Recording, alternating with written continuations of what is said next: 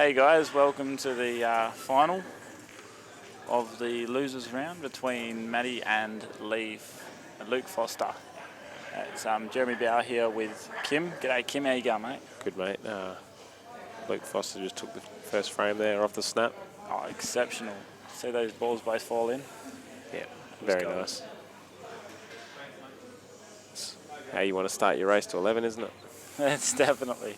We're getting that first frame is usually the hardest one, so yeah, we just want to get on the board first up. Definitely. First frame and the last frame, always very difficult to get.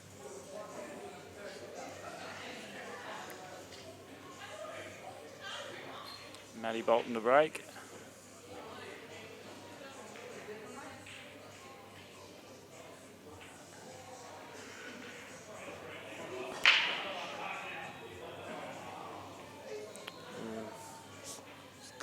Come up dry.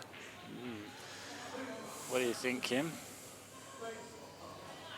Yellow's got one really difficult ball there in front of his two reds. Yeah, but he can get position on it quite easily. Yeah, yellows are looking pretty good, aren't they? Yeah. Just one really good positional shot. That's right. He might even take the red down off the yellow down off those two reds and into the corner. Maybe. I think he's going to take the one in the middle first, and then he's going to look to maybe stun off the one near the black to get over and play it in the bottom left pocket. Yeah, definitely give it a try. Even Got to put a bit of top on it to get back out to get that angle. Yeah. I don't think you want to be pushing into that centre. Oh, he's gone reds. Yeah. Oh, he's cued that very nice. Yeah, great shot.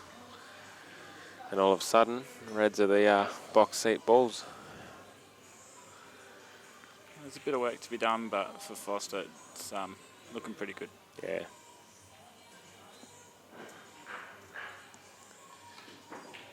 Luke Foster with a nice win over Ben Judge just before. Yeah, I didn't get to see a lot of it, but from what I heard, Foster was playing really well. So I think we're in for a bit of a show here today. Definitely. And Steve Saxon winning over Matty Bolton. Steve's gone through without losing. That's right. We get some double chance in the final. Going to be a very, very good final, I reckon. Yep, definitely. So he just looks like he's come a bit low on that red. He's going to try and stun it in and hold. Yeah. You reckon? Yeah. Or just roll it in, you reckon? I think he might even try to run through and play the, get up in that top rail and get up on his ball up the top there. Then if he can get good position on this, he's he's just laid up here. Yeah, it looked like it was really hard to hold for that bottom red, and he doesn't want to have to do anything. That's right. It's anything flash, you know. It's he's in the box seat. He's got the first frame, and he's put the pressure on Matty by not giving him an easy shot for his first shot. Yeah, that's right. Just to control the table a little bit.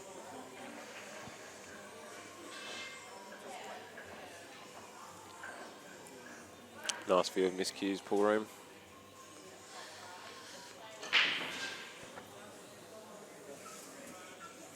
Yeah, I guess we should say thank you to Alan Brown for getting this comp off and running, and look at how awesome the turnout's been.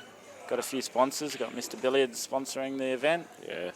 CueballTV has given us this awesome stream. We've also got Clint Kapler with his WA Decorative sponsoring, and Auto-Tune as well from Nathan McMahon. So it's good to see all the players really supporting the sport, and this is going to be a comp that goes on for a long time, I reckon. Yeah, definitely. Without the sponsors, mate, it's not the same. Same as the venue. Yeah, Miss Q's as well. Miss Q's is always such a great venue, really friendly environment, really good environment, and as you probably hear, great tables. So Matty Bolton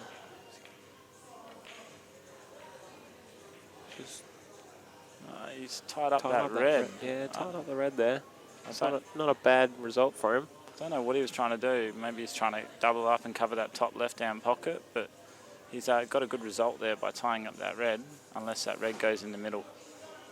from the other side.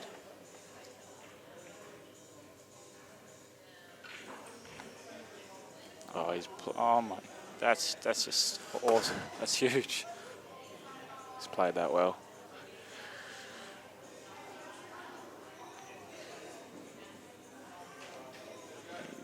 Hasn't got the best leave though. I think he'll be looking Might even try. screw up onto it from underneath. If he screws up the right hand side of the table to land on the red, Yeah, he can go yeah, out here. definitely.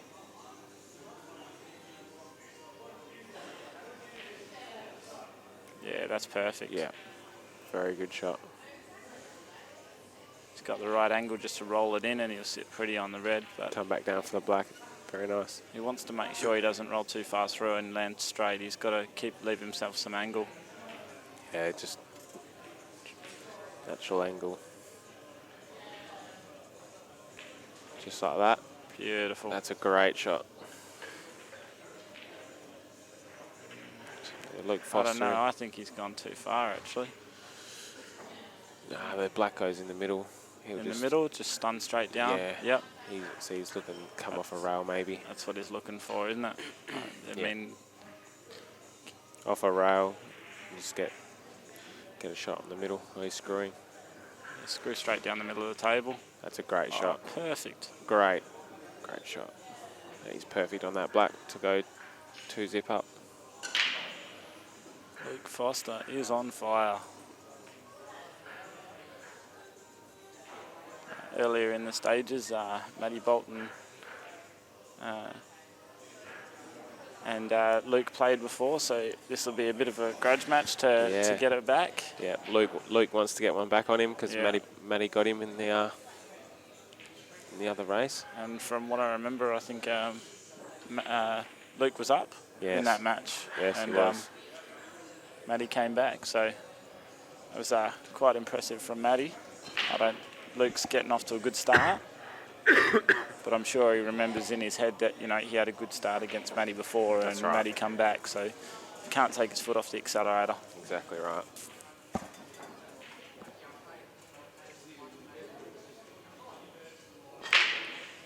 So Foster's just smashed them balls, and it looks like it's going to be open.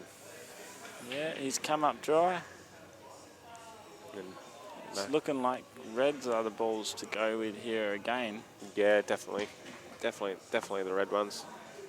Just depends. Matty with his billiard skills is, seen him knock out a few balls quite easily. If he can get rid of that ball in front of the two reds, then the yellows aren't that bad. But Yeah.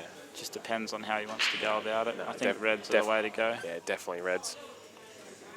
Got a couple of dead balls and Screw underneath these two and put them in the corner. yep, that's what he went for. Oh, he's got nice lucky. try. He's got lucky on that. That's all right. He's just still on. They were the hard ones to get to, so he's looking good here. Let's see if he can get on the board.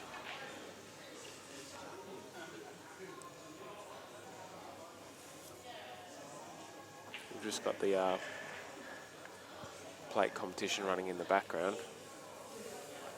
Yeah, we do. It's we've got Justin Cullenberg and Steve Ducamp playing off against each other, and Nathan McMahon and Ron Kelly playing off. So Bolton's just It looks like the Brownie match is finished. I wonder who won that one.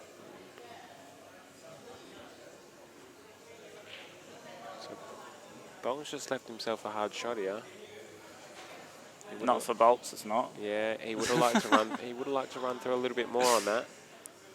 Yes, but this is his prime. If anyone can play this plant or cannon, then it's Matt. And he's Look played at that. that superb. That's perfect. He's played that very nice. He's still got to play a good positional shot here because he still needs to get in on that difficult red on the rail. Yep. He wants to land a good angle so that he can get up on top of it. He's lost the white a little bit. One good shot and he's back on track. What he can do here is he can play a bit of a shot for nothing. He can cut this ball in the bottom corner and come up using side to try and land in the gap. And if he doesn't land in the gap, he'll be on the top ball anyway. Yeah. But no, it looks like he's doing Oh, he's tried it. He's tried it. Just unlucky. So he's gone for it, but he always has the bottom ball. That's right. As a recovery, but he may have got that. I can't tell looking at the screen.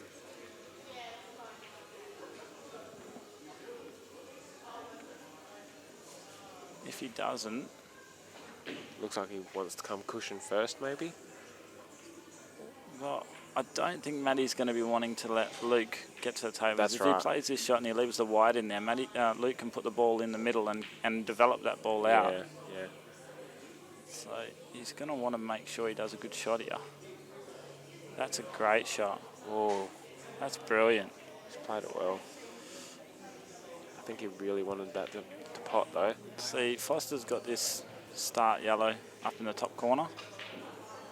Yeah, it's not easy. But I'm wondering what he's thinking in his head about these two yellows that are down here. Whether he tries to squeeze one in the middle first, but it's a tough shot, and if he misses, Matt Bolton says thank you, I'm on the board. I don't think he's going to put that one in the middle first up. I think he's going to try and get his first ball in and then try and leave Matty snookered. Yeah. That's what he's looking at now. He's looking We at all the know snooker. about Matty and trying to snooker him. It's hard to snooker a man who knows the angles and how to move that white ball around the table perfectly when it comes to playing the billiard shots. And he's done it though. He's snookered him. He's played a very smart Looks like he's shot there. given him the edge of that red. That's okay. He's developed the ball as well, so He's also covered the top pocket from the black. that's right. But Still goes to three other pockets though, five other pockets. But sometimes it's even just covering that one just makes it a little bit harder on Matty. yeah, it just puts a little bit more pressure on him. That's it. Just let him know I'm still here, mate. I'm not going anywhere. So he's played that quite nice. See, if Foster's on that now, he can pot that top ball and roll this ball down and take this pocket. Yeah. And just put a bit more pressure on Matty, where Matty has to try and get that ball out. Yeah, Matty's just giving himself the best opportunity though. If Foster does make a mistake, three easy what balls. He's looking at here. Maybe. Wonder if Foster's looking at see if he can face cut double this front ball into the middle. It's a big shot. It's a dangerous shot. I wonder if there's enough gap down in that bottom red. If he develops a yellow out, he might be able to. The one on the bottom right-hand side of the table. Yeah. I can't see at the moment. No, that's in the pocket, mate. That's well and truly in the pocket. Yeah. I mean, you may even see Luke here pot a ball or so on and then roll one down to sit on top of that red just to try and keep him in the game. Just try and slow Matty down a bit. That's an exceptional shot. Yeah, he's played that He's nice. really tying it up. See now, if he can, he's trying to kill that black. I think black still goes to the middle though.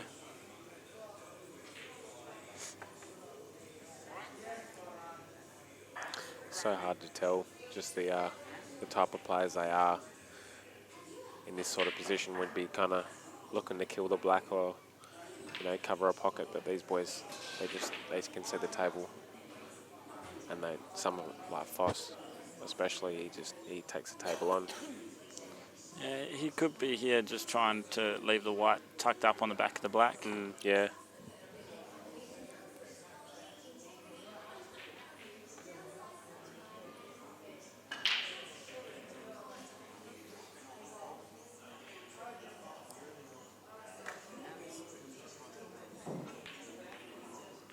Exactly what he did.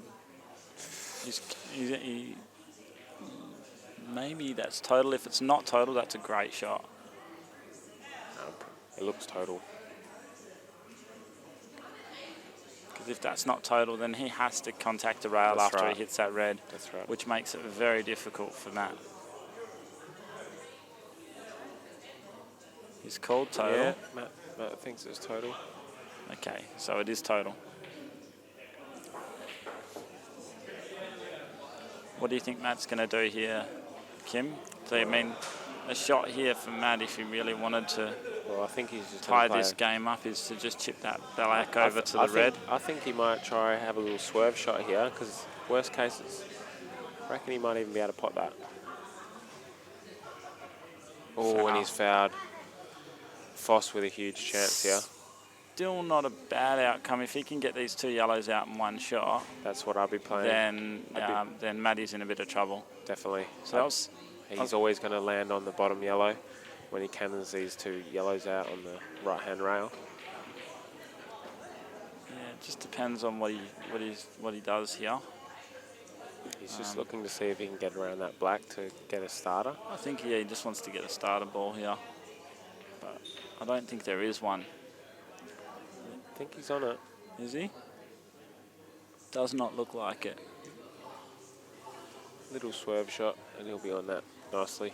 I think you'll probably see him take on these 2 now and just develop them out, because then once he's got these 2 out, that's right. He's on.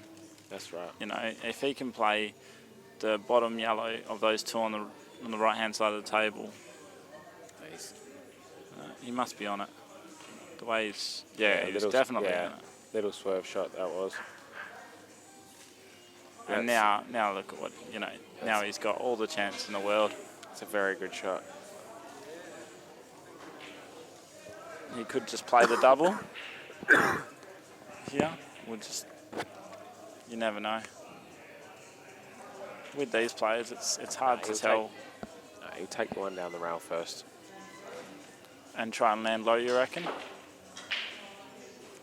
think he's just having a look whether he can get behind that yellow, maybe. That would be a huge shot. Because if he gets behind it... I don't think... Yeah, I don't know. It's hard to tell with the angle, but... Yeah, perfect. Yeah, good call, great Kim. Shot. Yeah, great call. That's a shot. So if he can roll this one in, and then he can leave himself with a double for the other one, or he can roll it up the rail. That's right, depending on the angle he got.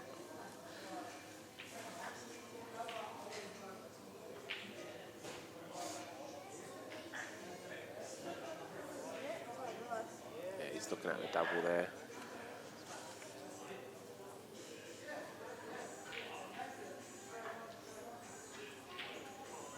Just run through a little bit. Yep. Oh, he's pinched the pocket a bit there. Just edged it in, didn't he? He looks to be pretty good on that double. So he can even play a soft double here and just leave it in the middle of the table, leaving himself on the bottom ball. That's and right. Just back himself. You know, it's Luke Foster. That's right. He's a got brilliant player. 2 balls over the pocket. And that's what he's done. Yeah. That's a smart shot. Very because smart if shot. you go too far and you kill it on the rail, that's you right. lose your chances. You've got 2 shots, 2 balls over a pocket. You know, 99% of the time he's going to get this out. You back him to go out from here easily. Just play off this, glance one in the middle, stun off the top one, and he's out. That'll make him 3-0 up. And he's which played is that very nice. Just exceptional. Great start.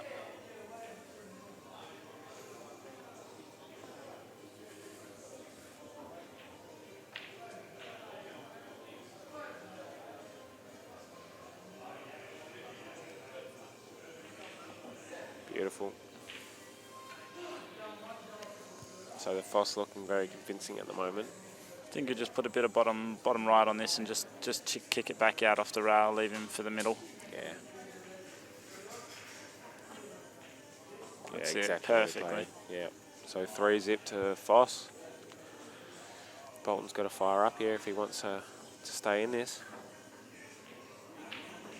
Well, Bolt hasn't really had much of a chance. Luke's kept him at bay so far. Yeah. We'll see once Matty gets he gets his hand on the table and gets a bit of a go. Yeah, he had to go when he had to take the opportunity when Foss went dry. Then yeah, this is true. The Reds weren't too hard, and a player of Bolton's capability, he should have ran that rack 80% or 85%. Yeah, it was hard to land on that red on the rail. Definitely. Which is So Matty needs a ball off the break here.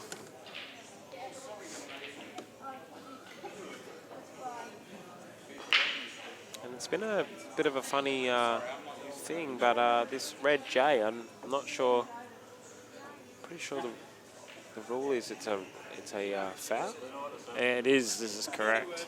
So The new rules that have come into play, they state that if you rack the J with the reds instead of the yellows, it's a foul. But Matty's supposed to give him a warning before he plays the shot, let him know, and then if he continues on, then it's a foul. But it doesn't look like these guys are. You know, it's been pretty lenient with the rule because it was before it wasn't a rule, so. I think they're all just adjusting to that That's rule, right. to tell you the honest truth. Right. So It'd be interesting to find out why that rule was brought in, or if there's a particular meaning for it. It looks like he's on this bottom red here, so we'll see if he can chip this bottom red and come into that pack. Yeah, he'll stun off, maybe run through or stun off this one. Perfect. Oh, he's Look at that. extracted it. Yeah. He can play the plant here, but he doesn't have to. He can chip the outside one, the one closest to the pocket, and cannon the other one towards the other corner, and you'd back Luke to go out here. Yeah, that's what he's looking at right now, just to drop it in and play the other one to the opposite corner.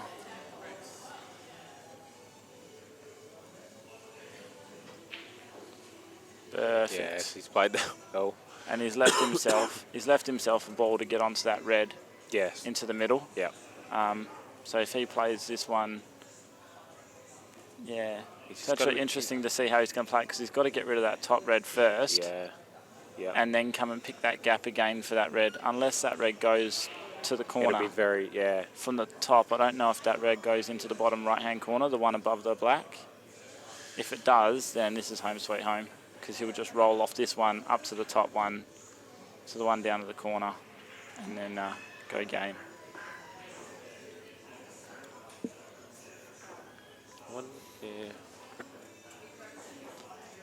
Well, he can take the bottom left ball and stun up and take the top left up into the corner and come back down for this bottom one, which will give him perfect angle for the red. But I don't think it's it's too much moving the wide around. Too much work.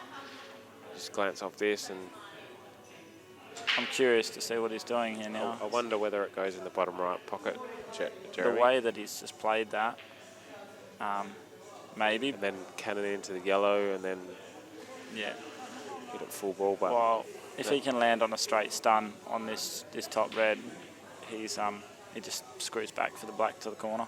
Yeah.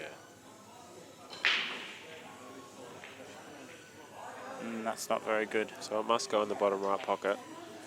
He's in a bit of strife here, I think. He has to play. He'll just play it up the top. He's got to cannon the yellow to get onto the black if he's got to roll through on this. Yeah. Unless he takes it to the middle and comes off the top rather than back down onto the red. Oh. I think that's the best option from here, because he can't get to the bottom of the white because he's on so close to the rail. So I don't think he needs to get on the bottom of the white. If he just plays it up in the top right-hand pocket and leaves the cue ball roughly where it is, he should be able to glance off that yellow. Just having a look to see if Lee's going to come steal the headphones off me. Put someone on who knows what they're talking about. Yeah, we should say a thank you to Lee there as well. He's hurt his hand recently, and so he decided not to go in this comp this weekend, but he offered to do the commentating for us, which we know Dan's very thankful for, and so are we. He's absolutely brilliant when he's on the commentator. He's brilliant on the table, and he's brilliant on the commentating box. So we had an unfortunate loss to those guys in Super League Grand Final. We'll be back next year to take him out. They did play well. That's it. They played well, they did.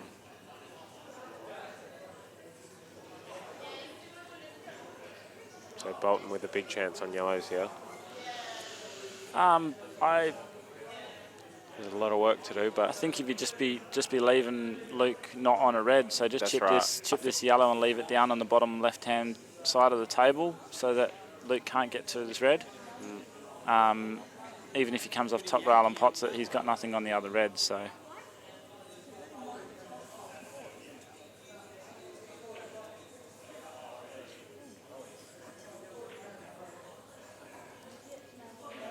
Maddie's taken it on. No, he's... Oh, Yeah, it's come far too far around. And that's not a good shot at all. He knows it too. He's let Luke in, and yeah, Luke's got a bit of angle here though. He's got to still play this carefully. You know, if he chips this in, he's going to be up top of the table. He doesn't want to snooker himself from that other red. So you may see him take the red into the middle first and come around off a few angles, off a few cushions, and come back for the red. 2 cushions, and he's on it, and he's just got to make sure that he's can cannon into that yellow. No, he is taking it, so he's backing himself for it. Just seems to me like he's gone awfully close to that middle bag, cutting that ball in. So he knows that. He's just weighing up his options, and he's got a bit of a skip in his step. So he's just taking his time here, a bit of patience. Exceptionally happy to get back to the table, I'm sure. That's right, with a clear shot. Yeah, definitely. He's just got to have one really good positional shot here to go around the angles and get onto that red for the corner. That's the shot. Oh, he'll take that. He'll take that. He's got the pot to the corner, but he's going to cannon the yellow, and I don't know it doesn't look like he's going to be left on that black too good at all. Well, I think he's going to catch the yellow thin. Interesting to see what he does here.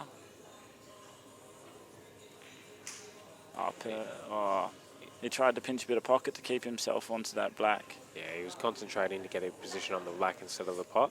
Nah, you'd back Matty to go to win this now, but I don't think he's going to be going out on this visit. I think he's got to get rid of those few dead balls. He's got one he can roll up onto the top ball, but that yellow up the top is not easy at all. You might see him just roll this yellow onto the pocket and leave him snooker behind the yellow and black. I think in this stage, Jeremy, you definitely have to go for it. That's a great shot. He's in a very good position to go out. He is now, because he can get on top. He can roll that yellow onto the one on the pocket, or he can get good position on it using the one on the bag. So just run through this one.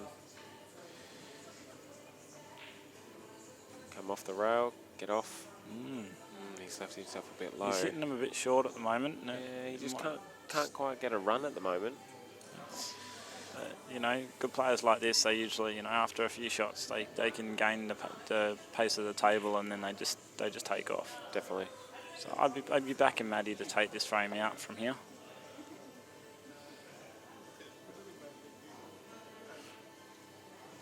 He's played that well. I think he's going to leave his hardest ball to last on that. I don't think so. I wouldn't be. I think you can take this top ball and land on it on the rail. Yeah. But it's a bit dangerous. I think I wouldn't be going for it right here. I'd just be... No, he definitely has to go for it in this. I think it's risky, especially 3-0 down. I would be thinking twice about it myself. If he can pot this yellow and cannon that yellow off, then it's all on. So he's played that pretty average. He's hit that thick. He had side on it, so it come off, just nicked the yellow in and come off onto the yellow. I think that's what he was playing for, or even just to land right next to it for a nice roll in. And Matty's just got to back himself here. He's an exceptional cueist, brilliant billiards and snooker player, so he should be able to put this ball away. Oh. Unlucky. So he's not happy with that, and he's let Foss in a perfect position, just a natural angle through and play the black in the middle. Like I said, it's probably the only shot that you really wouldn't want to be playing. That's right. At this time of the frame. If Matty was 3-0 up, that would be a different shot, different story. Matty would be coming out with confidence, knowing, okay, I've got to put this ball in and I've got to get, I've got the next frame. Definitely. Because you're 3-0 down, you've got that weighing on your head. That's right, and it's a big shot, so little unforced errors come in. And Foss 4-0 Foss up. is just firing at the moment. Doing He's going to be hard to beat.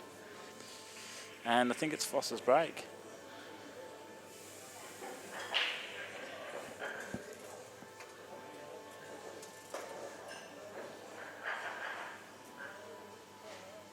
Well, there's the view of the Miss Pugh's pool room again. Mr. Billiards, our major sponsor. CueballTV also giving us this live stream. There's an advanced auto tune and from Nathan McMahon, and WA Decorative Concrete from Clint Kapler. Some brilliant businesses and companies, and if you ever need any service on your cars or some concrete work done, just give these guys a call. Help them out, support them, because they're helping us out and supporting us, keeping these leagues going. So Foster's just had a very good break there, and Reds look like the box seat balls. Definitely. He can run this rack. No. Definitely Reds. He's got one bad red there. It's not box seat, but definitely Reds is the way to go. That's not a very good shot. Get on this red. Get on this red now. Which one? Do you think that red goes in the top corner? Definitely. Does too. It's tricky being able to see on this screen to see that goes in. Definitely. He's landed fat on that. 4-0 up. He's cruising. He's going to roll this in and he's going to go for it. Oh, he's overcut that a bit. And he's not very happy with that one. No. There's an error from Foss. That's the first error we've seen from him. Let's see if Matty can. Matty can take, you know. Yeah, he needs to change the tide, Matty Bolton. He needs to get a frame on the board and get back to playing his best pool. If he pots his bottom yellow, he can come round and cannon into these two yellows here, which I think looks like what he's doing. He's going to come off the bottom rail of the side rail and run into them. Oh, he didn't hit that hard enough, or he's just going to look at just rolling up on him or just getting a snooker somewhere there. Maybe he's trying to land straight so he can just punch the bottom yellow out and leave him tight on that bottom yellow. It's hard to tell here to see what Matty's going to do. He does not want to let Foss back on the table with an easy shot. Yeah. Oh, beautiful snooker there by Matthew Bolton. He's played that very well. So Foss here. No easy escape from this because of that yellow ball in the middle of the table and the yellow ball on the side by the left-hand middle pocket. Doesn't look like an easy escape at all. He's got to come between those two balls. Yeah, where his cue is now. Come off the bottom, off the side, and up onto that top red. I reckon he's just going to try play this off three cushions. Sorry. Maybe even 4, and then just roll in behind the red. But really speaking, this is exactly what Matty wants, because if Foss kicks that red out the way by accident, Matty's got all his balls on. That's right. So Foss got to play a brilliant shot here. Good line. He's played that very well. So he's just chipped that out the way. Now they're all on for Matty. I'd be backing Matty to go out from here. He did well to get out of that snooker. He did indeed. That was very well played by Matthew Bolton. Huge touch to get on that yellow with that screw shot. Yeah. Screw off and land on that yellow. Yeah. If he hit that yellow a touch too hard, Foss was on again with the red to the corner. Yeah. So Bolton here looking to clean up. He's just played for the... Getting that first ball, ease the nerves. Yep. That was not an easy starter ball, really. Not after you missed your last ball into the corner like you did.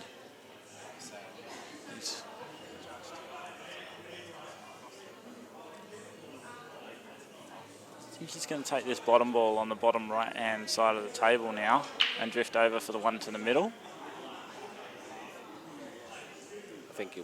He's going up. He's going to screw back off the side rail. Yeah. It's a big shot because he's going close to the middle bag. Alright, he's just stunned it back. He's played that very nice. Is he on that bottom yellow? If he's not, that's stiff. Looks like he's come up a bit short. on the It's camera, it looks like he's so hard to see, Kim. I can't tell you, mate. It really is that hard to see whether he is or not. The amount of times he's looking at it now. Yeah, it makes me think that he has to play it. Can't play it. You might see Matty here just take this ball on in the middle of the table to the corner and screw off the side rail. Yeah, that's what he's going to do. So he wasn't on it. That's a brilliant. Oh, he's played that very well. It's still tricky. He wanted to come over probably, another 3 or 4 balls, so he just had a nice roll into the middle. It's all very easy from here. Just play through this one, get position on the other yellow, and he's got a check side off this. Yeah, beautiful. He's played that well. Yeah, it's all easy when you're up, but when you're down, you don't want to be playing shots like that. You don't want to be having a check side balls into the middle bag. So I think he's just going to take it up in the top left-hand pocket here. Just screw back, touch, and pot it up in the top left. Yeah.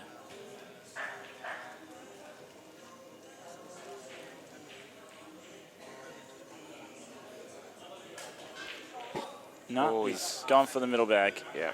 He doesn't want to give himself. He doesn't want to give any chances. He wants to make it nice and simple and just roll in. Thanks, Matty. What do we know? Yeah, that's why we're not there, Kim. It's hard commentating for these superstars, mate. Because right. if we knew what they were doing, we probably might even be there. That's right. So Matty's on the board, and all of a sudden.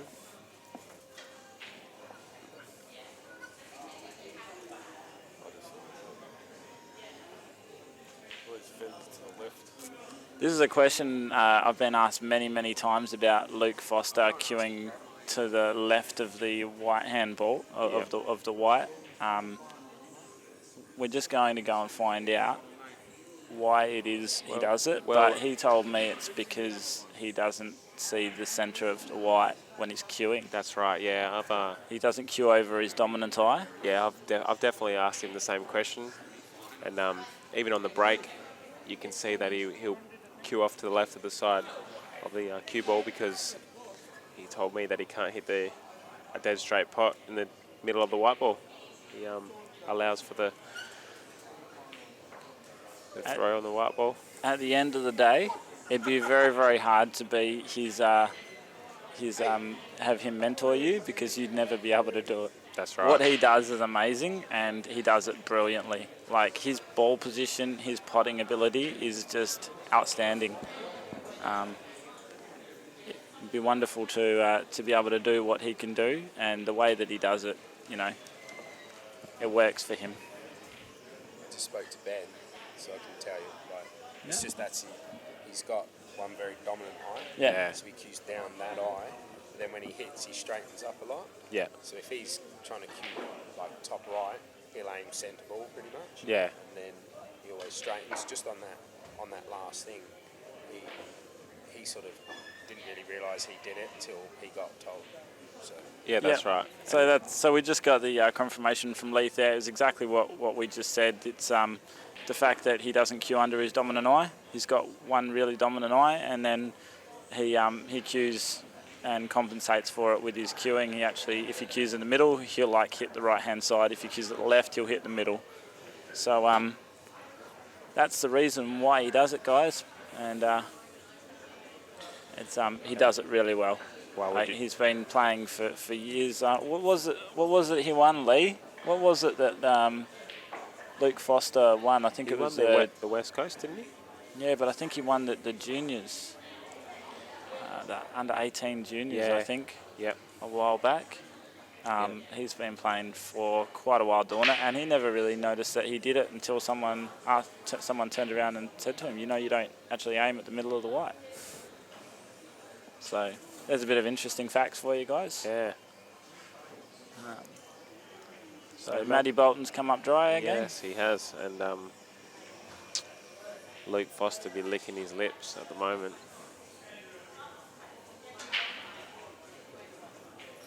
Definitely red balls.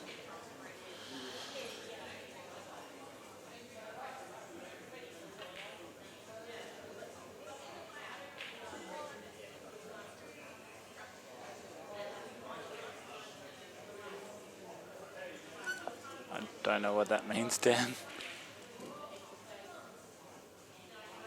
I hope we answered your question there, Colin. We went and had a chat to Benny Foster, and Ben just told us that's the reason that Luke does it. So Luke just going to be playing this into the top left corner and coming back down the table. And needs to get up. Oh, he's just come up short. But hopefully he's still on this one into the bottom left-hand pocket.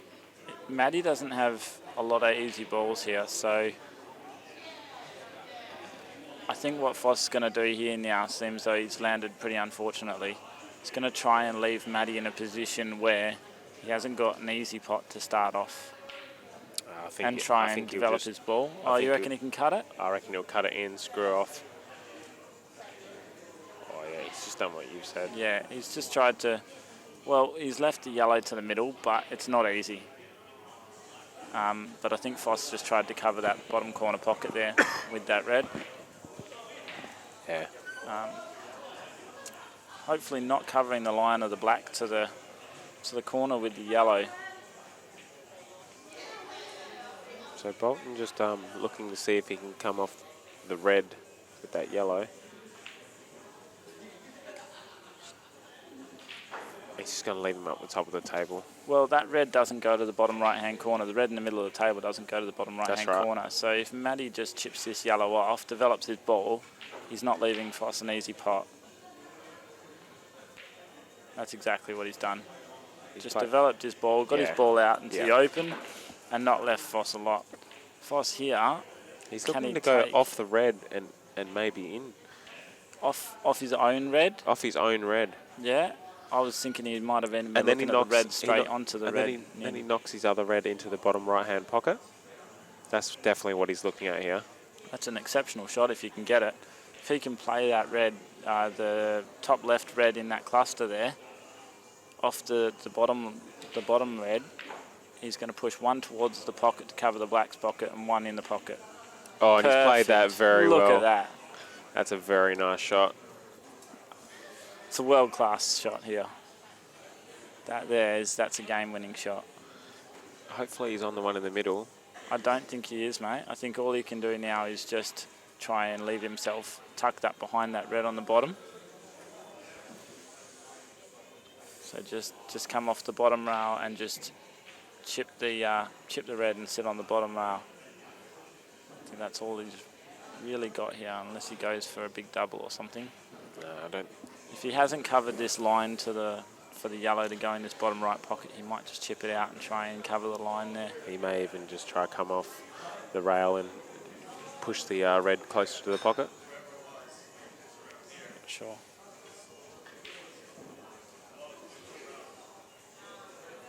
Is he looking at playing the double? I don't think so. Pushing the yellow? I don't know. Yeah. Yeah. So he's left the white low, so that he doesn't have he can't cut the yellow. Matty can't cut the yellow under his red on the other side of the pocket. That's right. And he's tried to. He hasn't left much at all for Matt Bolton. He's covered the black to the corner as well.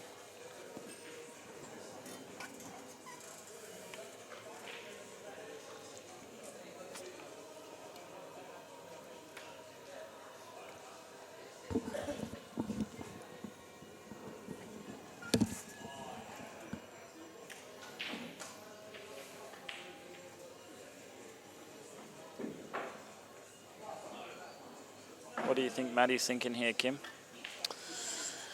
Well, I think he's just going to try leave the white ball at the top. Oh, look at this. Top of the table, and he's played that. I think he was trying to get behind the yellow. I think he was too, mate. I think that's an exceptional shot, what he tried there. If he got that, that would have changed the whole game. But he's just given Luke a chance here to roll this red down onto the bottom pocket. And if it goes, Luke will be going game here. Yeah, it definitely goes.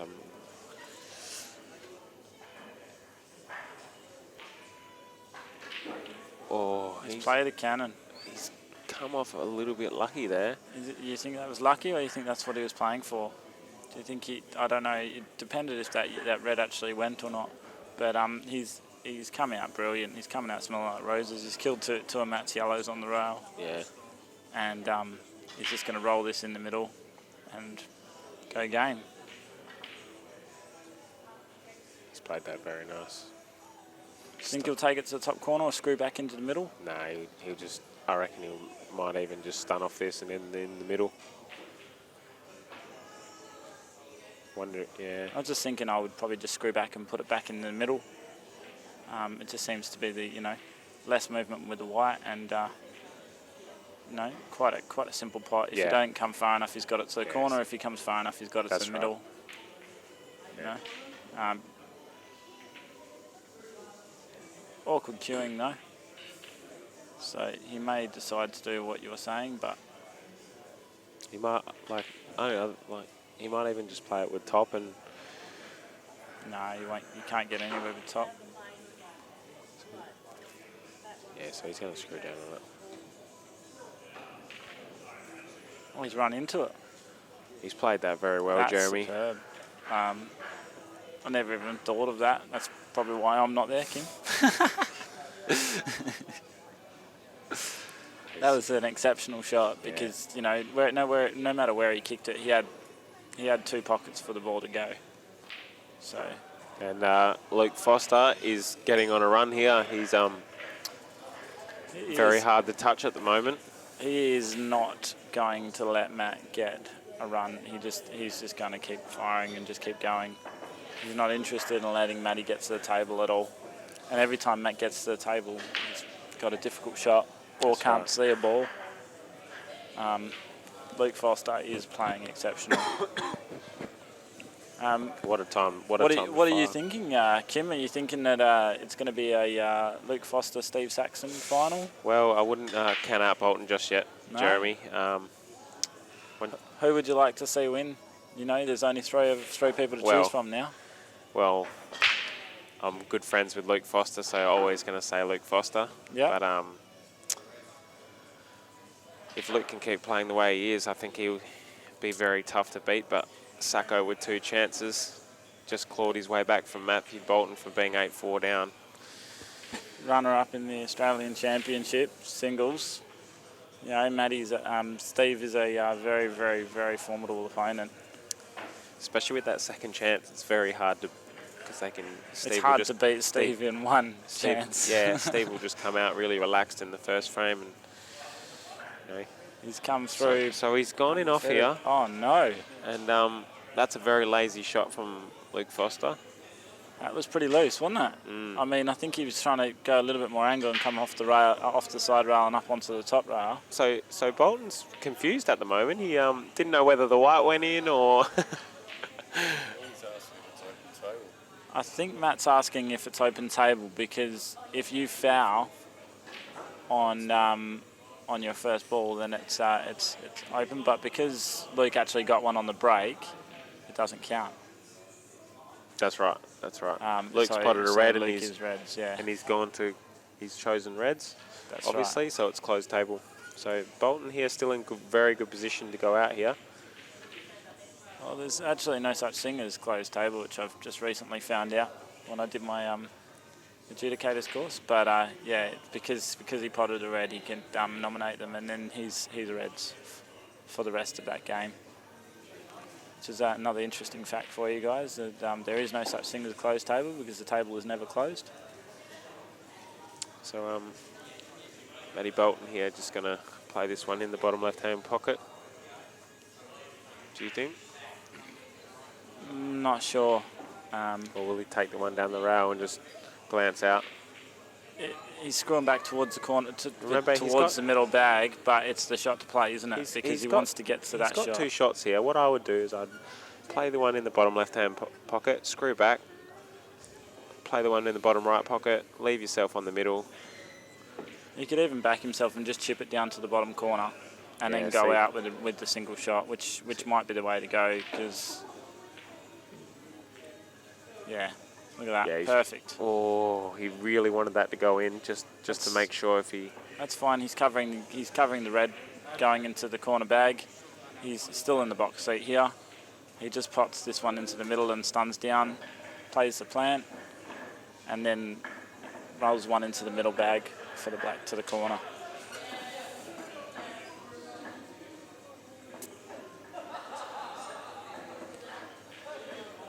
Matty's definitely in the box seat here. I don't think he's going to let Luke back to the table, and you know, he's got to.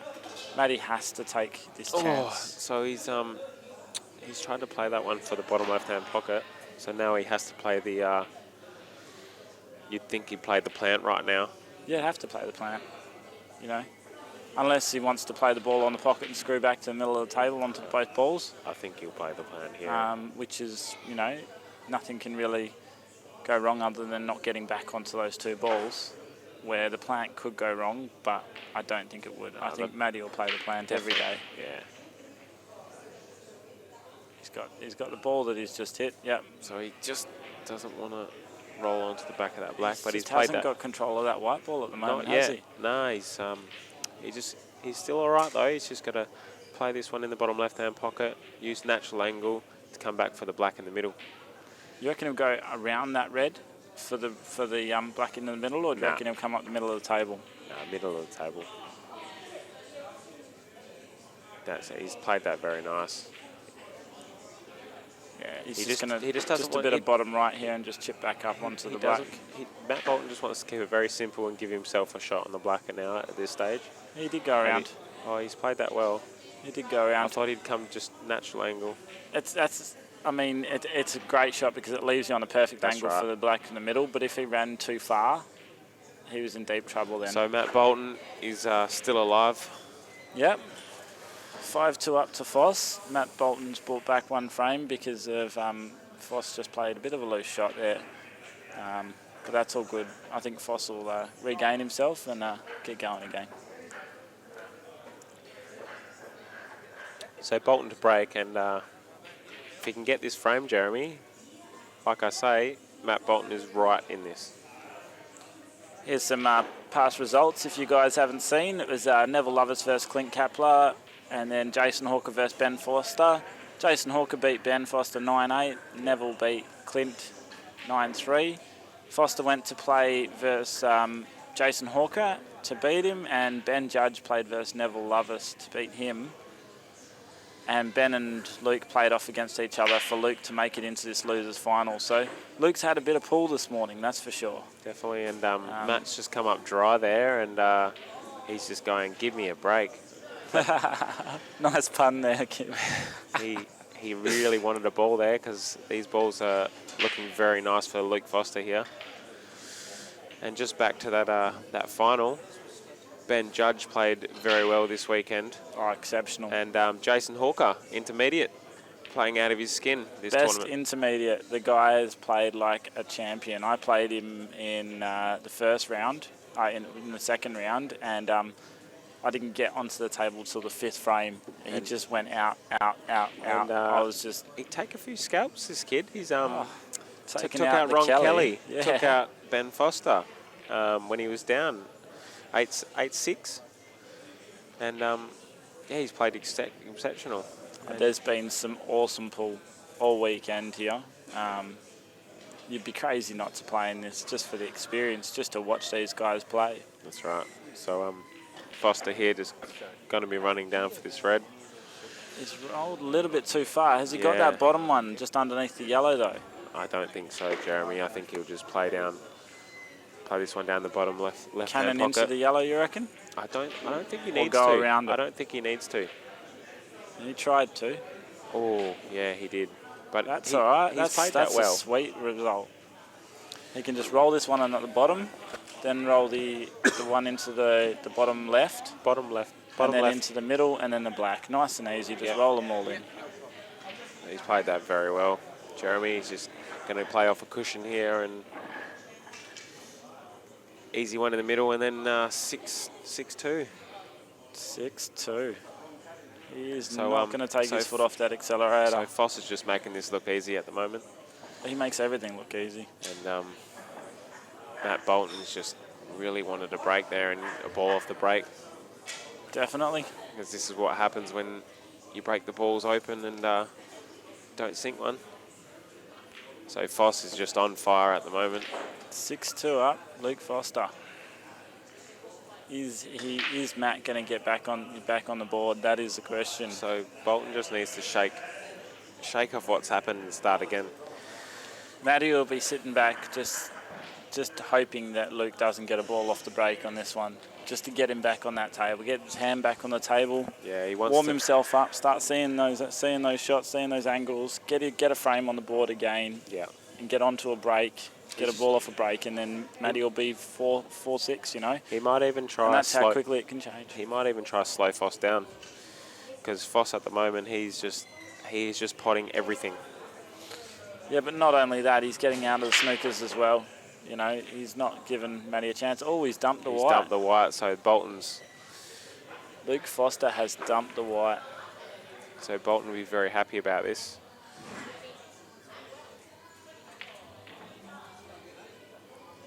Oh, someone just asked who beat Ron Kelly. It was Jason Hawker. Jason Hawker beat Ron Kelly. Jason played very well against Ron and ended taking him out 9-6. 9-6, Justin.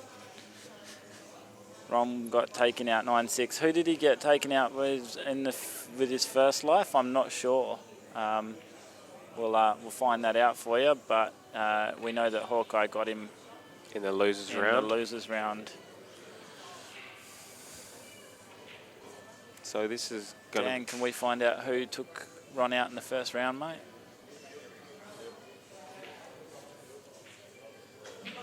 Okay, the semi-finals of the plate competition. On table 2, Ron Kelly versus Steve Buchanan, and myself being Rocky on table 11. Match was a race to 5. Luke Foster. Luke Foster took out Ron Kelly the first time, 11-9. So as you can see, Luke Foster's been on fire all weekend. He's been playing absolutely brilliant. So getting back to this frame, Jeremy, Bolton is looking to go out on yellows. He lost the white a little bit. Right, yeah, he lost that white a little bit there, but he should just be able to...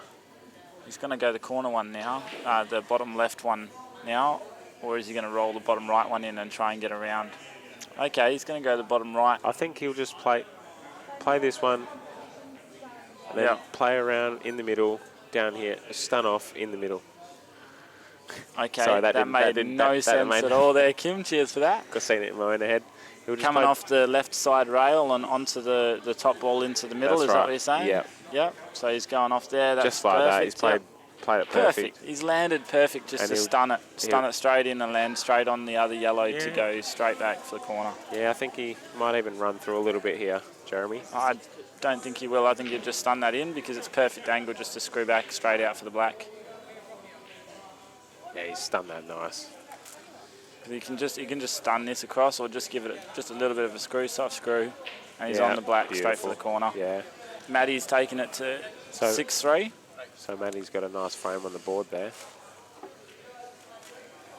Now, like I said, if Matty gets a ball off the break here and runs this, that makes it to 6-4, and Matty's back in business. So Matty will be hoping now that he can just get a ball in off the break. That's right, and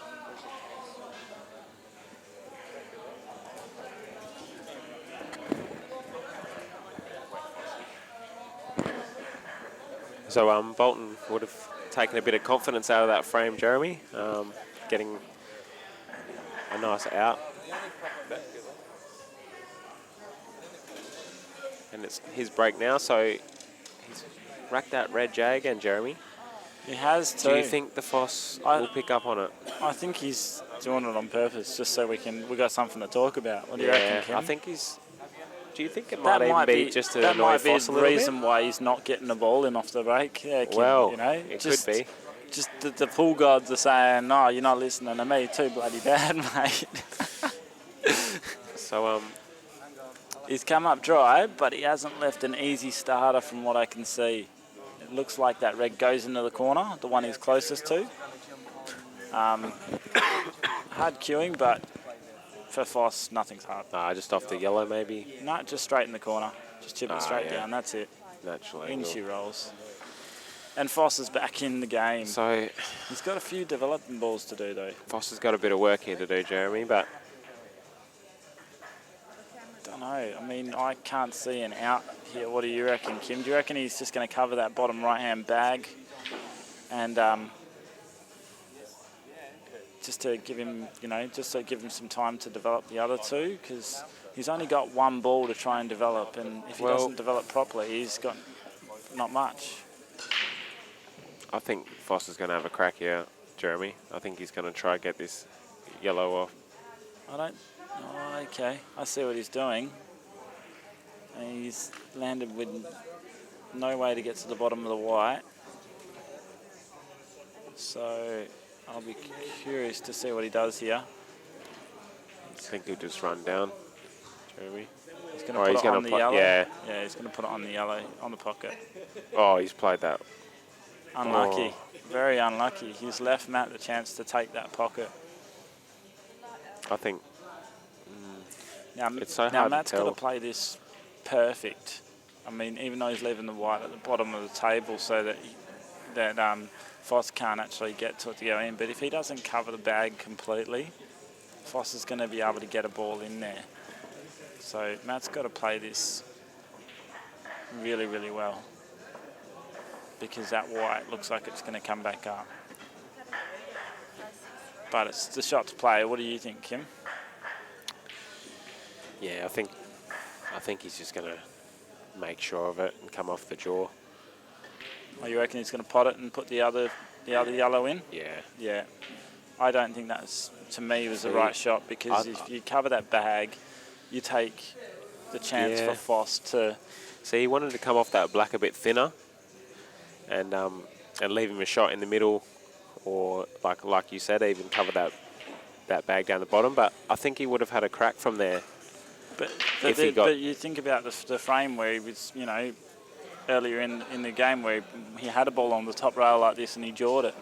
It's not a gimme for anybody really. Yeah, that's right. But in the last frame, he did run the rack, so that would have boosted his confidence. And Definitely. to not let Foss back at the table, it's definitely a big position. All he can do here is double his yellow over the other corner and put his white at the top of the table. That's right. And, Foss is going to try and put that ball in the corner. Oh, So he's put it on it. So he's just tied up the game here. That's a good shot. And he's left Foss with not much to look at. Foss can hit this ball, the red on the bottom, at the bottom of the table. And I think that's all you'll see him do. He'll just hit that ball and leave the white on the bottom of the rail.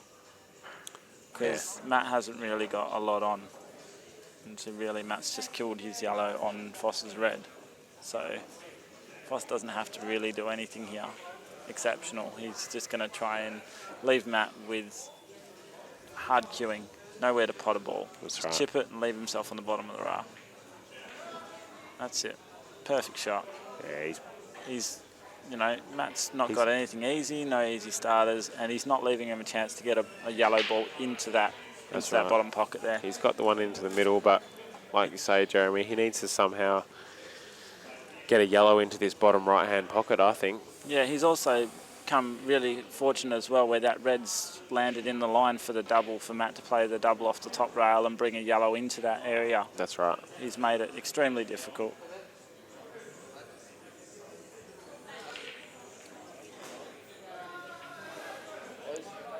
So,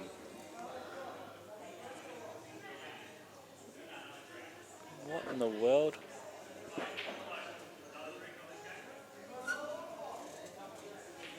Could you just delete that comment? The one where he said liquid nitrogen. I've got one.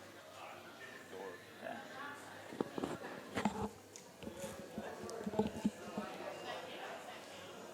Sorry, Kim, just got a bit distracted there, mate.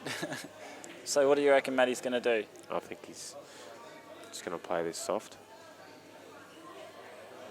that's a very good shot, I believe, from Bolton. That is a good shot, but he's left that red, that bottom red underneath the black there, the one next to the black, available to hit. So all Foster's got to do is just chip that red and leave the white in the bottom rail again. I think Foss might even Push the red to the bottom pocket. Yeah, that's right, and then leave Bolton with nothing. And that's what he's done, and that is a great shot from Luke Foster. Yeah, if that's touching. It was a bit of an easy out for Luke there, and it looks like it's touching Jeremy. I didn't think Foss could actually hit that much of the ball. I thought he had to come off the rail first. And if that's touching, then Maddie can jam that red out. I believe that's touching Jeremy. You know, Maddie can play straight from onto the red ball and push the red onto the other red, you know, and leave the white in those jaws there. Because it's already touched his yellow, he doesn't have to hit the yellow again and contact a rail. All he has to do is contact a rail. That's right. Which is another one of the rules for our great sport. Just interesting to see what Matty decides to do here. He's in a tough position here. He might just chip it back over on top of that yellow. He has. Yeah, that's what he's done, but he hasn't played it very well there, Jeremy. He's left that big gap again, just Foss for Foss. can come off and try and pot it. I reckon he might even he come off. Worst case, he pots it. Worst case, he pots it and he's still on, but he might even just try to glance off and snook it behind that red. I think he's going to try and pot it and kick the red to the pocket and go game. You know, he's got a chance here because Matty's got that yellow up top of the table that's dead, you know. Yeah, that's right. And his aren't, so you'll probably see Foss here have a go. Yeah, Jeremy, you're dead right there. He's played that very well. It's just a basic shot there, wasn't it? We're overthinking it. Well, it hasn't landed as good as what he'd like because it's hard for him to get onto his next ball now.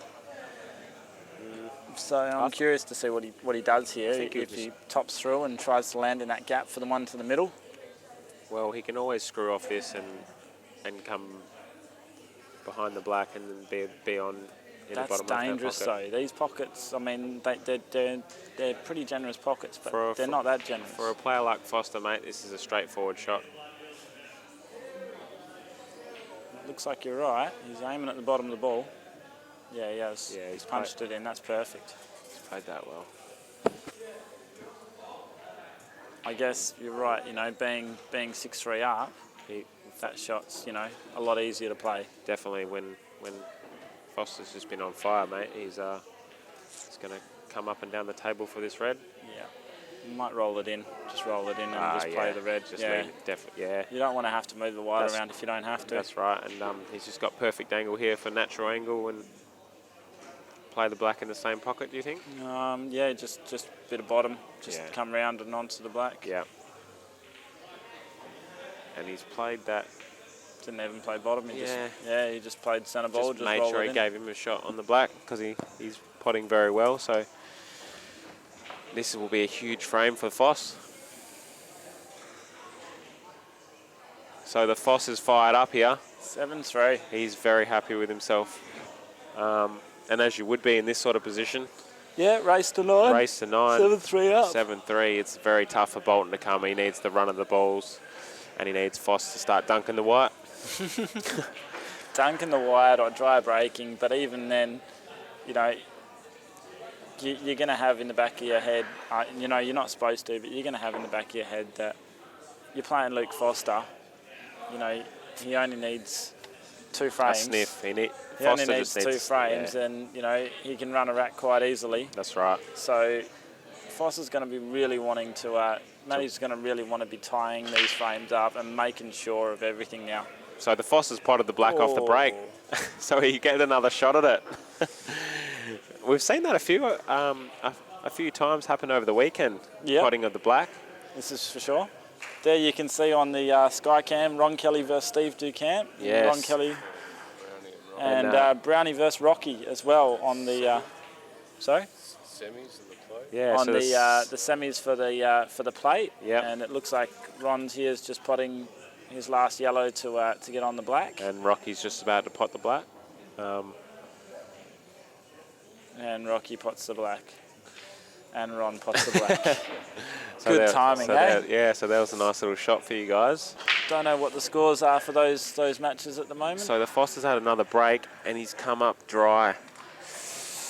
It looks like that's just the first frame for the Brownie and Rocky match. And I think it's the first frame for the Ron and Steve match. So we'll keep you up to date on the results of these matches as we go along. But we're back to the game again, and it looks like Matt's to the table. Yeah, Luke come up dry there. Very unfortunate after the massive break he had before. That's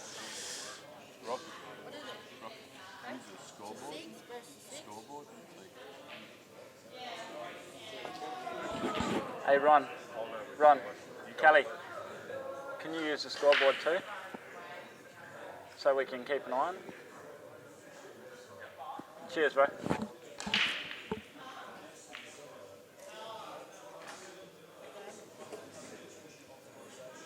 Yeah, so it's 1-0 to Ron. 1-0 to Ron and 1-0 to Rocky. So Bolton here's to the table and he's on yellows. And do you think he'll have a go from here, Jeremy? That's a really hard question to answer, but it looks like all the yellows are on. He's just got to play good position. If he screws back in the area of that black, he's got those two balls I think he'll on. play the one down the rail because he's going to cover the bag if he doesn't get it in. Yeah, that's exactly right. And if he gets it, he's looking to go game. If he hits it right, he'll land on those bottom yellows too. So. And he's played that. Look at that. He's cannoned the black. Oh, he's covered the bag perfectly. He's played that very well. Matty's got both the bottom bags and the black. So Foss will be looking to take over this left-hand bag, I think. Bottom left-hand bag. Very, very hard to say. I wouldn't be potting one of those just yet because all those balls are on for Matt. Foss is in a world of pain here. He's just got to try and slow this right down. He's got to get a red in front of that yellow or on that black. So the Foster's just taking in all his options here and just looking at putting the red in there. I'm not sure what he's looking at. I thought he was looking at a yellow then, Jeremy, but maybe that red, maybe the red closest to the cue ball off his red. I think that's what he's looking at. I really don't know, Kim. I'm just going to watch and see what this man does. I think he's going to play. Yeah, that's what he's going to play. He's going to put he's going to put the red onto the yellow. So he's played for the complete opposite bag that I was thinking, Jeremy. That's all right, Kim. That happens all the time, mate. Can I just say these are CueballTV shirts that I can see around the room look very smart on the camera. Oh, you're not wrong, mate. I was lucky enough to be wearing my shirt when I got to get destroyed by Clint Kapler.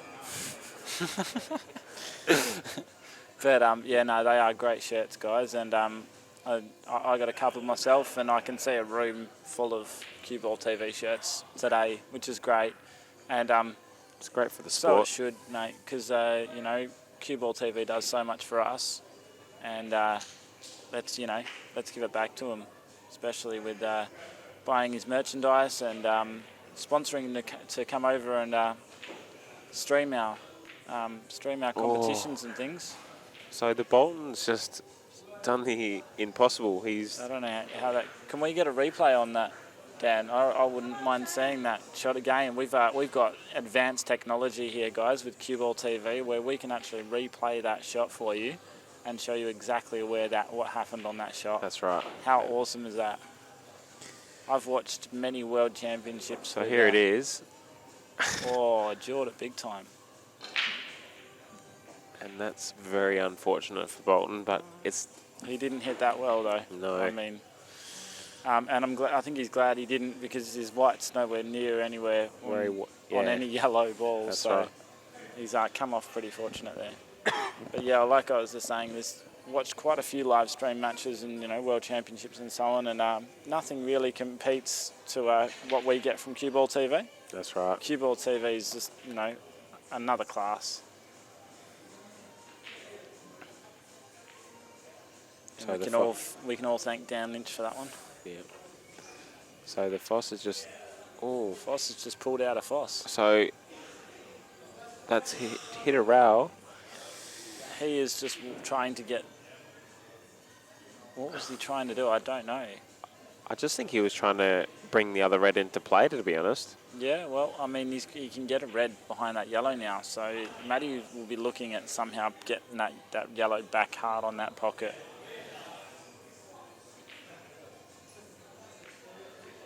He's played that. Wow. He hasn't played that well, Jeremy. Wow. That is not a good shot. Bolton just needs to steady himself at the moment. So what Luke can do here, this is a really good shot if he can pull it off, is he can play, see the bottom two reds at the bottom of the table, he can actually play off that, off the bottom rail, to kick the yellow out and leave the white tucked into that bottom corner there. I can see that shot. If he can play that, he's not going to leave. Okay, he's not going to play anywhere near that. I think it's too easy. Beautiful. And the Fossil is looking at your two reds now, Jeremy, just to push it in and under that yellow in the bottom left, bottom right hand pocket. He'd have to make that, wouldn't he though? Nah, it'll just come off the rail and kick the yellow out. Looks like it. Just like that. That's perfect. And he hasn't left him much at all. That just completely turned the whole game around with one shot. That's right. And how awesome is that? He was a little bit lucky where he's left the white, but very, very good shot from Luke Foster. No. And the Bolton here might be scratching his head a little bit, thinking of a way to get back in this game.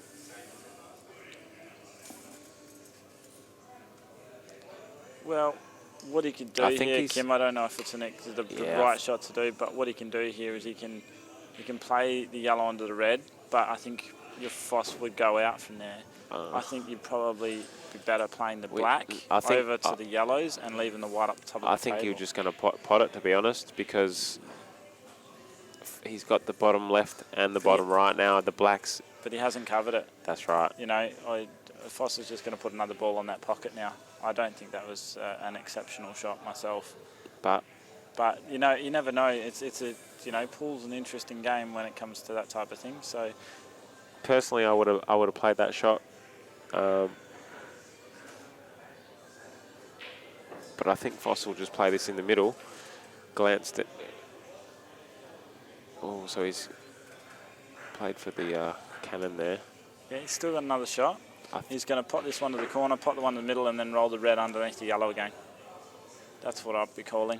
Yeah, he may even... He's going to get this bottom red in the bottom middle of the table and put it underneath the yellow. Definitely. Whether he does it now or in 2 shots' time. So he's going to do it now, Jeremy. Yeah. He may even try come off the yellow and pot it, and then he'll be on in the middle. It's a great shot, and being 7-3 up, definitely. Why not? Why wouldn't you have a crack? So, no, he's just done the percentage thing there, Jeremy. Perfect touch. That could have sat on the right-hand side of the pocket or the left-hand side of the pocket, but that's sat dead middle. So the Foss means business. He's making sure that he gets the best opportunity to go through the grand final, but Bolton... That's not a bad shot by Bolton's played that well. That is not a bad shot at all. There's not really much else he had.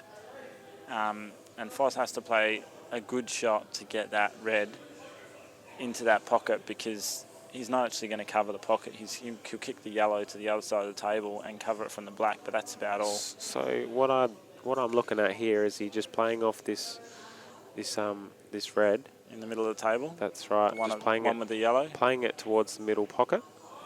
off the yellow. The right-hand middle pocket. Yeah. Yep. And just make sure he's getting on that one, that red at the top of the table. It looks like what he's looking at. I don't see why. I don't see what he's trying to do because All he needs to do is... This will be a big shot if he can pot this, Jeremy. Oh, if he pots it, it's huge. But I don't think he's going to pot it. He's just getting it out. But I don't think that red goes under that yellow perfectly. And if it doesn't, it opens up the pocket. Matt's got a chance.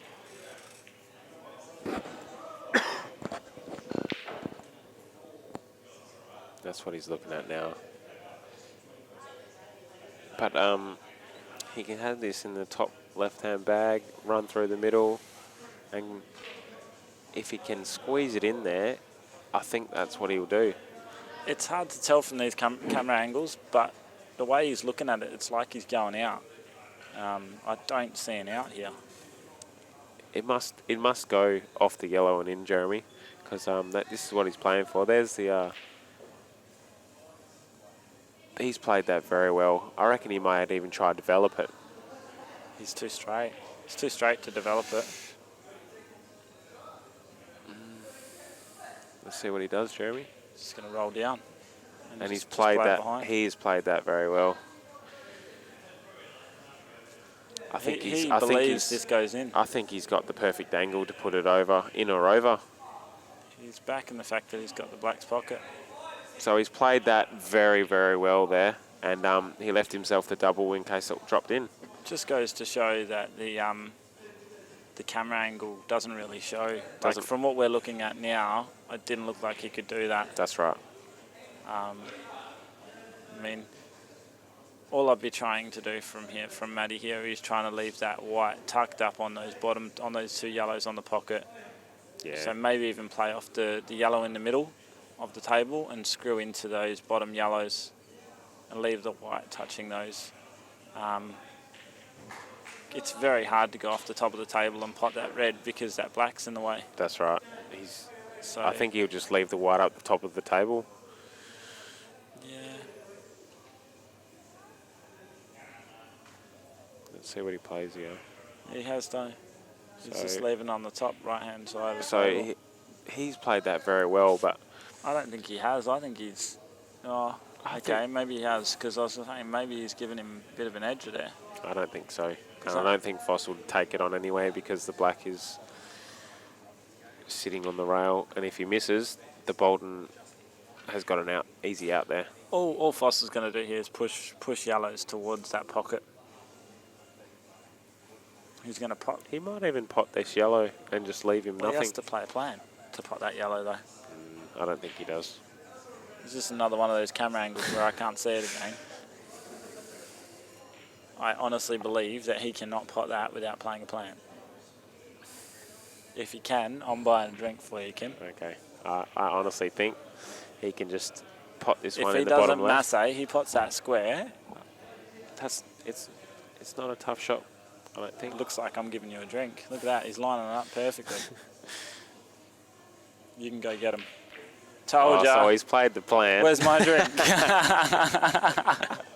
Where's my drink, mate? That's a brilliant shot, though. He's pushed two yellows over to that corner of that table. He's left the white at the top of the table. Very hard for Matt Bolton here, but that honestly was just, to me, it was just luck how that landed out. Look at it. He's killed two balls on the bottom rail there. He's pushed one of them to the other side of the table. Matty's not going to be liking this at all. So the Bolton has played. He's pushing the yellow closer to the pocket. Just remember the West Coast last year, where Matty left Luke in that absolute exceptional shot, and Luke played off the rails and pot it. Matt knows how to play this game. He's no stranger to being able to move that white around and leaving him difficult. So Matt's not going to give up. He's a fighter, and he's going to fight all the way to the end here. He's a world-class player, Jeremy, and he's proved that. And he's just made those yellows available, and I think he's played that well. He's got yellow there to double over to the other side and extract the black. I even think if the Foss leaves him at the top of the table, just a thought, he can use this yellow on the right hand rail to play into the black and cannon the black over towards his yellows, Jeremy. I'd be going with the bottom one. I'd be playing a kick shot with the bottom yellow and kicking it into the black. But Foss is not going to leave him at the top of the table. Yeah, that's right. Foss wouldn't do that. He's going to get pot into his ball, yeah. screw to the top of the table, pot his ball maybe, and push a whole heap more over. I think he's just going to leave it. Push them all over. Look at that. That's a great shot. That's exceptional. So Bolton here. That is why he's the Foss. So I'm thinking, I don't know. I'm thinking he might play the double maybe, or even just push that yellow out into play. What I'd be doing here for Bolton is I'd be playing the yellow onto the black, getting the black out of there. Yeah. And then just leaving Luke behind this yellow at the bottom of the table. I think Bolton wants to leave the black there for now. He doesn't want to get the black out of that position because the Foss can get position on the black if he plays this out. It's just how I would play. I'd just play and pull it out straight away. He tried, but he didn't get it. So he'll just easy little snooker here for Bolton. Put it at the top of the table again. That's right. He'll just bring this yellow back down the table off the top rail, Jeremy. Yep. It looks like we've gone 1-1 with Ron Kelly and Steve Ducan. Yeah, Steve Ducan knocked me out. Played very well. Got a good run of the balls, but played very well. And Bolton's played what I think is a good shot there.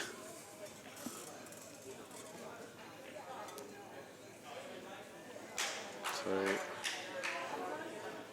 the Foss. Really speaking, all the balls are on the right-hand side of the table. Foss can just roll the ball right to the top of the table. Doesn't even have to hit a yellow. Yeah, just roll it up top of the table. That's exactly what he's looking at. And just say, there you go. There you go, There you Matty. go, Bolton. Show us what you can do. And, you know, some players, man, you can do that, and then the next minute you're gasping, going, whoa, what did he just do? So Foss is just going to wait it out here. He's just going to keep going until he can see the opening, and then he's just going to take it. That's right. Matty's got to play some really good pool here to make this work. But being a extraordinary billiards player that Matty is, this isn't really, a game that I'd want to be playing against him.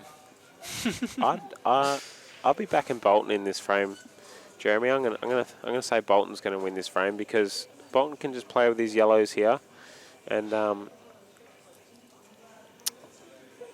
he can just keep putting his yellow balls over the holes and snookering up the top of the table, and then Foss, if he keeps fouling, he can get the bottom yellow. See, if I was Bolton, I'd be potting my yellows. I'd be potting my yellows so that when Foss does snooker me, it's either a foul snooker or I've just got to kick one ball out. That's right. Which is weird, the way that Matty's playing at the moment, where he's not potting his balls when he's got chances to. So if I was Fossy, I'd just be pushing that yellow in. It's exactly what he's going to do. Just push it in close to that red. I mean, he can do that, or he can just push the black out. Yeah. He can double the black out, get it up top, put the white up top of the table. It just depends on what Foss wants to do. He's looking at the thin cut and leaving the white at the top of the table. Yeah, or doubling it. He's got so much. He's got so many. on top of the black. Foss has got so many options here. It's crazy the amount of options that he's got. But Foss doesn't want to be here all night either. So Foss will be looking at a way that he can force Matt to foul. See, he's gone with what I said. He's just pushed that yellow right in there. That's the best shot. That's a great shot. That red's right in there, so there's no chance of just pushing a yellow in there. And see, Matty can do it again. Matty can actually play this plant on these yellows to get that black out of there. He wants to get the black out of there, and he wants to start potting these balls. And then he can just chip that other yellow across onto the rail to close in Luke's red completely and get that black out, Yeah. Yeah, the Foss is just sitting pretty here, and waiting for Bolton to make a mistake. Clint Kapler So Clint Kapler's in fine form at the moment. been drinking all night long. Still going. Just standard Jeremy. Standard Clint Kapler styles. Having a game over there with the Hawkeye. So Bolton here has just Oh, played a couple of nice shots here, I think. he's tucked it up on the black. I think that's a good shot. I think Foss just going to double the yellow back over the table. I think Foss will just might even just play onto the black and push another yellow down in there, Jeremy. Yep, definitely could. All Foss wants to do is make sure he doesn't pot that red. Oh, see, he's just pushed another yellow down there, and that's a great That's a shot. wide up the top of the table. That's exceptional. That's even better than what I was thinking. That is why he's the Foss, Kim. That's right. So Bolton's pushing the yellows it's towards like it. he wants. He can chip that black up the rail now, though. He's completely boxed that red in, and he can chip that black up the rail now. You know, get it so that black's potable if Matt gets a chance. Yeah, well, if Matt can get that black close to a hole and then put a yellow behind it, could change the game. So Bolton's just buying a bit of time here. He's just seeing what the Foss is going to do, and the Foss is doing exactly the same. He's just playing the percentage pool at the moment. Do you reckon Matty's thinking about that shot from last year where Foss pulled out that massive two rails markers, double kiss markers, double into the middle bag, and he's sitting there going, I'm not giving this guy a chance. I'm not giving him a sniff. I don't think that's even in his head, Jeremy, but I'm sure he's seen the replay a few times on YouTube. Oh, about 1,000 times. That was huge. That's nearly as big as Benny Noonan's one. Yeah. That escape that he nearly potted that ball against Ron Kelly. Yeah. That's huge. That was huge. I didn't even see that angle. Mr. Noonan. I don't think anybody saw that angle, mate. That was a massive shot. So do you think Foss will just push another yellow in there? Or do you think he'll pot this ball in the middle and just run up the table? Leave it up the table and with nothing to kind of stop himself from playing towards that pack? To tell you the honest truth, Kim, he could do that many shots. It's not funny. I think he would just pot this yellow. Yeah. Pop the yellow, leave him on top rail. Yeah. That's what. You know, the more yellows, he's played that. The more yellows he can get rid of, he's played that well. The quicker this game's going to go. Yeah. That's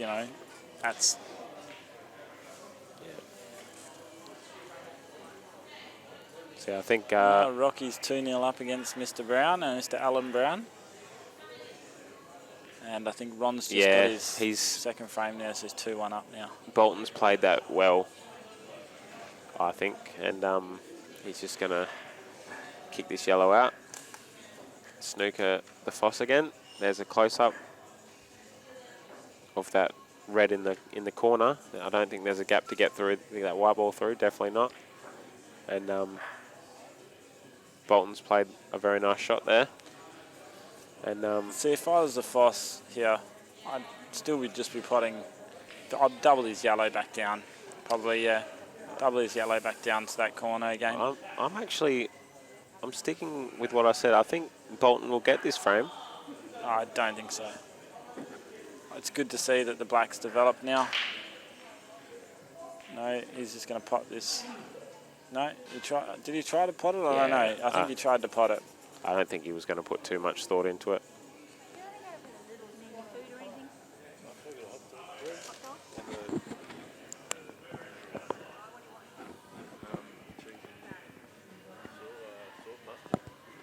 Can I grab something from Timar?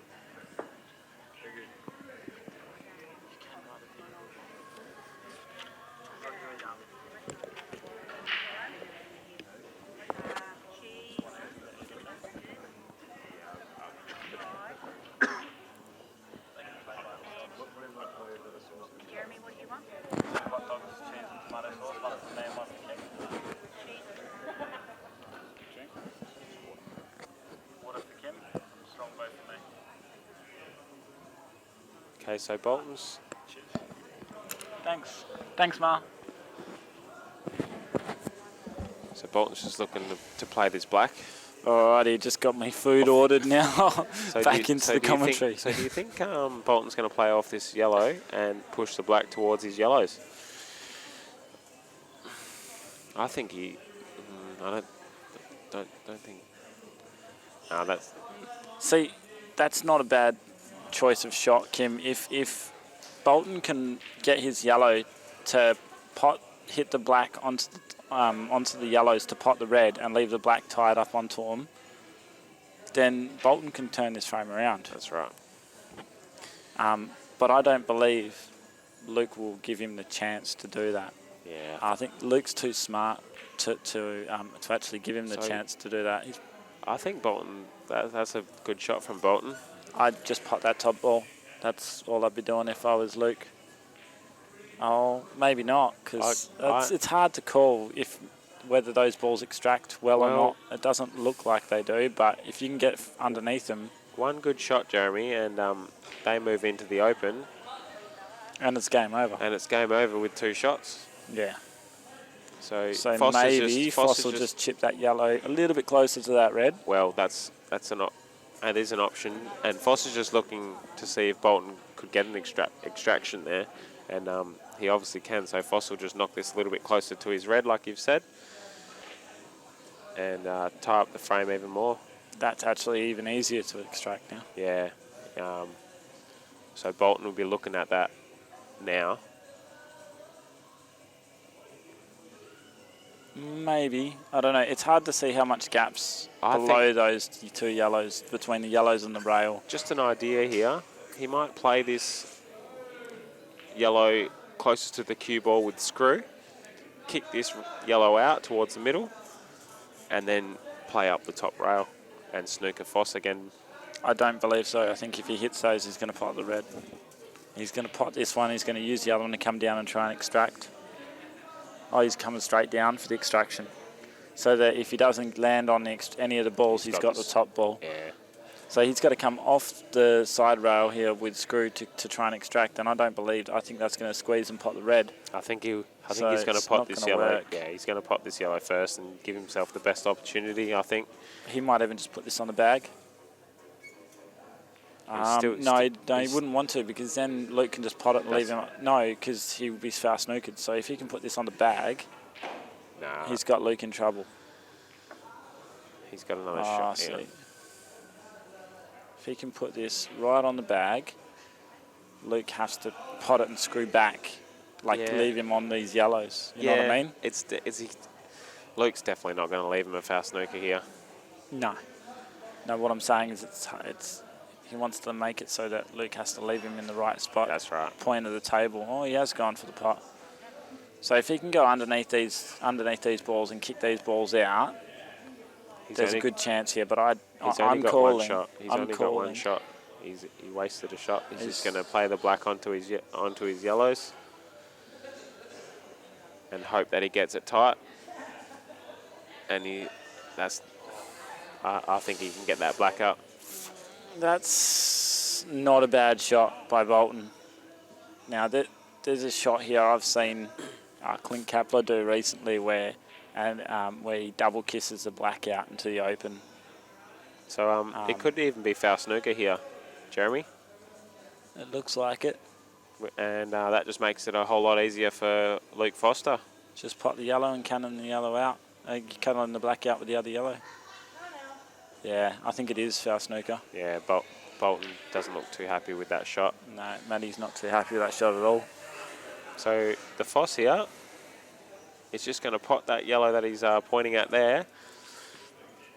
He's just going to screw with a bit of bottom right-hand side and just chip that yellow out, on yellow and black out. That's it. And that's a great shot. He'll just use these 2 shots here, I think, and play it in the middle bag. Do you think, Jeremy? I'm not sure. I mean, he can just chip it. He can just chip it for the corner, really. He's not going in off, so you can just chip it for the corner bag and then pot it. But the double works. It's so easy. Yeah, just chip it for the corner. Yeah, it's just safer. Same idea. Yep. So the Foss 8-3. 8-3 up. He's on the hill. And he is not looking like he is going to miss. So He's playing exceptional. Both sides of the game, just playing brilliantly. the Foss, 90% sure the Foss is going to go through to the grand final and play Steve Saxon. See, I think if Matty was going to play that shot, I would have thought he would have used, just kept chipping around for a bit longer to get a better shot on that black onto the yellow. Yeah, or even It just was not an easy shot to play from where he landed. even just play the corner pocket and, like you said, leave it over the bag. Yeah. And the worst case, Foss pockets it, and he's got a chance to Yeah. extract the 2 yellows and actually have a chance of going game. I don't think they extracted. I think that's why Matty went for what he went for. Yeah. I don't think they extracted. So It's a hard call, hard one to call, that one. So Ron Kelly looks like he's going to go 3-1 up against Steve DeCamp, Yeah, which he is. 3-1 against Steve DeCamp. Race to 4, so Ron's looking pretty. Runs. And Brad J, or Alan Brown, wearing one of the Queenslanders shirts. So He's looking in a pretty good position here on yellows. Alan Brown's working overtime here to try to get back in this game. 2-0 down. He's looking at getting on the board. So he's played this very well. No, he hasn't. He's fallen landed short. in the gap. He's landed total. He's just going to come off the side rail and back around. We're talking about the table just behind the cameras on the screen at the moment, guys. It's hard to see. We don't have our Dan here to zoom in on it or anything. So he's just going to come off that side rail and pot that yellow. He was way off that, Jeremy. He's just given Rocky 2 shots. And Rocky's just going to double this over towards the other pocket, get position on this top red and go game. Rocky just finishes his curry and goes, oh yeah, I'll pot out now. So Alan Brown, a little bit unfortunate there. And Rocky in a very good position here to go 3-zip up. Can we zoom up on the Rocky and Al table? No? It's all good. We can actually comment on the Ron and Steve match now anyway. Yeah. So the one at the bottom of the table here, Ron's on yellows. And Ron's He's just fluked the yellow. And he's got... He thought he wasn't on live stream, but he is. So Ron looking to go game on yellows. Definitely, he's just going to chip this yellow into the corner bag and land on the one for the middle.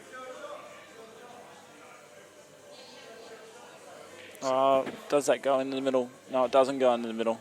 So he's going to have to try and... he's actually not in the best position. He's going to have to try and check side up the middle of the table and find himself some position. Get back in the line. Oh, he's overrun that there, Jeremy. He has. And I wonder if he's still on it just to nick it into the pocket. I think he's in strife. He's on this yellow here next to the red, but there's not really much he can do with it unless he's going to try and double this yellow back, the one on the right-hand rail, back into that other yellow that he's just been trying to get on now. Yeah. But he's actually in a bit of strife here. Yeah, just coming back to the Luke Foster and Matthew Bolton game. If Bolton had got that frame at, I think it was 6-3. Yeah. And if he managed to get that to 6-4, then it's a whole different game, isn't it? Pressure starts to getting to Foss, but he had the chance. He did have a chance there. That's right. Would have been a whole different outcome anyway. We're back. We're going to Bolton to break. Rocky's landed on the bottom rail on the black. Trying to put the black in the middle bag. Bolton's just going, please give me a ball. I want to get on the board. Matty's come up dry again. So Bolton with no luck at the moment, but Rocky's gone 3-0 up on Brownie. Luke's just licking his lips. Look at these yellows. Yep. Oh, he's overrun that. As soon as he played it, he Knew he had overrun it. He put the hand straight up, going, whoa, whoa, whoa. He's still got a chance here to put this yellow in the middle of the table next to the black, up in the top right-hand corner. He's only got to roll it on, and he's onto the one into the middle. That's right. And then He's going to cannon the red on the side of the table. and he's played that Perfect. well. He's cheated Look the at pocket, that. and he's played that very well there, Jeremy. And he's just gonna. I think he'll just Looking Right. at this table from here, I think he's going to go for the ball at the bottom of the table, the one on the left-hand side, the Yeah. two at the bottom there. If he can chip that in, he can then get back in position and no, he's going for the one in the middle, so maybe he's going to roll to the rail and play the bottom ball. I don't know.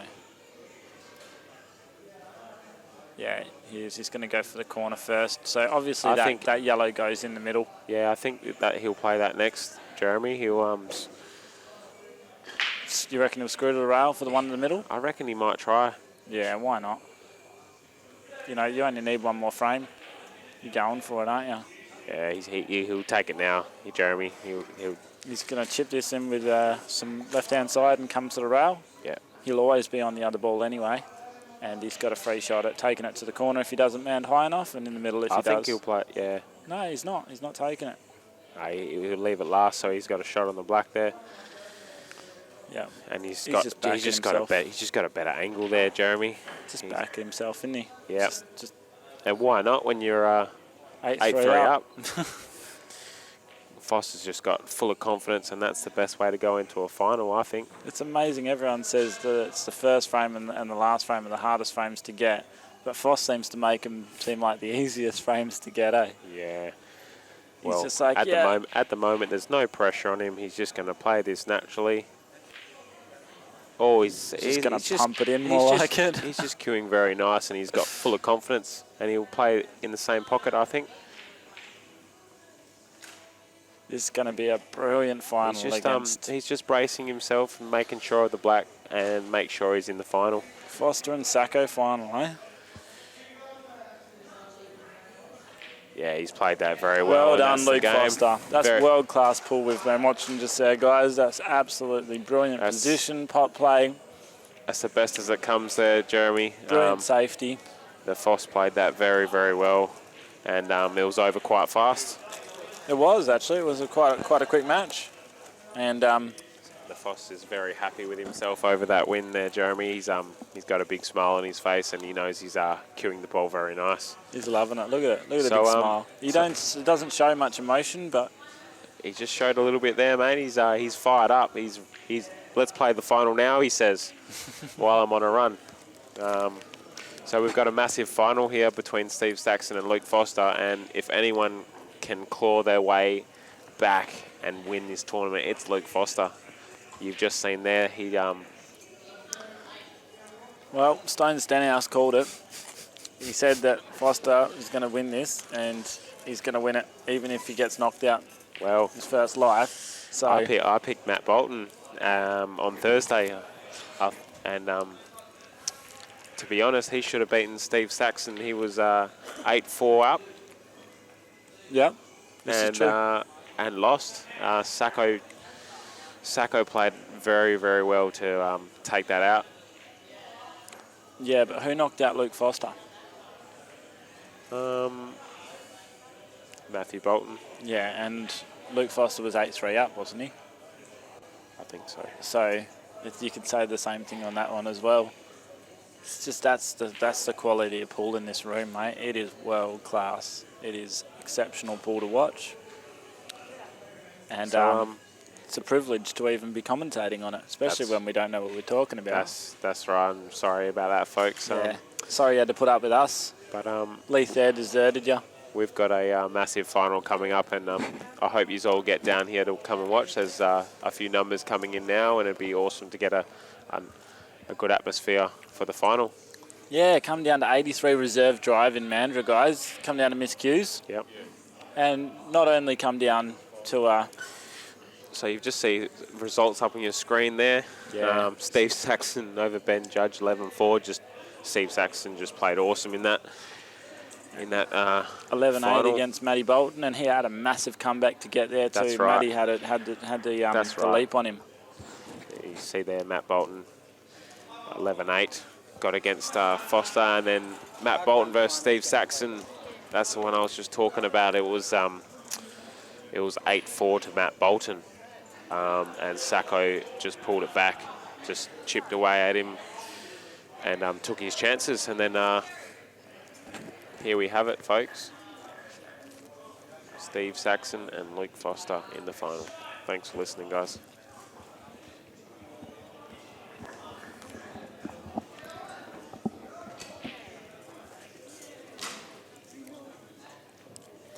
Looks like it's 3-2 Ron Kelly versus Steve Ducamp.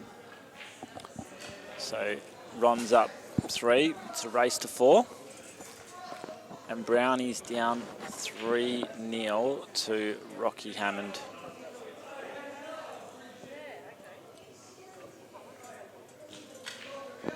This is the semi-final of the plate. So the winner of both these matches play off in the final.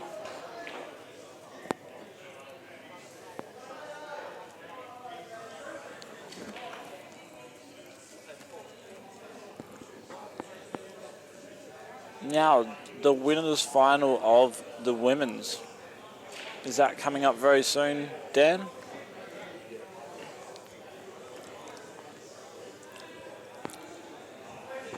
I think you'll find that the winners' final for the women is Sue Basanich versus Tanya Briggs in a race to 6, coming up very soon.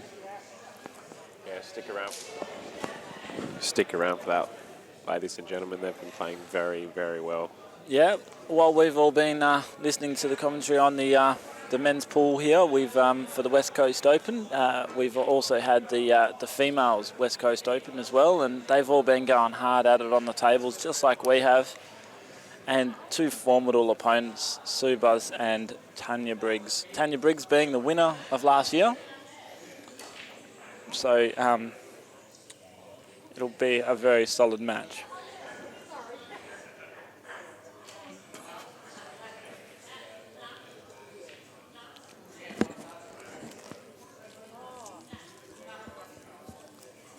Here you see Steve Ducamp racking up again for the 6th frame in his match against Ron Kelly. Yeah. Big shake of the hands there, and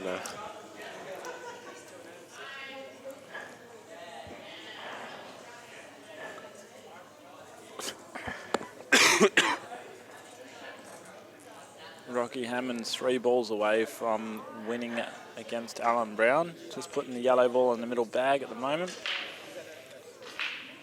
In she goes. Just the yellow in the corner and the black in the corner to win.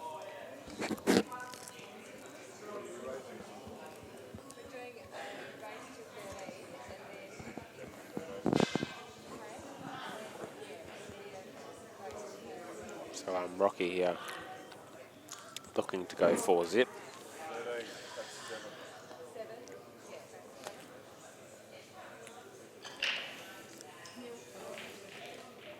Zip against Alan Brown. That's an impressive result there by Rocky Hammond. He's absolutely queuing beautiful at the moment. Must be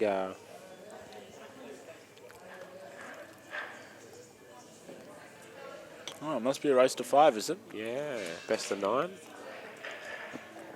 Okay. Well, Brownie's not out of it then.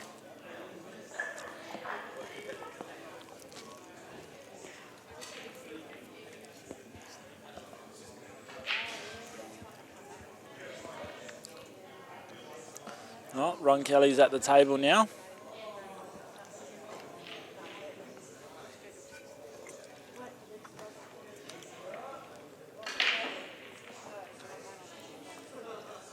Looks like Ron's on the reds because there's only 6 yellows on the table. So you probably see him take the second top red there up the rail and just leave. So we just got Steve Luke no Foster shot. here, and we just want to answer that question of why he cues to the left of the white ball. Is it your natural? My answer is, What's your answer, Voss? I have no idea. So the Voss has no idea. To me, it looks like I'm in the middle. So yeah, The just Foss that. knows that what he does works, and he just destroys everyone with this amazing cueing that he has. So it definitely must be his dominant eye, and he's just gave me a laugh there and said, "Jog on, Kim." I'm not making any comments just yet. He's not interested in having a chat. He wants to stay focused. He's still got another match to play. He's not going to start celebrating until he actually wins it, if he wins it. You know, so good on him. He's got to stay focused and just keep going. Yeah, he's pretty fired up, Jeremy. He's pretty fired up, and so is Clint Kapler. The winner of 2014, Mr. Clint Kapler.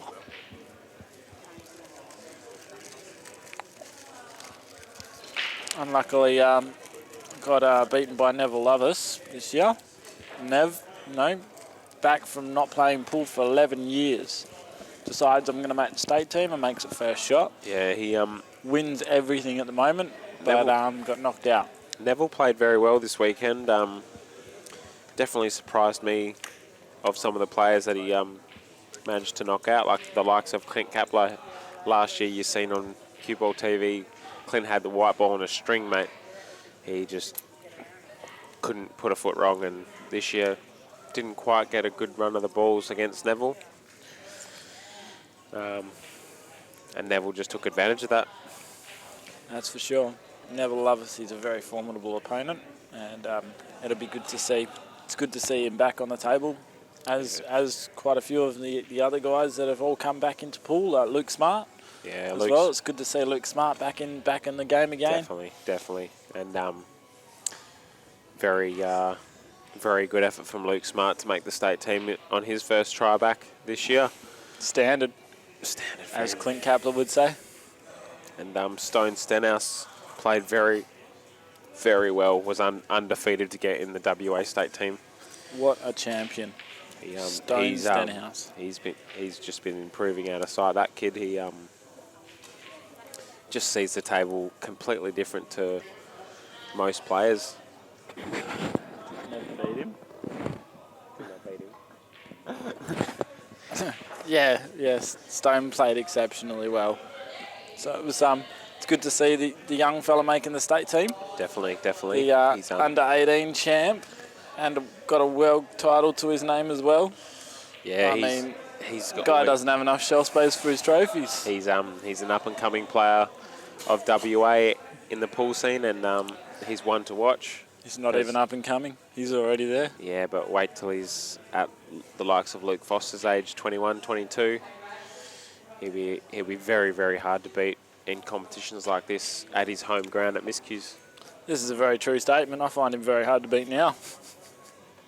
The kid's a champion. He's honestly that good. I managed to get a race to 11 off him, Jeremy, and then he took the next two off me quite convincingly. Yeah, well, the first one for no money and the second and third for money, mate. Well, that's right.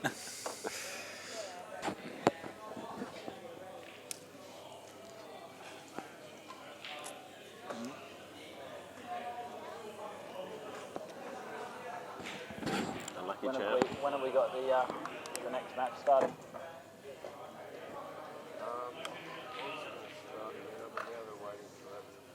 Okay, so as soon as this finishes, we start the final? Women's final? Okay, all right. All right, guys, as soon as we finish these two matches that are going on at the moment, Steve and Ron and Rocky and Dowell, we're going to start the women's final. As I was saying before, Suze Buss versus Tanya Briggs, which will be a great final to watch. Yeah. And then shortly after that, we'll see the men's final, the spectacular. And that's the one you want to stick around for and get down to Miscues for, because this place is just going to have an amazing atmosphere, I can feel. And come on down, cheer out loud, guys. Get into it. You know, this is a great weekend. Awesome pool players, all taking their weekend off to come down and play against the best, and they've sure proven where they belong to be by making it all the way to the final. You know, right. we started at 9:30 this morning with only 6 players, and it goes all day. Yep. You know, that's It's a long day of pool, and Foss has to go that extra mile to take the victory if he wants it. He's got a got to beat him twice. 22 frames Standard. standard for the just- Foss, but yeah. after a nice quick, well, not easy, but nice quick match against Matthew Bolton, he's got the stamina, I reckon. Wasn't tired out by 10-all or 9-10. I'm calling it the under the brakes, my friend. I reckon it all comes down to who's getting the balls off the brakes, because if Sacco's getting the balls off the brakes, mate, Sacco can clear a table just like anyone. Yeah. Luke Foster can clear tables as well and tie them up, but they can both play both sides of the game.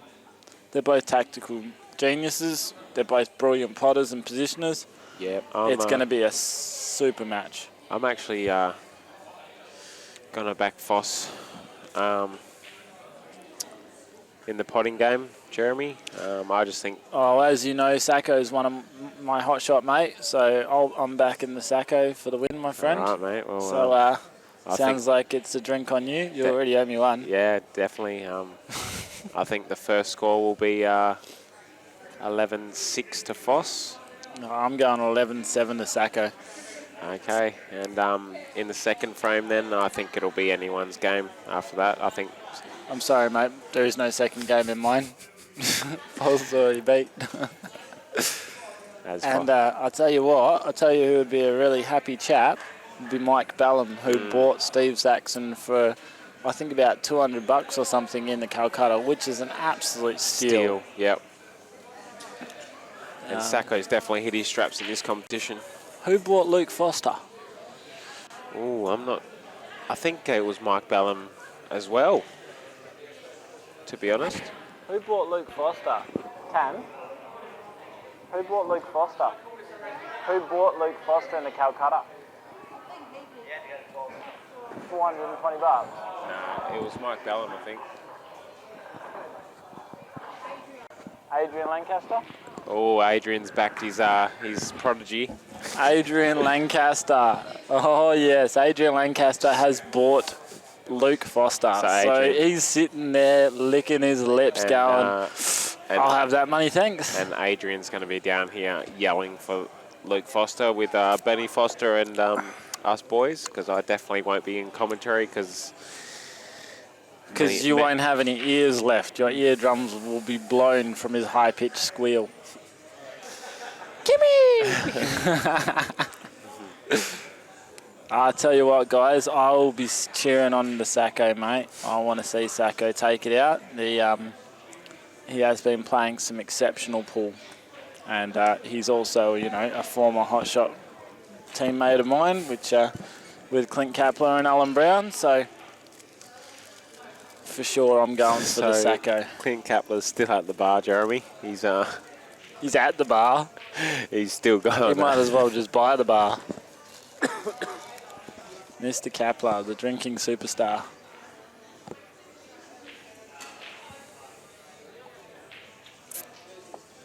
All right, Clint Kapler, a good mate of mine.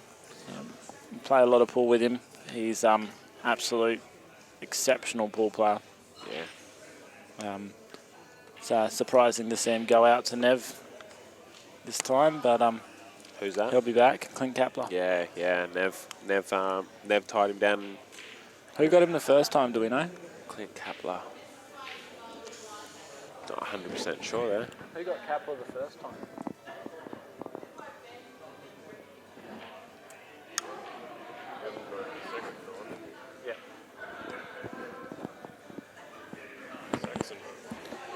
Steve Saxon got Clint Kapler the first time, 11-9. So, Sacco has not had an easy run. It looks like Sacco has had a pretty decent run to get where he got. That's good to have that close up of that's what we're doing.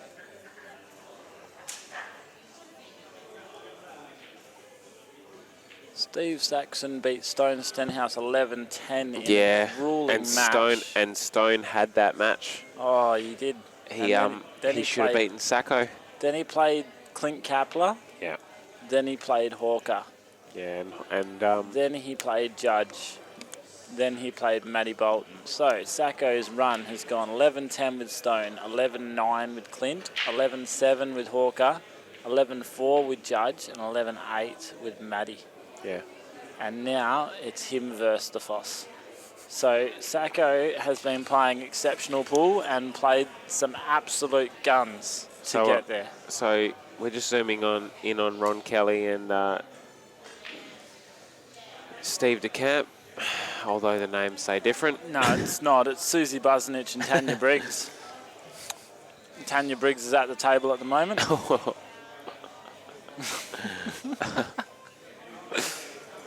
And there's a red ball. So they're just preparing for the women's final at the moment. Just brushing and napping the table. It looks like Tanya's on the reds. Great pot. I'd say roll this one down into the corner pocket, roll onto the rail and roll the red down into the corner and take on the last red. It's a big out for Mr. Kelly, but if anyone can do it, he can. He's got the angle, he could even kick into it, but I think he'll just drop onto it and just roll it down the rail. He'll back his cueing. He's got exceptional cueing. He's missed the pot. Focusing on getting on that red. Did not see that coming. So Steve DeCamp here with a big opportunity to finish this frame to make it 3-all. And 3-all, Steve DeCamp. And then it's anyone's game. Steve's got a pretty easy out here. He Oh, pretty much just screws back from the middle ball, from the ball into the middle bag, rolls it into the corner, and then takes the bottom one on for the black to the middle. He's just got to make sure of it. That's it, right where his cue is there. Just screw back to there.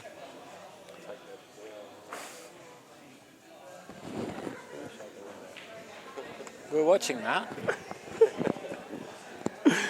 Okay, so Susie Q's just potting the yellow now. Yeah, he's played exactly what Jeremy said. Beautiful He's shot. just got to run through this ball and leave him natural angle. Run through. Dan took off the names, but it's all good. Susie's on the yellows. I actually think that Steve DeCamp looks a little bit like Tanya. No, So Tanya's Ron Kelly at the moment. Oh, get out! So Susie Buzz is about to make it 3-all. Great pot on the yellow there. so Steve Susie DeCamp. Buzz just got to roll this yellow in to take the black into the middle to make it 3-all. Steve DeCamp is going to come and murder Jeremy after this because Steve is playing very well against Ron Kelly. I think he'd be glad to be called Susie if I was him. And he's played that perfect there, Steve, and this will make it 3-all. He's actually landed a bit short for the middle, so he's going to have to take it to the corner. No, You reckon he's going to back himself for the middle? definitely in the middle, mate. Oh, it's not a gimme. Every day of the week. It's not a gimme. And he's got And that. he's missed it. Oh, What how would you did know, he Jeremy? hit that outside jaw and still pot that That ball? was fine. Fine. So it's Fine for you. So it's 3-all here, and I was looking at that shot from behind. I could see the whole shot, and I thought he'd miss that after he hit that. But Susie Q, 3-all on Tanya Briggs.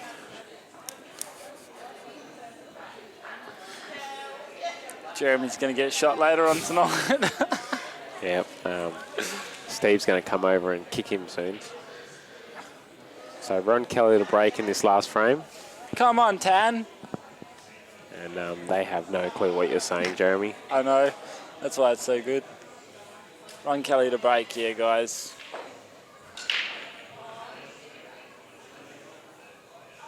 And he's come up dry. He's come and, up dry. Yellows. Reds are looking beautiful.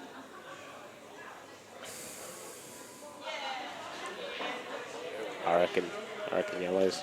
Oh, damn. Sorry, guys. Looks like I've been getting the names wrong. We've got Ron Kelly versus Steve DeCamp. And it's a semi-final race 2-5. So Rocky must have got Alan Brown 5-zip. He did. Rocky's beaten Alan Brown 5-0. So the winner of this plays Rocky Hammond for the plate. So,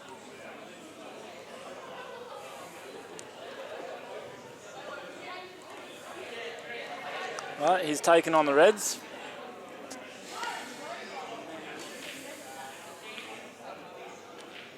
I don't know what he was trying to do there. Was he trying to cannon it, or was he just trying to screw back onto the red? I think he was trying to get up the table a bit more to take this one up in the top corner to get on. Oh, he's going to use that red to get down on his bottom Yeah, red for the that's black right. to the middle. Just like this. Oh, this is Okay, very hard gents, queuing. The final of the Women's West Coast Open is about to start. And What? it's Sorry? Nah, get him to play. the reigning champ, Tanya Briggs versus Susie Busby. Tanya, Susie, can you guys go on the live stream table, please? Oh, we got you up here on here. All right, fair enough. It's not happening. I thought we were putting them on there. Yeah, I thought they were going to go on that one. Oh, So the girls don't want a part of it. They don't want to be on the live stream. sorry guys, you guys don't get to see the Tanya Briggs and Susie final, but you can watch Ron Kelly and Steve DeCamp instead. And then we get the main final. So the Luke Foster versus Steve Saxon will be up very, very soon after this match. So Just back to this stay game. tuned, guys. Just back to this game, Jeremy. Steve's landed on the wrong angle of this red to come down easy for this other red into the middle. Just top left. He'll come round off 2 rails. Or 1. He hasn't landed well on that at all. It's going to be hard to hold the white. He can't hold the white. He's landed horrible on that. He knows it too. And I don't think there's even a possibility of getting enough screw on to screw into just before that yellow there. Off just past the middle bag and come back out. I don't think. it's low percentage, but I think he can.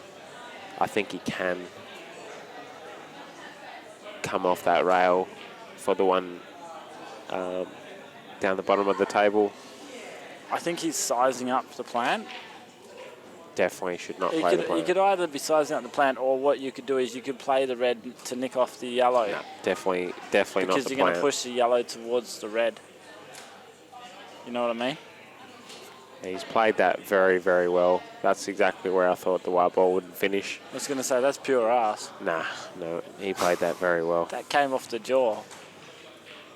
He's belted that with as much bottom as he can to screw off the rail and through the gap. He's That's played that exceptional. Exceptional. well. But he still has to get position on this other red, which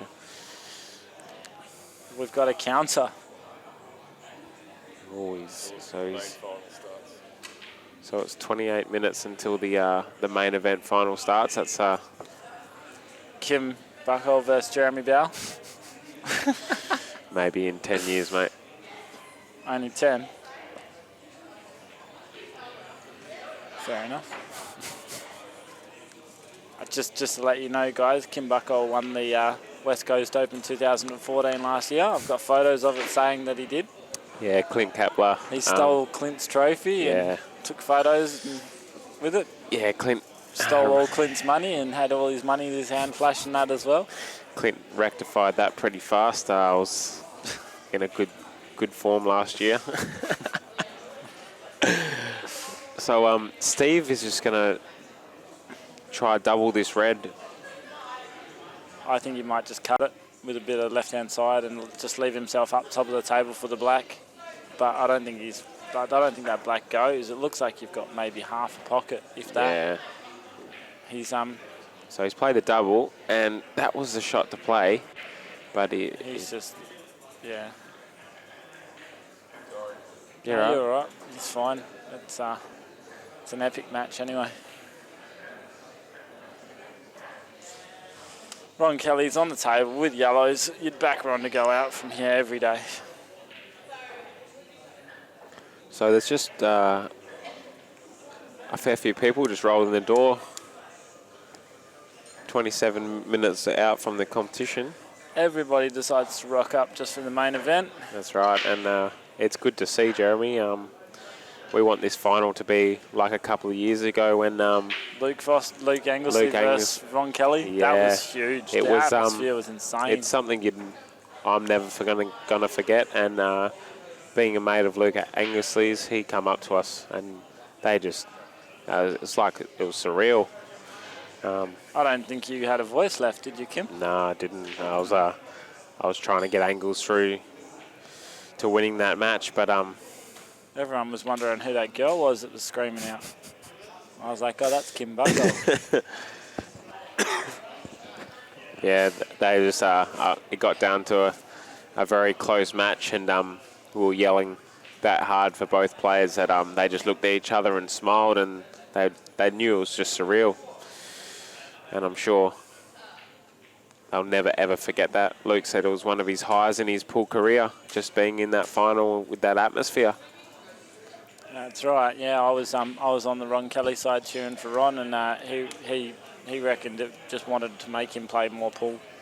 You know, he'd never ever had that type of thing. He's played in world class matches, and he said he's never ever felt that good. You know, and that was and he reckoned that was just from all the support and the cheering and everything that was going on. Well, some people believe. Sorry. No, that's all right. It definitely helps when you are playing a big match and you've got.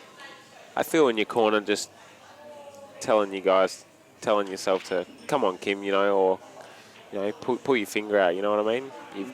You're here, make an opportunity of it. That's it.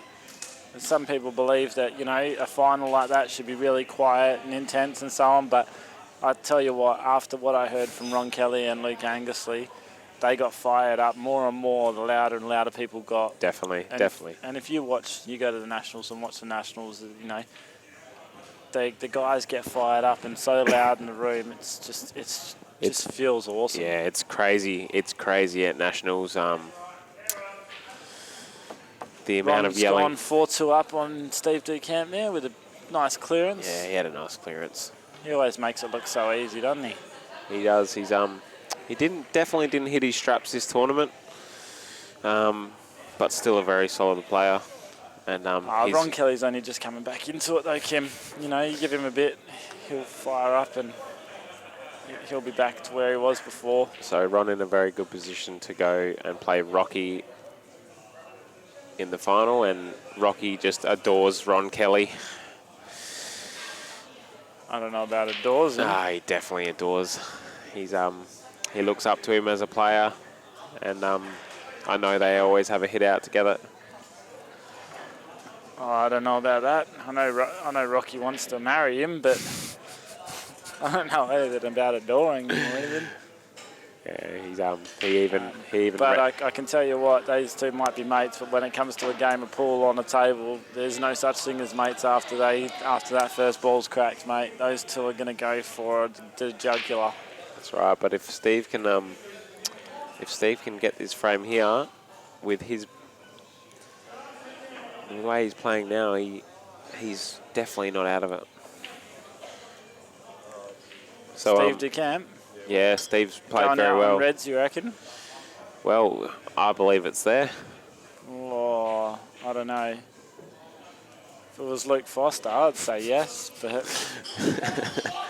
Well, Luke Foster would be already down on the queue and probably halfway through the Reds at the moment. This is true, but there's one really bad red there next to the black, tied up. And to me, I wouldn't be trying to go out from this table unless I was on yellows. Well, it all depends how Steve's feeling. If he feels like he needs to tie a game up against Ron, which is, in my eyes, a very bad decision. Because Ron is just so good at tactical, and he's just lifted his head on that shot and jawed the red. That was a bad miss by Steve DeCamp there. Maybe signs of a bit of nerves there. Yeah, I think deciding frame. So the Foss is fired up here. He's yeah, Foss with a bourbon in his hand here, getting pissed. What? Habit. Foss is fired up for the final here. We're Yeah. getting all ready for it. Shoot out to grab a coffee. Yeah. Played awesome. There was a couple of shots that you played on. Had a really good. Got a good run on the ball, so played really good. Got a good run. Different frames. Yeah. He didn't hit a couple off very well, but hit a couple right. He was just struggling to get in the game. Played outstanding, man. Didn't really give him much. You didn't give him Same, like you didn't get much of a chance to, and when you did, it was tough. You saw the third frame, you didn't actually get to see a ball. And you were just playing awesome. Even your safety was out as well, man.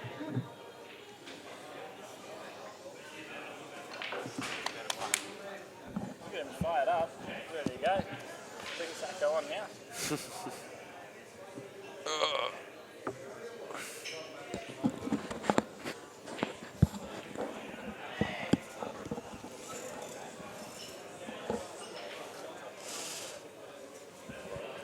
Oh yeah.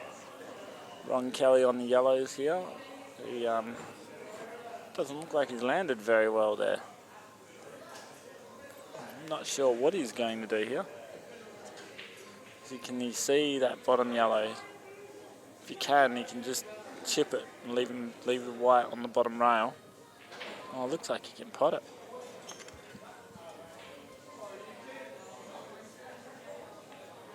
Oh yeah, easy. But he's But he wasn't able to hold. nah, he got a bit stiff there. Really speaking, if he could hit that much of it, he should have come. And he knew he couldn't hold. He would have tried to come round, but I think he thought he could actually hold for that ball to the middle. Yeah. So he's in a bit of strife here at the moment. Yeah. Just got to try and play a decent shot to keep himself in the game. The old Foss is hanging around, and I'm sure he's got more of an idea what Ron will do here than me. No, because Foss would just pot out. He'd come off like 6 rails and just pot the yellow in the middle. I think Foss would have held for that yellow. Yeah, probably. It's standard.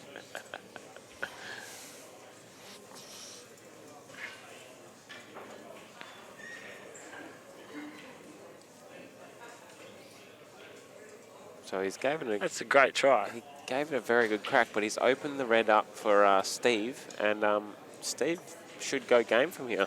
Yeah, that you might not be able to see it on the camera, but that red below the black goes easily. Yeah. We can see it from here. So you'd be expecting Steve to take this frame and bring it all to 4-all. And that'll be massive for Steve. And he's just taking his time at the moment and just make sure. Just got to collect himself. That's right. Just make sure of his plan, stick to it, and compose himself and take this frame. So looks like he's going to take that red to the middle first off. Yeah, he might just get on that ball now. Going to roll it in. Oh, he's come. Yeah, he's played that well. He's played that well, Jeremy. But he's landed on the rail. I think he's done too much with that ball, to tell you the honest truth. He could have taken this ball at the top and drifted down onto that red and not had to move the white around so much. I think he's still fine on that, Jeremy. I think that still cuts in the middle. He can cut that one in the middle, but he might even now opt to take the one on the top corner, his safety ball, and come back down and play the plant, which is what he's looking at now, or play, if he can land in the gap, he can take the one on the middle. Yeah, that's right. And then use the other one to get position on the final ball, but he really wanted to get on that bottom ball straight away. So he's landed on the plant. So I think, yeah, he'll just play this one into the red, push the red down the pocket, I think. Well, that's what he's looking at now, or it might even squeeze through. I don't think he can play that into the red. It looks too high up. But you can play the red to nick the other red into the middle and leave you an angle to get to play the same shot as he did the first time and land on that red. I reckon he's playing off the red in the middle and pushing the red down the rail. See, it squeezed through. He did I was too. right. Went straight through. Oh yeah, I can see on the table now. It easily went. So he's just stun across. No, you can't from there. You got to go off the bottom rail and around. It's too thin. You want to be playing Yeah, I think he'll just off the bottom rail with bottom rail is safer. a bit aside and just come round and onto it. Even if he lands on the rail. Oh, so he's played for the middle. He's played it for the middle, and I don't think it goes. That was a very lazy shot from Steve. I don't think that goes. So he needs to come up with. Oh, he's looking at it. It might be tight. Otherwise, he's only got the double on, but that is low percentage. Well, he doesn't have to go for it. Not all Ron's balls are on here. He could just play the red onto the black and screw the white to the bottom rail and just leave him safe.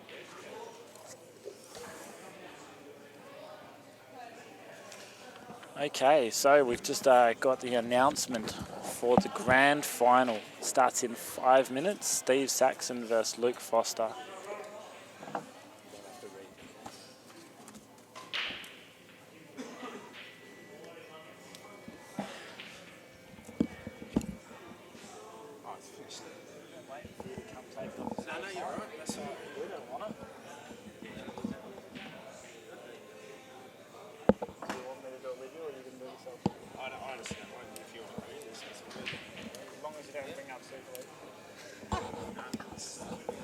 Time for fun and games. This is about the pool.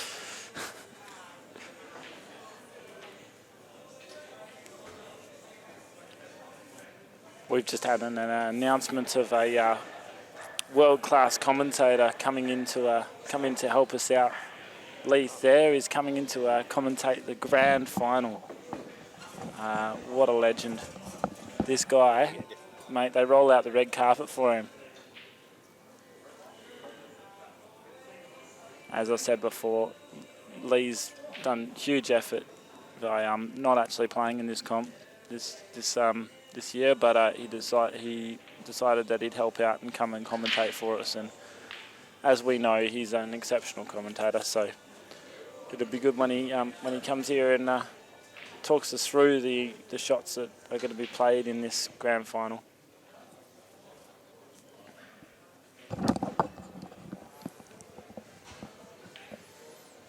Ron Kelly to pot the black to take it to 5-3 and win the match. So it'll be Ron Kelly versus Rocky Hammond. There'll be a grudge match going on there for sure. How you going, Jeremy? Not too bad, Lee.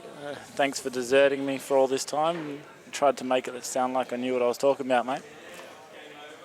No, it's all right. I'm sure you did a good job. Looks like Steve pushed Ron there in that match, so Ron's going to be glad to get over. I think Ron's feeling like everybody's come up against him this weekend, has played the absolute game of their life. Ron's breaks let him down this weekend. He wasn't getting many balls off the break, so he wasn't getting much run of the table. And that does happen. You know, you sometimes don't get the rub of the green. Yeah, no, with these tables, they are nice potting tables, so whoever does get the first crack at it often, is certainly going to be in the better position. So. Well, that's what I said. I reckon this final's all going to come down to who's getting the most balls off the breaks, Lee. They're both exceptional potters and tactical players, so it's going to be a super match. Yeah, I think you'd have to say that Steve Saxon will be favourite because he's got the 2 lives, but Luke's... I'd say Steve Saxon's a favourite because he's a hot shot, mate. He was. It was a hot shot, not but anymore. He's been a boy as well. Yeah, now he's true. Is it the Scorpions or something? Scorpions, what yeah. a terrible pool team nickname that is. I'm sure he'll say it wasn't his idea. I'm sure. Yeah, is it the Scorpions? No. Yeah, North Perth Scorpions.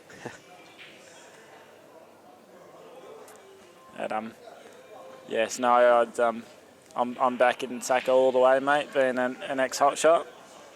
Oh, I have said from before this comp started, and I will be finding the Facebook post to to post that online just to prove that, yeah, I did pick Sacco before the comp started. But yeah, it's going to be a good match. Luke's going to be hungry, and he's going to come firing at Sacco, I think, to start. And, yeah, room for a cracker. Did you say Luke's going to win, or did you say Sacco? Well, I've said Sacco all along, mate. Okay. All along. I can't desert my early pick at the final hurdle. Why not? Do you know what, though? I think Luke is going to win the first final. Yep. I think we're going the distance, and I think Sacco's going to get the last one. Okay. All right. Well, that's what... It will be at 11-9, I think, in the decider, in the deciding match. Awesome. That's what Kim said. Kim reckons 11-7 in the first one. Yep. And then he reckons Luke will win the second one as well. But I'm calling Sacco to win 11-7 in the first. Sacco's hit this way too hard. And Luke's hit it perfect. Yeah. Look at I that. think it's actually touching, Sitting on the rail. Touching. Oh, pretty. I will try and get confirmation if that was touching. It's actually a shame that we can't see the table as well as looking on the monitor. They don't want us that close because otherwise they can hear all the comments that we're saying about them. Yeah, it would be good if it was on the table. Yeah, so we could obviously actually see we the need table. this for the camera view. So here we go. Luke to break off. One thing I noticed about Foss, I played him in a catch match on Thursday night, is that his break is huge. He always gets the ball off the break, and it definitely gives you a good advantage if you're such a great potter like Luke. So he's got a red in, and he's off and running. He's getting first chance.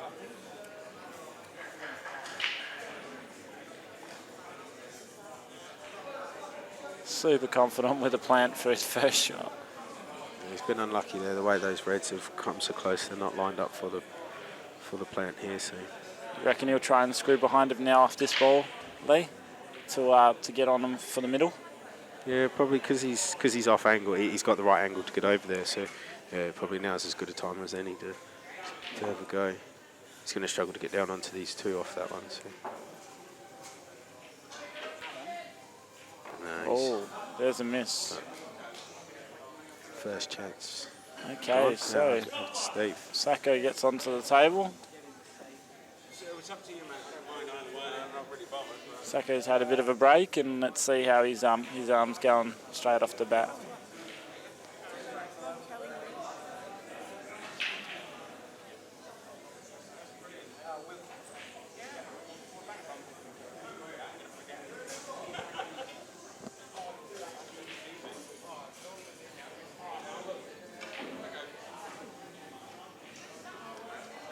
He's left himself angled to be able to pot this and off that top rail and then hit into the yellows as well to free them up.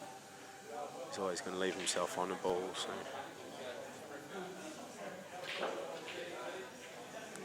Yeah, great shot. Good call there, Lee. He's come a bit stiff landing on that ball, but I don't think it's going to cause him any issues. I think he'll probably just come off this off the bottom rail and land on that one to the middle. Yeah, we wanted to play this sort of shot at the top anyway, so it's how he's got jack up a bit, but he'll be all right. Oh, he's gone around for the one to the corner. Very unlucky. Yeah, as you sort of said, I thought he'd come back through the middle, but... Well, that way you're landing on both balls, Lee. Yep. So you've got one for the corner, one for the middle if you don't land perfect. And he's still got this ball at the bottom here with the black, but I don't think he can really get anywhere from it. So you might see him try and lay up a bit of a snooker here. It seems as though none of those reds are really on. Yeah, he'll flick off it. He'll probably, if he's got enough angle, he might try and come in behind the yellow furthest on the left. Yep. He's certainly just going to go for cover. You just don't want to give... Yeah, that's perfect. You don't want to give... He has run on too far because he's given him a long shot. But he's covered the... He's covered the red to the bottom corner. As you can see, Luke Foster's got a few bit of a fan club there. I don't know if they can see it, but they can certainly hear them. Yeah. We've got Clint Kapler and Jason Hawker and Kim Buckle and everyone else there, all cheering on for cheering on for all Lee the Foss. youngsters. All the youngsters, mate. Yeah, they all want to see him win. They're vocal because they've had a few. They're enjoying themselves. Had a few. They had a few last night and still going. He's missed this one. He's missed that. He's left the yellow to the middle, which can get him positioned to that yellow to the top corner. If he can land at the right angle, he can screw down into that red and yellow, and I'd say Sacco will go game from here. He's certainly going to have a go at it because, yeah, all he's got to do, those balls will start. The yellow looks like it's going to go towards the sort of middle pocket anyway. The only good thing about that shot that Luke's played there is he's covered the bottom two pockets for the black. Yep. So Sacco's actually going to have to play a pretty decent position shot to get onto that black. Yeah. Which, good, you know, good thing there though is the black is in the middle of the table, just right in the centre. So, but this is still a big shot here. No, he's topped it. I didn't see that coming. I thought he'd screw into that yellow and red. So, maybe that's why we're commentating. They're still playing. That is exactly why. Well, no, the reason you're commentating is because you didn't play. Otherwise, you'd probably be there. Like. Oh, I don't know, mate. Well, you did pretty good in that last competition they had. Yeah, Didn't you make the top 8? There's some good players out there, and we're down to the final 2. We're not talking about top 4, top 5. This is it. Yeah, fair call. Monday. Yeah, Monday's only tomorrow, mate. He's got to come back through for the black in this centre. That's a huge shot. That's if he gets a nice bounce here, massive. Yeah. What a hot shot. Pretty sure he learnt that one at the boys. Well, I'll tell you after he's got to get this shot after playing a big shot like that. So puts the black away. Yeah, very confident. That gives you a lot of confidence being able to play an out like that. That just tells Luke, mate, you're in a final, and I'm here. Oh, don't worry, Luke already knew that. You know, he also knows that he's coming through from the losers half, so he knows that a few other people have tried to beat Steve so far and haven't been able to. So yeah, but they've all been close matches. Even like Stone Stenhouse taking it all the way to a 10-all to lose 11-10 against him in the final in the first match. So the only real good, like easy win, well not easy win, but the biggest distance between the scores would be him and Ben Judge, where he got him 11-4. Yeah. All the others have been 11-9, 11-10, 11-8. Because there's some good players in the room. Oh, definitely. But Sacco's a fighter, there's no doubt in that. I was going to say, it also says a lot about a player if they're having lots of 11-10, 11... He was going to dump that white. 11-9 wins, you know. So he's come up dry. Sacco's come up dry and Luke gets his hand back on the table. Yeah, it's...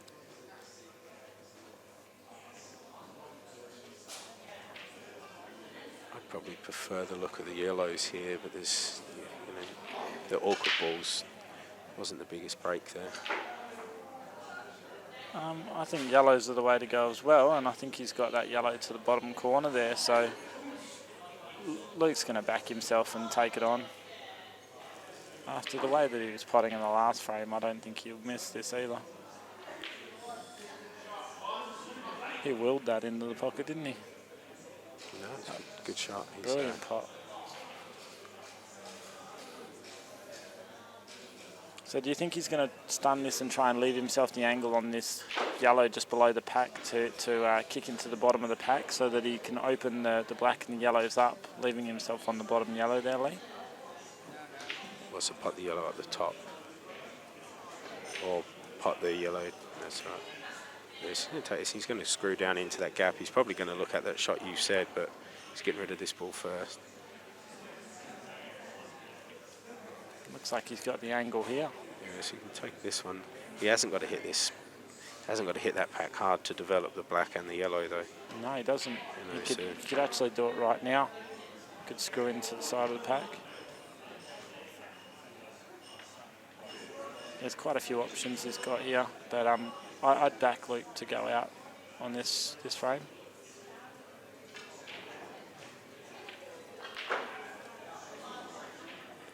Yeah, so he would have wanted the black to come out a bit more, but he has got that the balls are still pretty close to the pack, so it's still easy just to nudge that black out now. You know, he might be able to pot this yellow here at the bottom, and leave himself angled to pot that second one up, to then go into the red from that. To the underneath of it. Yeah. I'm just worried that you're not going to land on a ball if you do that. Maybe I would more think of trying to go from the top yellow into it. Oh, it looks like he's going the way that you're saying. He looks straight though. I was just thinking the top yellow, you're going into the top of them, and you're always on that other yellow. He's probably going to take the top yellow and just run through, and then use the yellow on the right.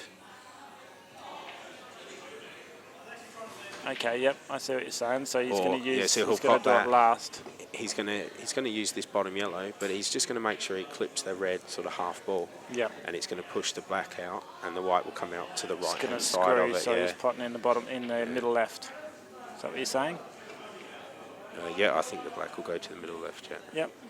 That's a perfect shot, isn't it? So if he's got the right angle here, all he's got to do is just chip the side of that red, and he's on. Yeah, right there. And again, he really doesn't have to hit it that hard. Obviously, he's got to hit it, but he just enough to come out past the red. It's only got one pocket, so this is a dangerous shot. But look at that, he's played it perfect. And as I said, you know, when people do break into balls, you see a lot of people hit them a lot harder than what they in fact need to. Yeah. So he's played that really well. Perfect. Oh, Luke's on the board. So it makes it 1-1. And we've got Susie Bosnich and Tanya Briggs. 1-0 to Susie Buzz. I think that was the second game, wasn't it? Against who? So 2-0 to Susie. Oh, yeah, 2-0 to Susie Bosnich. And that's a race to 6, is it? Women's final was a race to 7. Race to 7. On your screen there you go. Sorry, mate, I didn't see that. That's all right. I was right. just looking at Dan's screen. You were looking at Dan. That's I a bit was. strange. Oh, Dan. Hi, Dan. Hi, Dan.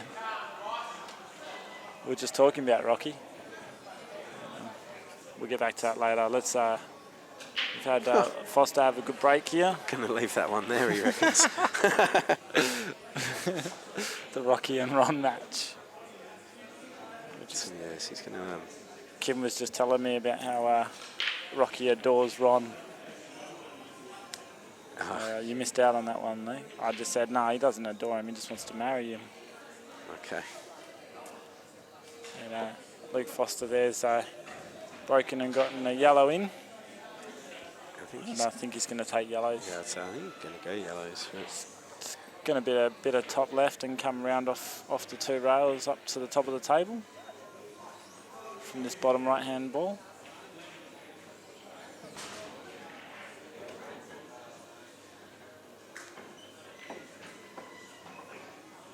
He's on to hit that, but he's still on this bottom left yellow. You can probably cut the yellow on the left there over that top pocket.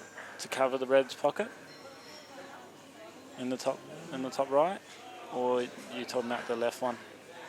No, I'd go. Yeah, I think he'll take that yellow there, top left. Yep, cut it up in the top left. He may even pot this. I think he's got angled to come back off the rail again. Sure does. Look at that. That's gold.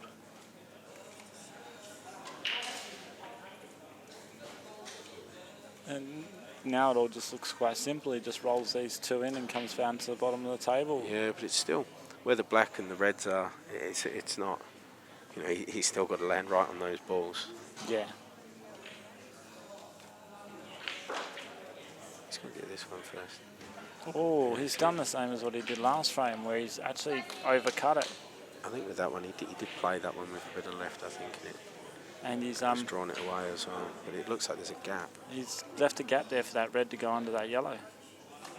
So I think you'll see Sacco pot this red in top right now and then punch that red underneath that yellow. And he's only really got one difficult ball, and that's the red next to the black. there, Lee.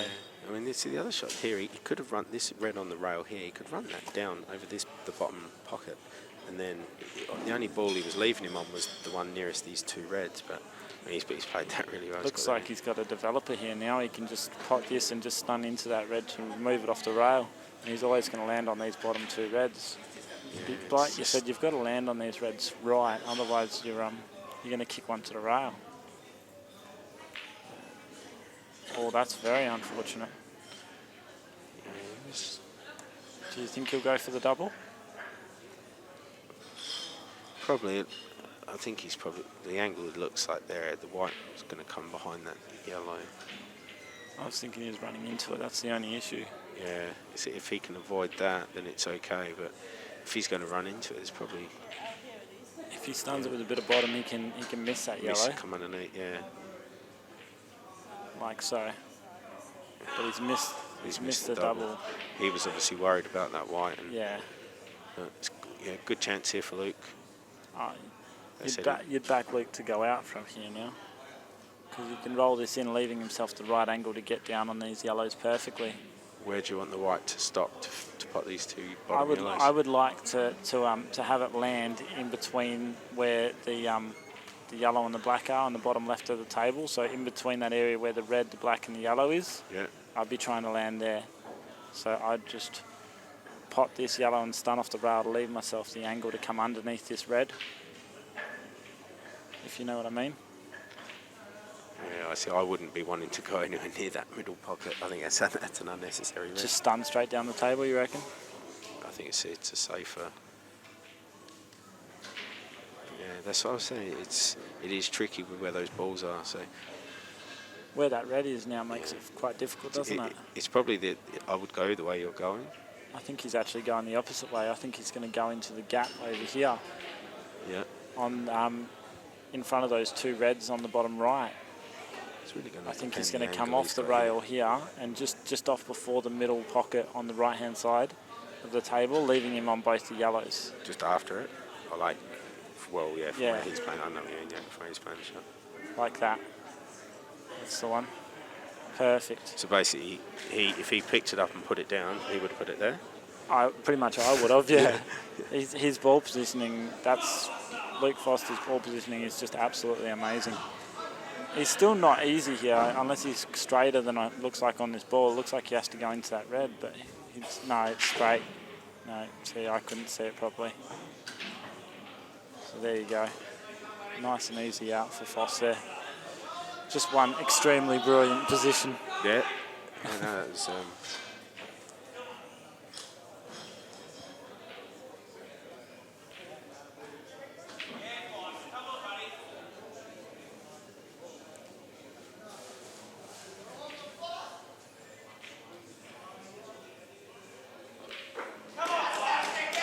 And Foster puts away the second black to go 2-1 up against Steve Saxon in the final.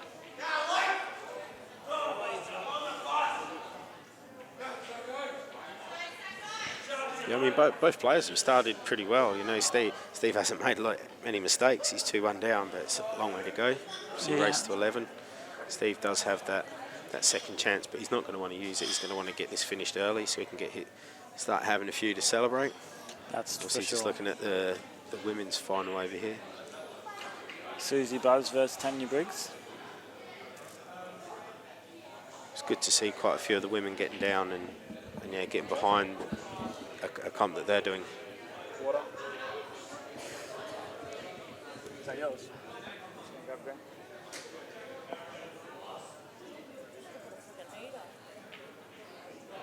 So Tanya's the defending champion here, and Susie's come here to try and take her crown. Susie, of course, has won almost everything there is to win in the women's game, especially she has in this country. Quite lucky not to go in off there. Sack over the break.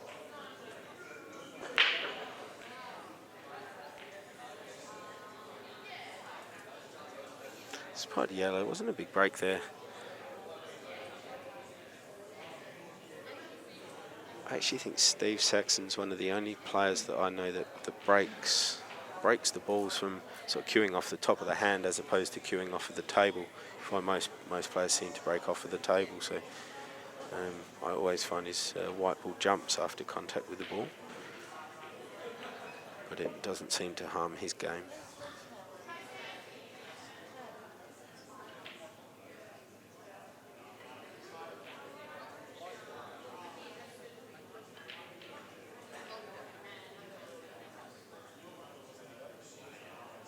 You know you're on my stream, yeah? You know you're on my stream, yeah? Oh, the last couple of times. Yeah, the whole lot.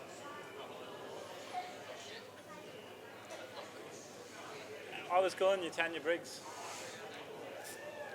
You'll listen to it. So you might be tempted to pot this one and try and cannon into the yellow and bring the yellow and the black out, but he's... Yeah, I was going to say he's going to have to get lucky and land well. That's very unfortunate. Yeah, it's... From here, you know, you're not looking very good, so I guess you'd be trying to probably nestle up on that bottom, those bottom yellows with the white, would you, Lee? What would you be trying to do? Try and cannon into that bottom yellow and push it over to the black's pocket? I'd probably try and take a mulligan and go again. But that doesn't work in a final, mate. It's not going to work. No, that's golf.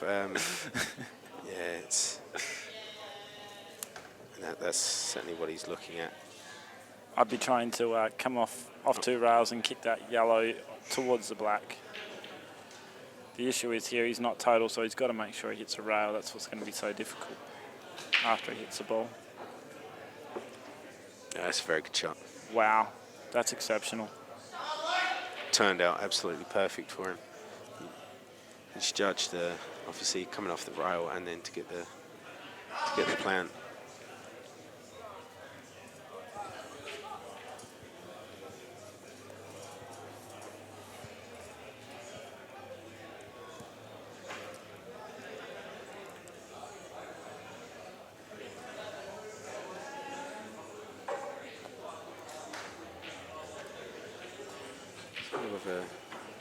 Foss is going to try and hide behind one of those reds up the top, isn't he? Yeah, I think I'd probably try and come off with the front red of the 2 over the side. No, What's he doing?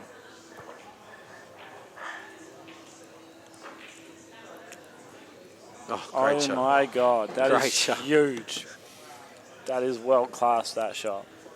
He's nearly nailed the red in the middle bag while he's doubled the red to go underneath the yellow and cover the pocket. I think he was just concentrating on getting underneath that yellow. That was the shot he was going for. You know, he probably didn't want that red to go in the middle. He got the shot he wanted. Can we re-watch that? There we go. That's exceptional. What a shot. Like I said, guys, this is a world-class ball we're watching here.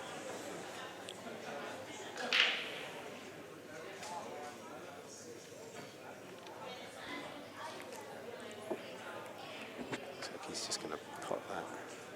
Yeah. He wouldn't have wanted to have left that gap. He really wanted to make sure that yellow sat over that hole. Foster has to make his first pot here, and you'd be pretty sure he'd be going out. Even if he doesn't make his first pot, they're all on. Even if he doesn't, he can. Competition is just about to start, and the 2 finalists are Ronnie Kelly. See, he's played it there, so he developed both of those balls, and he backed himself to pot him just with the 1 shot. You know, you can think if he had just been left in this position, would he back himself to go out in a normal if he didn't have the 2? And I'd say easily, yeah. So it's Luke Foster. So what? Yeah, there's no worries and wasting that, using the first shot, but developing the balls. No, I'd be backing Foss every day here to go out. That was a bad error by Sacco not covering that pocket when he potted that red, which is an extremely hard shot to play.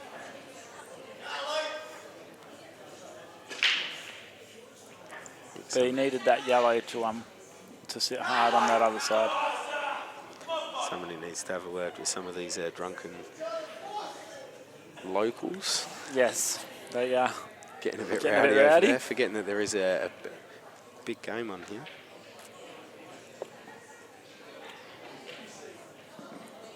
But in saying that, I reckon it'll fire them up too. They'll be loving it. Both Sacco and Foss will be feeding off this the atmosphere and all the guys cheering them on. Yeah, it's nice to see a few people down there watching.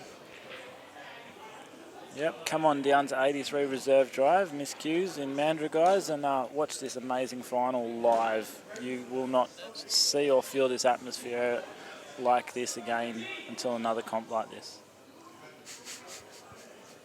Well, That's yeah. what Angles said when he played in that final against Ron. He Well, said it was well said, exceptional. Jeremy, yeah. Screwed up my words there a bit. Yeah. Just a touch.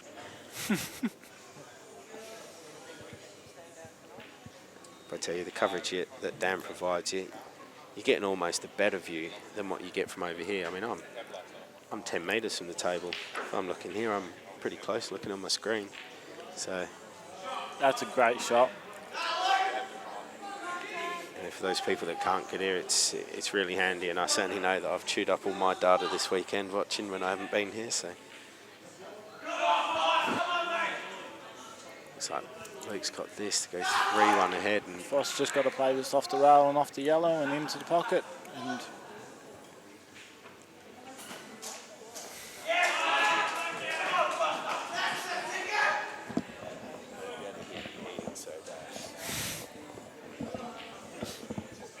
I'll leave commentator out.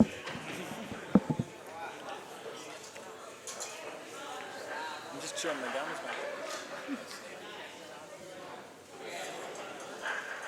so on the other table, Rocky and Ron are just lagging for the break. So two very good friends here, also two very good players. So it's going to be a tightly fought match. Susie's got a 3-0 jump on Tanya.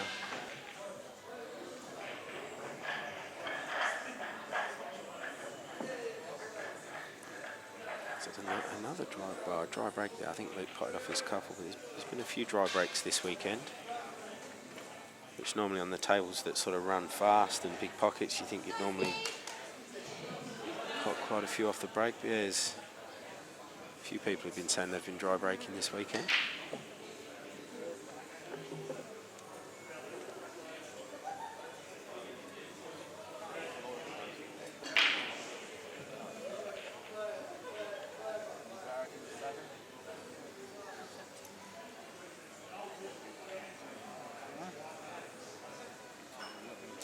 No, don't tell them.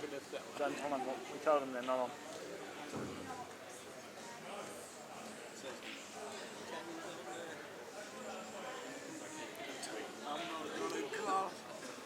Get Dan to send you the footage later. Alan Brown's just come over and pointed out that Tanya's on the TV table, and certainly not going to tell her. If you don't mind, if something happens, still a cup of coffee or something.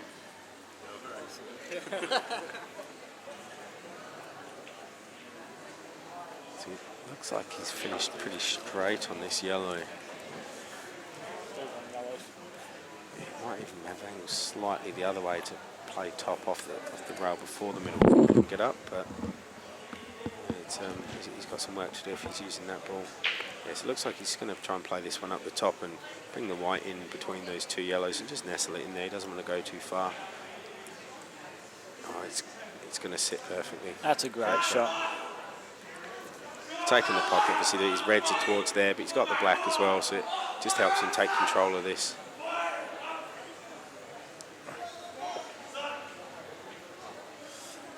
What do you think you'd be doing here, Lee?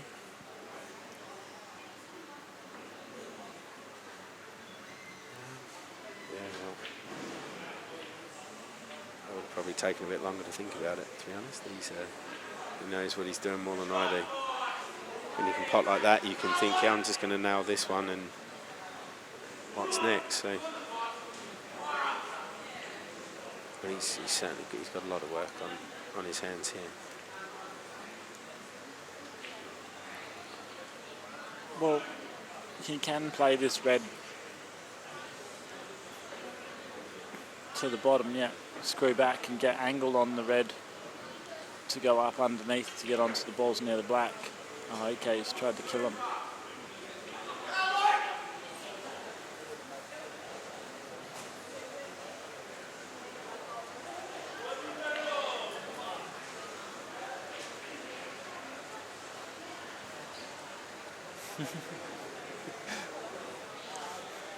Got some rowdy crowds cheering on out here. That bridge work.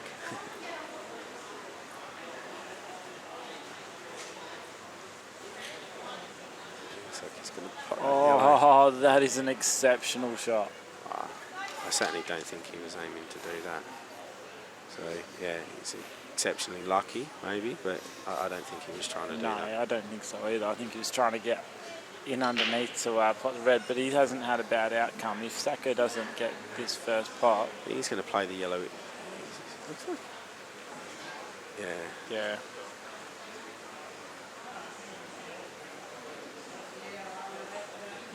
Got that really well. It's a funny... That's just landed kind of like perfect he's for the gonna corner, hit the isn't it?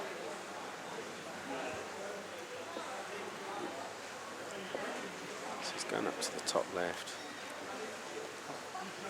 I would have thought he was taking it to top right, just in case, you know. Cover the bag.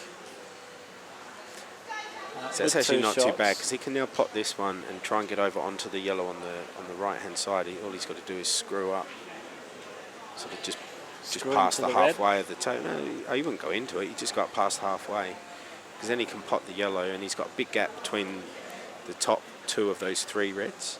Yeah. And then he can pot the yellow and stop right there for the black in the end pocket. So it's a, he's got to take this one on the right hand side. Well, I certainly would be, because he'll just come straight off the side. He can come through the gap, can't he? Yeah, well, it's a big gap. He's, yeah.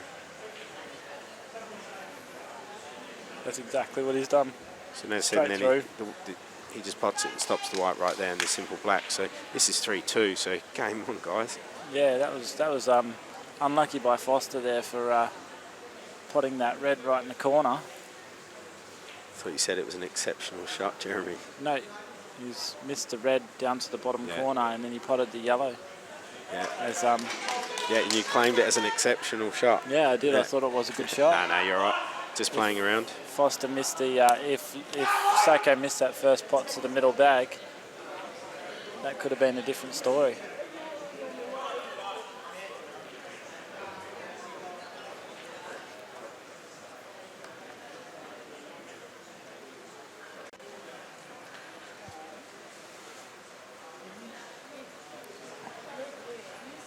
So I think in this final, Susie does have the extra life, but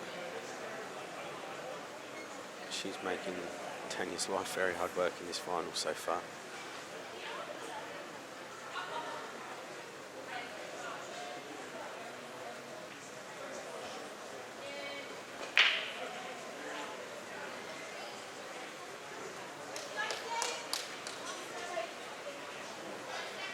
So he's got a ball now. That's a great break. Look at them those all. yellows look fantastic.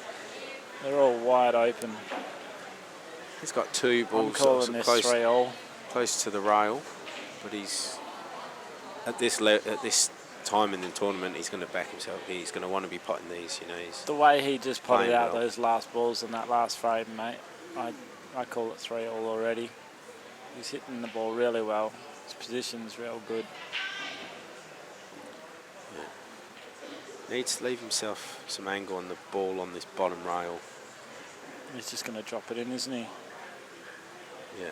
Just leave the white pretty much where the yellow is now. He's got perfect angle to just drift up for the one to the corner, and then The last yellow is going to be the tough one, but he's... if he can if he cannon gets on into it, that he's red. gonna- Oh, he's missed it.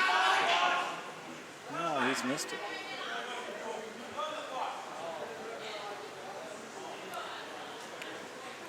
Yeah, He he's must have been thinking like you, Lee, that was, that last red was going to be hard, so he went up for the top one first.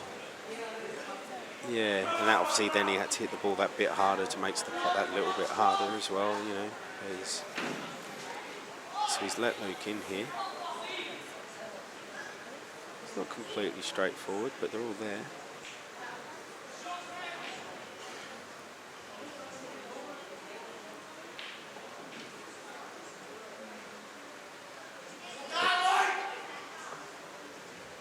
He's got a bit more angle than what he wanted, but He's got to he'll be try and right. get down on the bottom left-hand side of the table for that red next to the black. That seems to me like his difficult ball, because it doesn't go into the bottom corner, bottom left. Yeah. But if he can get good angle on this, on the red at the bottom right of the table, Oh, does that plank go? yeah, if he can get good angle on this, the red at the bottom right, he can pop that and just come off the rail. Put it The in the red middle. in the middle. You know, 'cause especially because he can put it in, do nothing with the white, and the black's there as well. But Would you be screwing? he's still got to get on this yet. Yep. Would you be screwing back for these into the middle? No, he's playing the plant. That's a great shot.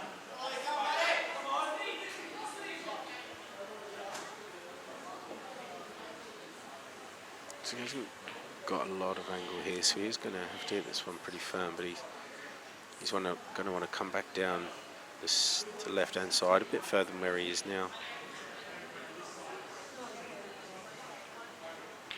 Or he could play it with top and go the other side. Obviously, he can go either way, but I think you're right. He's going to come onto the left-hand side of the table. Oh, he's gone the other way.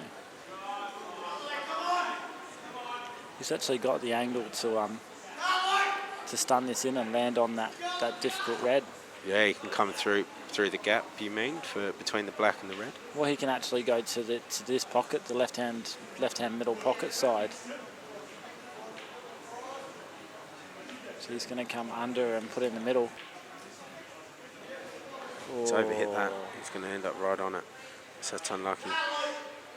May have been fortunate in that the red looks like it obviously goes past the other red. So if he can, Well, if he you'd be can gauge screwing this to, pot. well, yeah, you'd be screwing to the bottom rail, wouldn't you? But you can't, because then. Oh, no, it's no. leaving He's second. just going to, I think he's going to back himself to pot it. No, and he's missed. I didn't realise that went. I think he could have got 2 balls through there, Jeremy. You could, I couldn't. So I think Steve's going to just play this one and a bit of bottom right on the white and try and nestle into the back of this other yellow. Oh, he's over. He hit the ball a bit thick. He needed to hit it a bit thinner, and yeah, it would have come off the rail and sat out. So he's let Luke off the hook a bit there.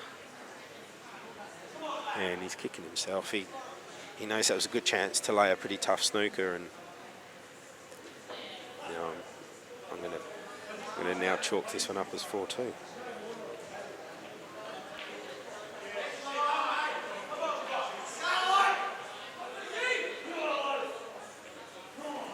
Yeah, he just rolls this in and black in the corner.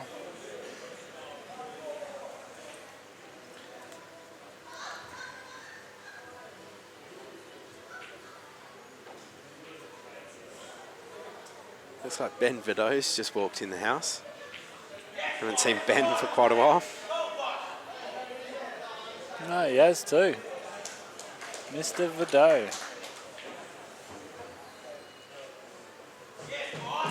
I thought he went over the Eastern States. Yeah, I think he was living in the country as well for a little while. He's all over the place. Maybe he's on the run from something. I don't know. Tanya's just got herself on the board, 3-1. She's letting Susie know that she's coming. She's here to defend her title. She's not going to give up without a fight. On the table with Ron and Rocky, it's still the first frame. Ron's cueing the ball nicely though. Very nice.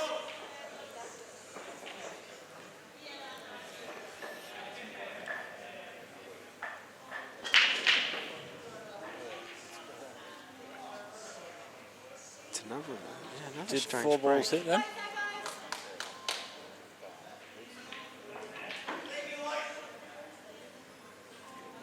Certainly think they did.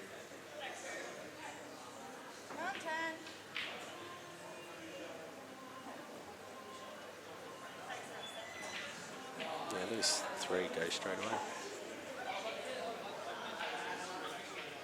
Oh. He's tried to... Oh, lucky that one cannoned that. Yeah, because it cannoned. Because if a ball goes off a rail, only counts once. Of course. Thanks for that, Of Jeremy. course. World Rules 101 from Jeremy Bauer. That's it. So Steve's having a go at these yellows and he's...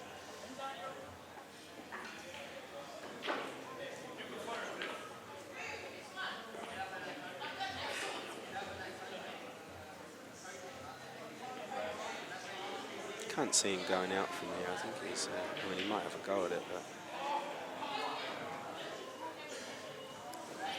All he really did there is open up the reds.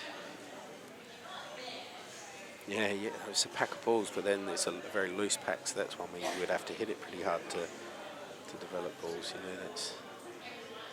You're going to try and double onto that yellow and cannon into it again. And screw back into the pack. It looks like he's just going to bring the white down. Yeah. I thought he was going to come down, but he's put it right into the pack. And Well, that's a good shot. He's played the reds towards the pocket that is blocked. yeah, I'm not sure if Luke can Get that red the past middle it. red past. Yeah, looks like he can get past. He's certainly get it out.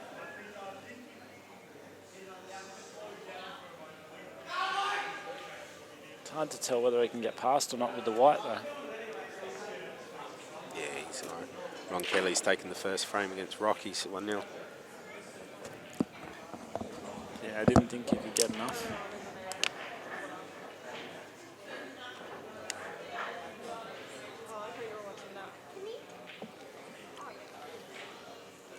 He hasn't really done a lot of damage here.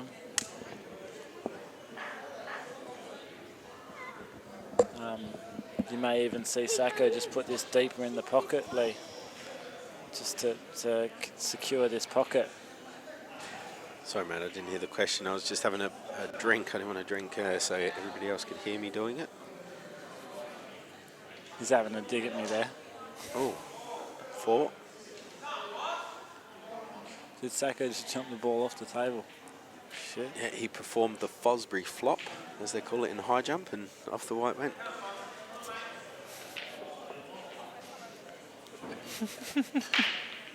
They do. It was a question on Trivia Crack.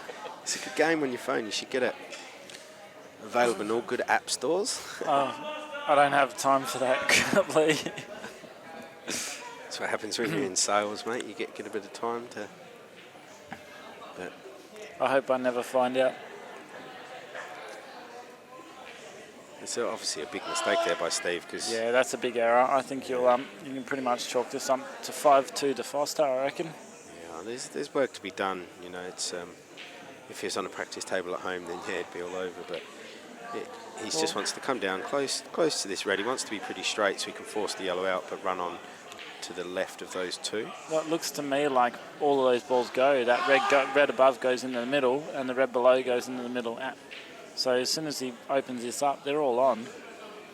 Yeah, well, the red to the left of the pack is going to the middle bag. Yeah, that's not an easy putt, and you're going straight into the yellow. Oh. He's overhit that. There you go. And he hasn't pulled the yellow out either. No. But then with this one, I think he's going to play the cannon here and put the red over this left bottom pocket, in or over. The other red may well then split into the pack. Obviously, he's got 2 shots, so one good shot here and it could all be on. Oh, he's going to jack right up. He's going to screw back into the yellow. Into the pack.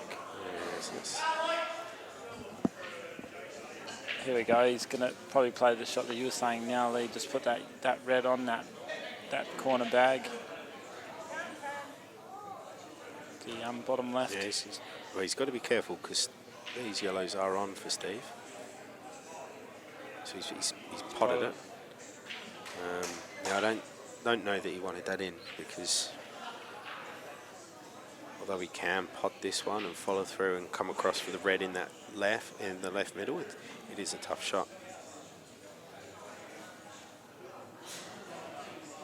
may be able to start this. I can see what you're saying. You Red can might come go off the underneath side the rail and yellow onto over that here. red for the middle. But Yeah, I think so he's just going to cover the bag. Oh, he's covered the ball. That's a great shot.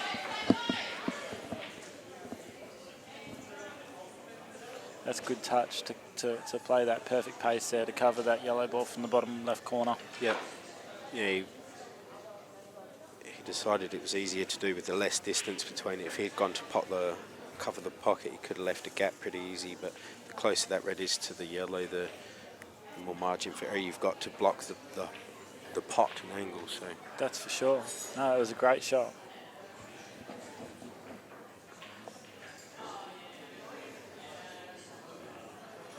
I think Steve's going to have a go at this though.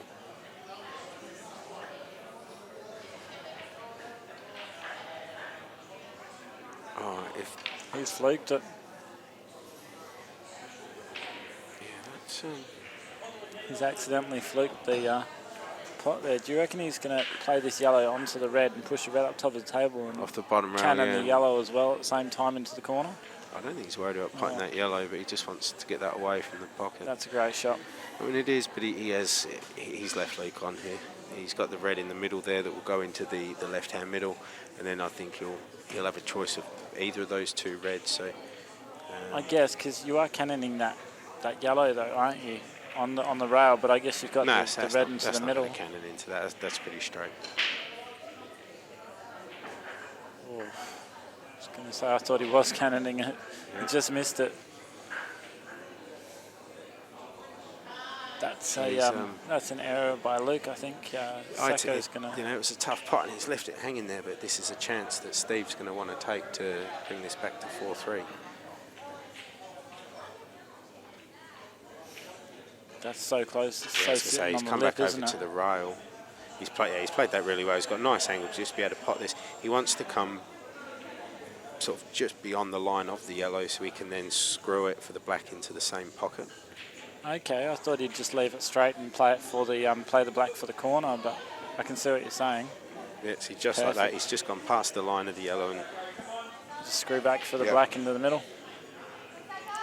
yeah, just doing less. Yeah, the balls are travelling less He may distance. even run It's a into the short black. pot. Nah, he'll just screw straight back. You don't want to run into it. Perfect.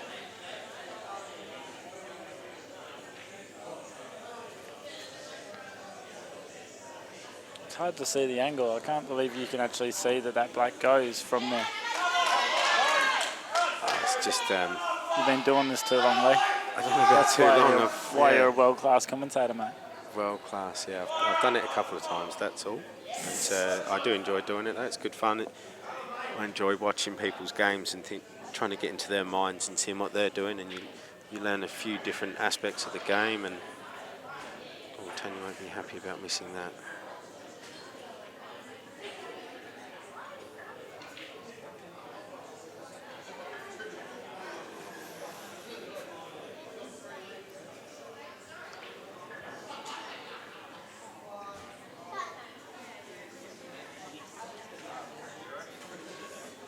Looks like we're having a bit of a break, so we're going to flick to the Susie and Tanya match.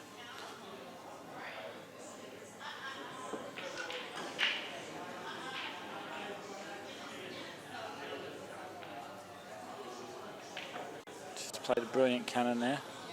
Plant, sorry. I've seen that Mr. Billiards has finally shown his face this weekend, Braden DeShenza. I saw him, he's the major sponsor for this competition, and I've sort of said a few times now, and as everybody knows, without the sponsors that people get for these competitions, it's very hard to run a competition with the sort of prize money that attracts the top players like this has. Yeah. Braden does a really good job, and you've seen some of his work, some of the tables he does drive all over the state as well, delivering tables. So if anybody does need anything, and he's got cues and tables and all the accessories. So yeah, it's Braden DeShenza, and it's Mr. Billiards. Yeah. Also, thank you to Alan Brown for making this competition happen. There's a lot of planning and everything involved in getting this comp run. And that man's the man behind the scenes who's got all that done. Yeah, Yeah, this was his brainchild. He did say he wanted to see a comp that was played with some long races, and you know, I was having a chat to him on the sidelines, and he was saying he just really enjoyed watching the momentum swings that you do get in these big matches, and that's something that I've spoken about as well, and which you've seen in so many of the games. It looks like somebody's down and out, and all of a sudden they're not, and you know, that's possible in these longer races. So it's been really good to see.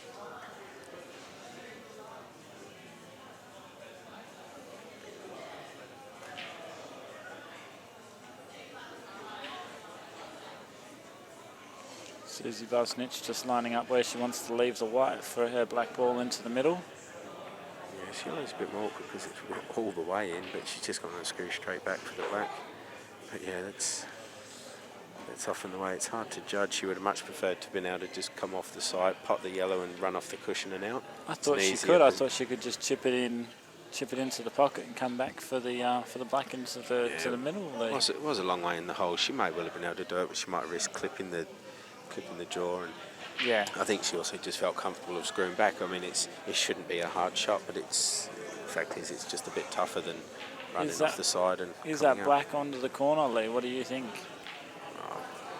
Looks like it's like she's playing it, middle, so it's on for the corner. Straight in. That's what I mean. It's hard to be able to look at the table and tell whether that goes or not. I've noticed that quite a bit sitting at home, and you're sitting there going, does that go, does it not? And they hit it and it surprises you. Yeah. Well, surprises me anyway. Yeah, no, I do agree. It's something when you're watching it on the monitor, sometimes the angles look different to what, and that's why it can be hard to pick the shots that they're playing, because you're looking and you can't see the angles and you can't see the table like they can. So. Right, Sacco using an LPQ and Luke Foster using the John Paris. 20 years difference between the two. And a lot of hair.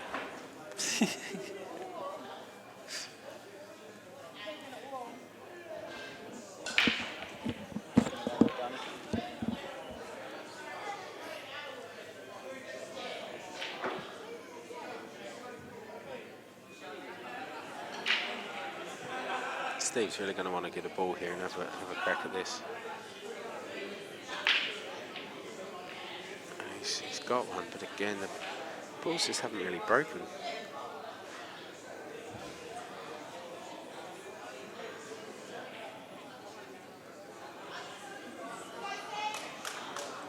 I think he'll choose to go yellows here. There's a few yellows in the pack, but especially those bottom two are just on the edge of the pack, so they'll come out pretty easily. He's had to go at it straight away, and he's nudged one out, got into it well, so.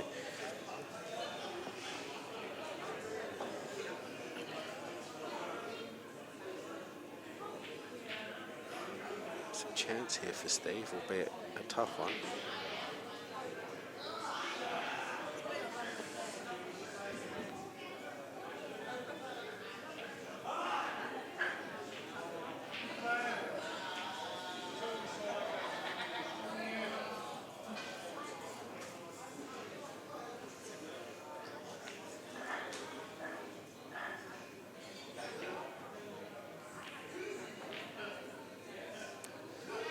It's a really good shot there. It's quite unfortunate to just clip that jaw.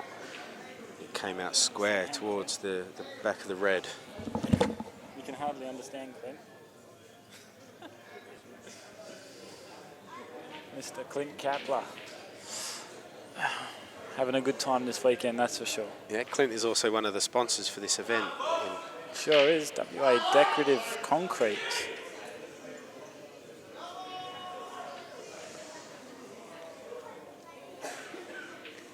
So Steve's missed a shot there. He's left Luke, he's left him some tough shots. And those three balls in the pack, none of those look like they'd go. Luke's going to have to do something special here, isn't he, really, to get himself into the match. Sacco's got one difficult ball tied up there with those reds, but yeah, it's interesting to see what you can do here to. It's hard for Luke to get cover around. up the top as well because of the yellow that's up there. Great pot. Now he can. Now he can roll this red down to that bottom corner pocket and cover that bottom pocket there. Yeah. I wonder if he'll do that or if he'll play it a bit firmer and come off the side rail and he'll then kiss the yellow out onto this bottom rail and then pot the red. Depends what sort of mood he's in. He's if he wants to attack or get into the frame. Just thought it was a bit far away from the pocket for a pot, but Yeah, so maybe. See, he's just nailed it though. That's the problem with that. Yeah, I see what you're saying. Do you reckon that red there below the black actually does the same thing, just off the rail and push the yellow to the middle of the table on the bottom rail? Can do. He's not going to. If it drops, you can do that because you're not going to leave a whole lot. The yellow is going to push up the rail. Well, if you come from the As long as side you don't rail go into too the yellow, far. not from the bottom rail, from the side rail. Yeah. Push the yellow towards the other yellow, leave him It's not tight easy. on that It's just- black. There's not a lot of angle there. So he's just tried to block the pocket there, and Don't think he's covered that. well, I think you might find Steve have a go at this yellow down the rail. Because he can always, if he judges it right, he can play it quite hard into the rail and use the yellow to pot it, and then whilst breaking the other ball out. But obviously that's. Use the side, the one on the pocket to come into the pack, or are you talking about using the one on the actual rail to go through? Because he can drop the one on the pocket and then roll this yellow under his red. Yeah, but he's. Pushing his red out, but then he's getting rid of his yellows, and So yeah, if that yellow drops, it's not going to help him. So yeah, this is what he's going to have a go at. I reckon he's going to hit this a bit firmer. No, he has. He's dropped it. he's in dropped as well. it. Yeah, that's the only problem with playing that shot, isn't it? Yeah. So even if he comes into this pack now, he's not guaranteed to land on a ball. No. He's actually not in the driving seat anymore because he's potted too many balls.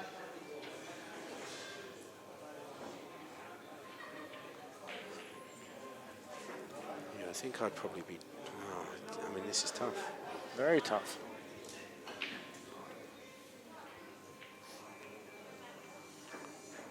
Just play the yellow off the top rail and down into the bottom area of the table.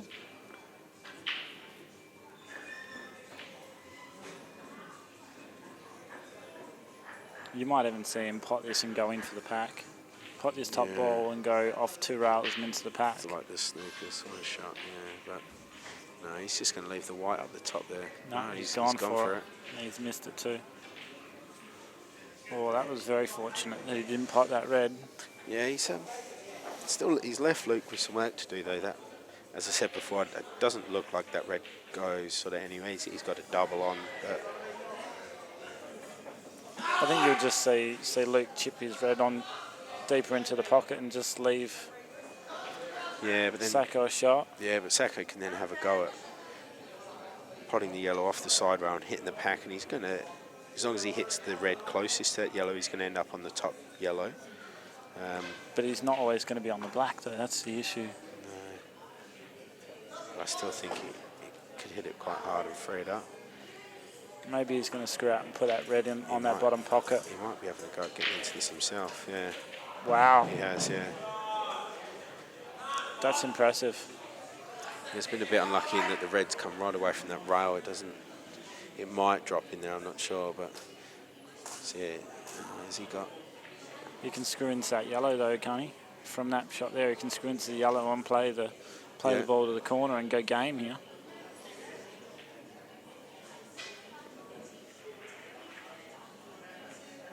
That's what he's gonna.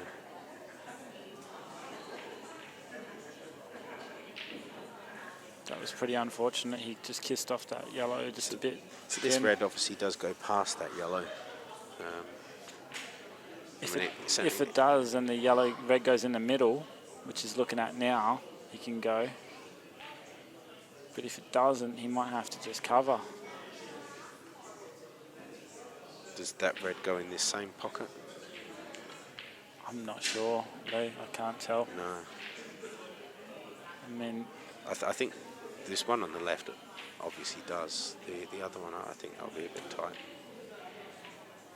the one in front of the yellow, I'm looking at the table now and I can see it actually goes. The one that's just at the bottom left pocket, the red in front of the bottom left pocket, that goes. Yeah, I think he's, as long as it goes But I into the don't middle. think the red goes in the middle bag. So, oh, it must do. He's going for it. He may even just come out for the... If it doesn't go, then it's not the world's toughest double. It must go in the does middle. go, Yeah. It's ended up dead straight on it as well, and he can just play the white straight forward for the black down in that bottom left. He has to top through because that black doesn't look like it goes from what I'm looking at. He's got to top through for the black to the corner. Yeah. That was perfect. He landed straight on that. If he didn't land straight, he'd be in strife. This is for 5-3. Is that right? 5-3. That's well done by Foss. That was really well worked out. Ron Kelly is 2-1 up against Rocky. Tanya is 4-1 down against Susie. Susie's just tied Tanya up a bit here. Sure has. Every time you look at the table, Susie seems to have control of the table. That's seems to be Susie's way. Susie's game. She seems to be very good at keeping her opponent all tied up and not really giving her much of a shot or look at anything. And Susie's a very good player. Exceptional. She's just recently done quite well in the snooker as well, in the 6 red, and been travelling around playing a bit of snooker. So we'll see more of her in the snooker grounds as well, which is pretty good.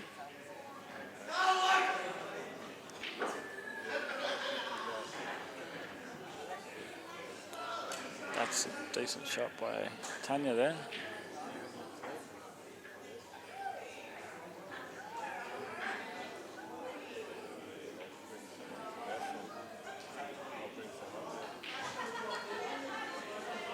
Luke Foster's just looking to see if that plant of the yellows goes off that yellow and into the pocket, and I'm looking at the table and it does. It comes off the rail and off that yellow and in. So he could actually go game here, Lee. Oh, not only just made it in the pocket. Yeah, obviously he's got that yellow nearest to the black, so that's not an easy ball. It may well go over to that right middle, but it's still not an easy shot. But he's got a couple of balls to develop it. And I think that's what you'll see happen. That's not a bad outcome at all. He would have liked that to drop, but still not really a bad leave. Yeah, that's right. I think Steve might be able to cut this one on the right back. It is going to be a fine cut. He might be able to get that in, or at least get it in behind the yellow to claim that pocket. Yeah, instead of cutting it fine, you could just put it off the rail onto the yellow, just to cover the yellow on the bottom bag. I think that's what you'll see him do. Or maybe not. He's going to try and double the red back down onto that yellow on the bottom pocket. Potting his yellow, yeah. He's going to pot it. He's going to double kiss it in. He's played that really well. That's great exceptional. Shot. Great shot. Foul snooker, I believe, that, which he's a bit unlucky to have left. It's not really going to help Luke to be able to pot the red. Unless he can get to the yellow to play the yellow onto the red. Yeah, that's a pretty wild shot. What is he going to play the 3-ball plant there, and that's and then also it's 4 balls because he wants that red to go in. So. No, I was thinking if you could actually play off the rail onto that red in the bottom corner, but I'm looking at the table and it doesn't look like he can get there. So it'd be interesting to see what Luke does here, whether he takes ball in hand and puts the white somewhere a little bit better for him. Yeah, I was going to say he can play this shot.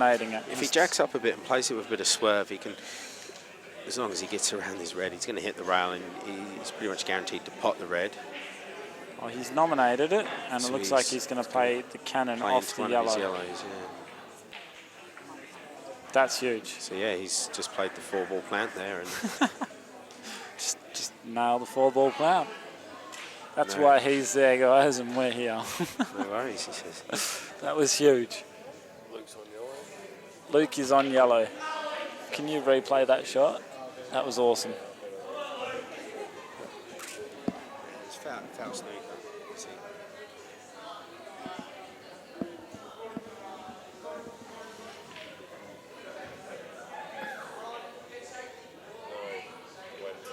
Okay, no worries. We can't get a replay on that one, guys, but that was a brilliant, brilliant shot.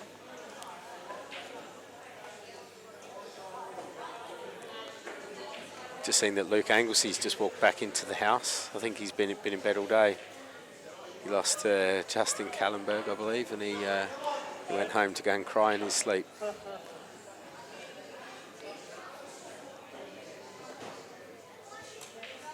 He's just going to stun up into the black here. Great shot. Would you play the right or the left yellow first, Lee? Doesn't really matter, does it? Doesn't really matter, no. I'd probably go the right one because it's just higher up. You don't have to do so much work with the white. Yeah. Just stun it in.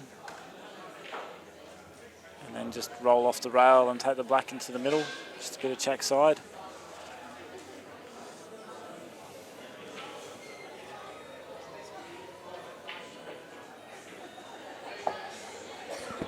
Just on my tab.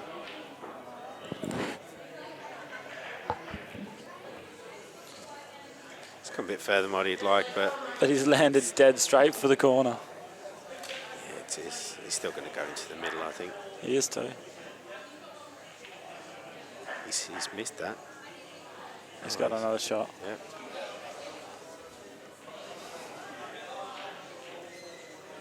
Brilliant pull. So that's Luke Foster 6-3 up. Yep. I did say Luke was going to win the first of the two finals, but You I do did. then think Sacco's going to compose himself and he's going to come back.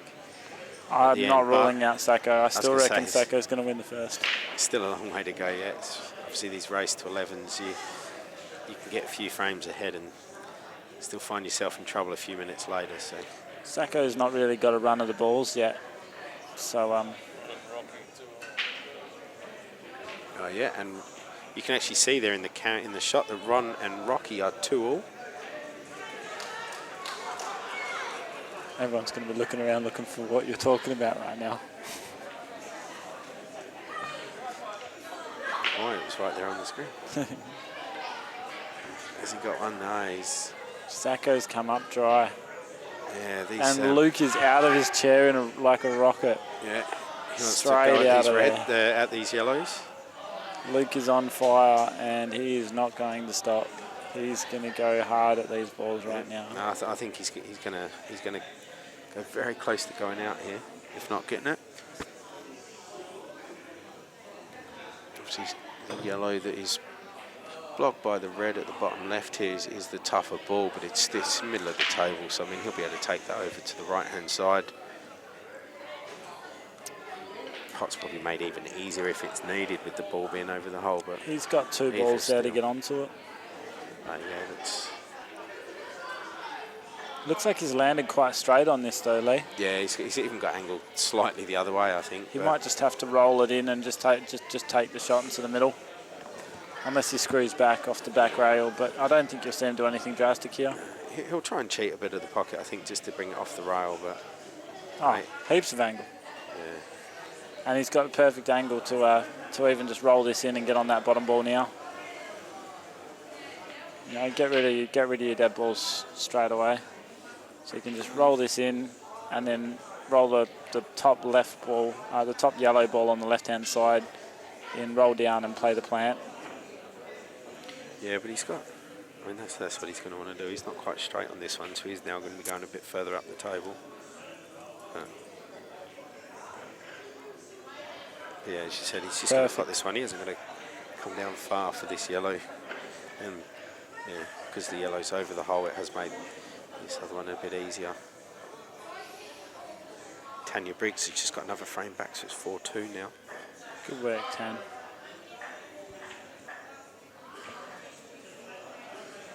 Jeez, don't worry, Alan Brown.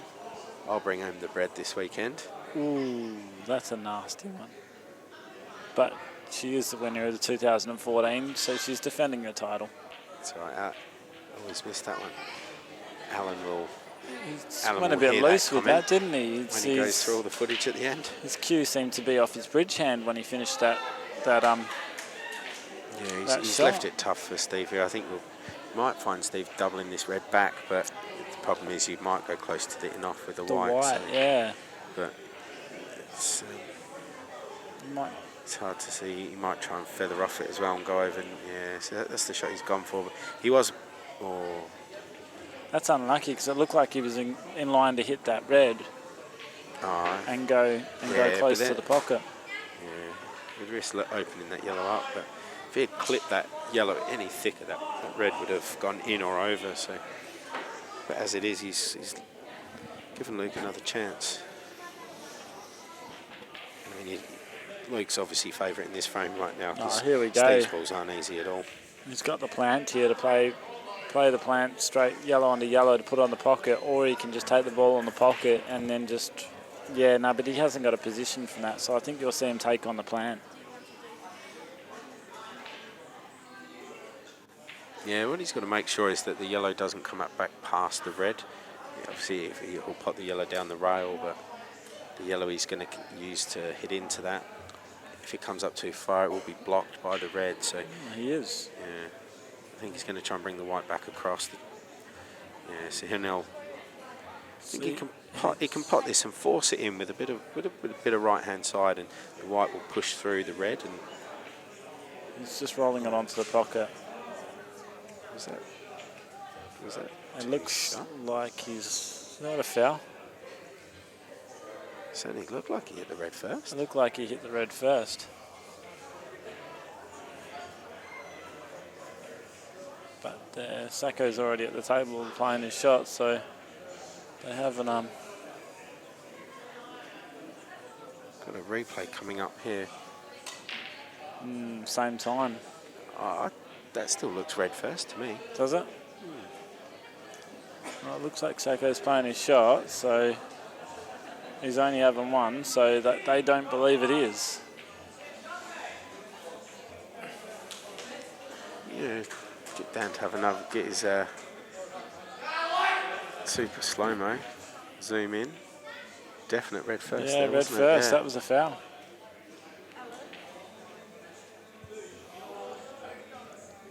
Certainly don't think there was. Sacco's going to look over this afterwards and not be very happy with us. I think we'll mention it to him at the end after the whole thing. We won't worry about that. That's unless he loses by one frame. No, sometimes that's part of Paul. I certainly don't think there was any malicious intent there from Luke. It was just that was very, very close. We had the advantage of the replay and the slow-mo, and it's still very hard to tell. So for sure. That's a great shot by Luke there. Just to push the red and leave him no shot. He's got his yellow to the other side of the table. I think you'll see Sacco just play these reds to the top right. He's going to want to play into those two because at the moment they're really not helping him, and he might be able to hit into these and then get covered behind all of his balls that he's got. Yeah. I think you'll find those reds actually go in under that yellow, Lee, so I wouldn't be moving him. I'd just be, like he's done there, just to try and not give him a shot at it. Yeah, no, that's what I mean. Yeah, he wanted to get into those balls at the top right because where they were, the ones he's just hit. Yep, got ya. Yeah, that's bottom left. That's the opposite to the top right, but it's okay. It was a funny angle, wasn't it? Not really. I think he's giving him an edge, though. Yeah, he might be able to. The way he's looking at it, it's like he can pot it. I think he's just going to slow roll this one though. Yeah. Doesn't want it in. Looked like it thought about it, didn't it? I thought that was in. Luke is looking absolutely brilliant here in this frame. Hawkeye had a huge weekend. Stood here, looks like he's been celebrating ever since he got knocked out of the comp. Good on you, buddy. Knocked out of the comp, but not after he took some massive scalps.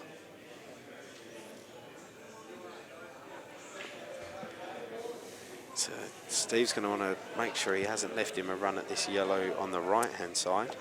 But even still, I think they can judge. He's going out here, I reckon. The way he's been judging his shots, I like him to just pot this, come off the side and come up close to the black ball. I'd say on the wall. No, he's left wonder himself if he's left the himself double. a shot at the double there. Yeah. You know, he's looks like he can certainly hit it, but He's having a good look at it.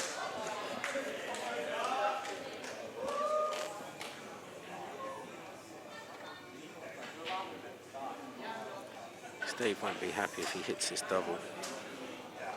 Oof. Okay, Steve's got to take this opportunity here.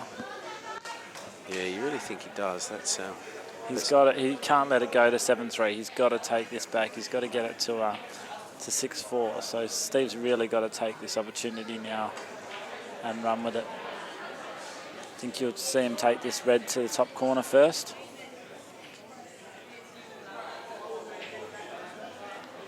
He is looking at that ball to the middle though, isn't he? Yeah, I think he is, especially because if he does miss it, he's probably going to snooker behind the other red anyway. And if he does pot it, okay, so he's going to go this. If he goes in, great. If not, he's got the snooker. Or he wants it, yeah. He's that's not really the best snooker though, is it? It's well, he can get out of it, but unless he can judge it well off this side rail, he's going to be pushing the yellow a bit further from the hole. he's got to come off the left-hand rail. Yep. Yeah, so if he hits that, and unless he can judge it by coming across it and hitting the right-hand side, which is a harder shot. Yeah, I hear. It is I going just thought further away, you'd be looking for 2 shots for Sacco. Yeah, you'd want a really tight snooker. He's going to try and go off the 2 rails here. He's missed that. Yeah. There we go. So Sacco's got the 2 shots. It did look like he'd started that very wide, but depends whether this red goes past that black into the middle. It looks like it's pretty close. No, I don't think it does. I think he's got to play the red to the top. He might even just get out these 2 reds that are no good. He might just develop them and then back himself to go out. Yeah. Yeah, he could have landed a bit better on this red, but I think he'll take the one right in the middle of the table. Come off the top rail and then just back out into the middle. Exactly what he's doing. Try and recover position from this ball. Yes, he's... You back Sacco to go out here.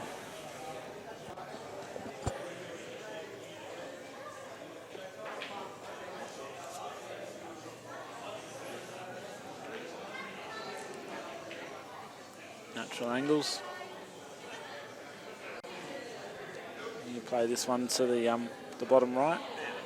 Oh, he's going to go to the one in the middle. Go to the middle, and then I think he's. Looks like it's got too much angle. I would have taken bottom right and then just screw back for the one to the corner off the yellow, or for the middle one. I wouldn't be too worried about moving this yellow. I think he's just going to drop that one in and run this forward. If he's on that middle one, he's laughing because he can just top through for the bottom ball. Yeah, that's what he's aimed for. Yeah. There you go. Big kick. He got a bad contact there. The white certainly didn't run on like he wanted it to. But you'd back him to pot it anyway. Oh, you would, but it's he needs to get that out of his mind because this shot should have been easier. Yeah. And it's not really any fault of his own that it's not, because that white certainly just stopped. But I still think he's going to go game from here and come out for the one over the middle. He's overcut it. Yeah, that's the problem with the kicks. It's always at the worst time, isn't it? Very rarely do you get a kick that actually works out. Oh, that went pretty good for me. See, Luke, you'll probably find him come off 2 rails here, yeah, or just 1 rail and sit behind the black for the same corner. He's pretty fine. I think he's just going to go off the 1 rail, yeah. Yeah, for the same corner. Oh, he's going in off. No, he's going to snooker behind it, though. Snooker himself. So it's on these fast tables that is hard to judge, but he didn't need to hit it as hard as he did. Yeah.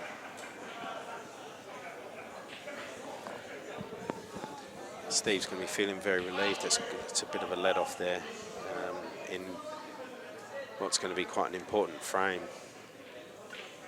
This could be another one for the highlights, mate. Luke could come off the rail and cut it square into the pocket, like Brownie did against Angles. That was huge. It's unlucky we didn't get that one on the live stream. Oh, he's jumped clean over the rip. Yeah, so 2 shots to Steve, and I think he'll just take this one straight into the middle, and this is all pretty straightforward here. So that's 6-4. Well, will be 6-4 to Luke.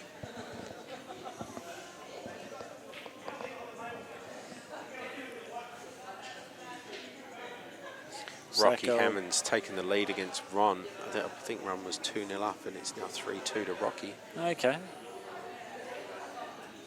Sacco will be loving the fact that he got back to this table, because really he shouldn't have been after that miss.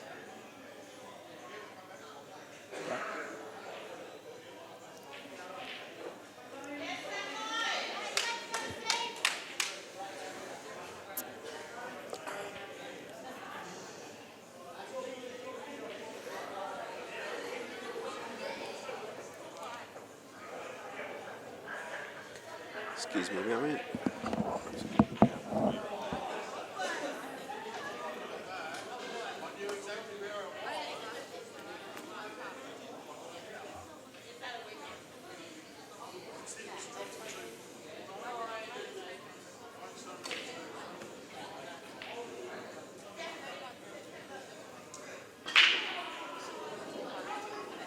Luke with his big break, and he's got a red ball down.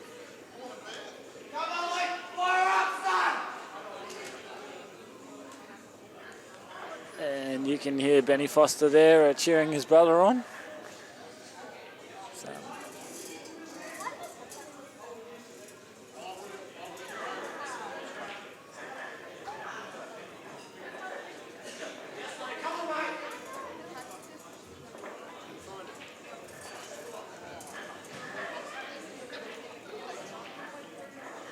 Luke Foster looks like he will take out these yellows quite easily. There doesn't seem to be too many difficult balls on the table there for him at all. He's just got to screw back from this one to get onto that one into the left middle. And he should be all sweet from there on.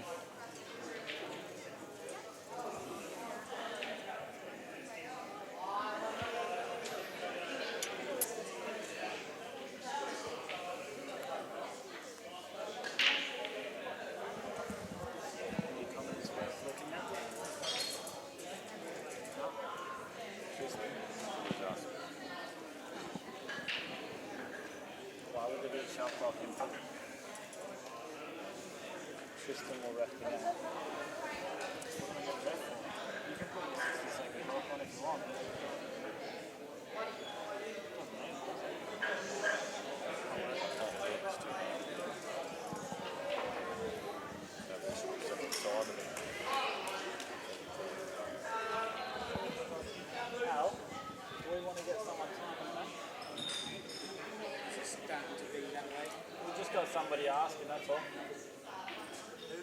I don't know. Yeah, I was going to say.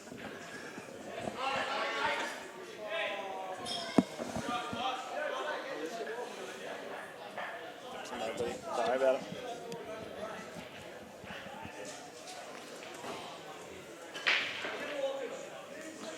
Foster's just broken and run through these yellows nicely. He's just got to play a bit of left-hand side, left-hand side, and come around this black and put the black back into the middle. Go right-hand side here? Left. Yeah. As I say, I thought you said right. I did. But he's not worried. He's just roll it in and put it in the corner. That's why I'm here at Lee and he's there. Yeah, just less risk.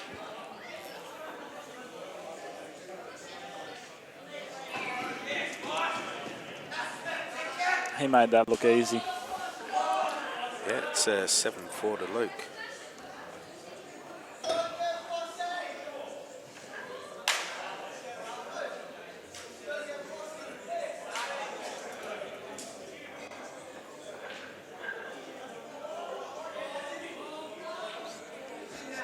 Hope everybody's enjoying this final of the 2015 West Coast Open.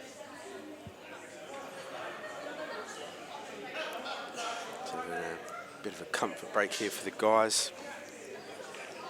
It's 7-4 to Luke. Susie is currently 5-2 up in this in a race to 7. Susie has got the extra life. On the other table, it's now 4-2 to Rocky. Rocky's turned this match right around.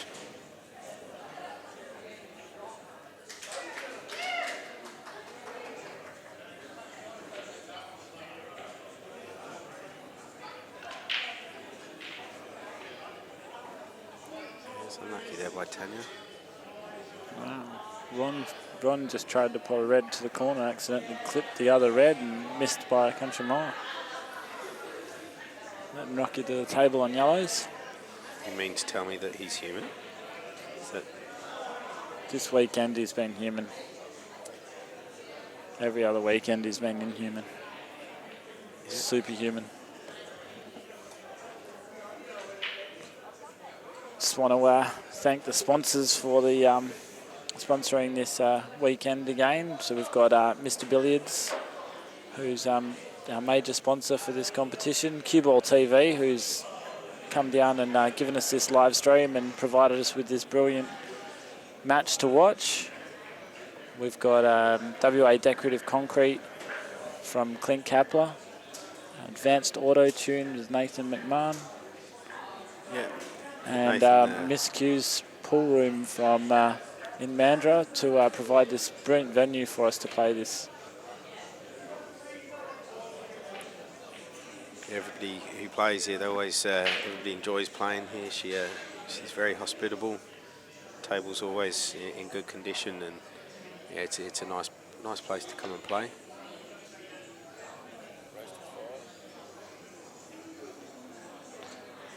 Rocky and Ron is a race to 5, we believe. So 4-2 to Rocky, and Ron's got to get going, son. Thank you, Michael Smith, for all the free fishing tips and advice.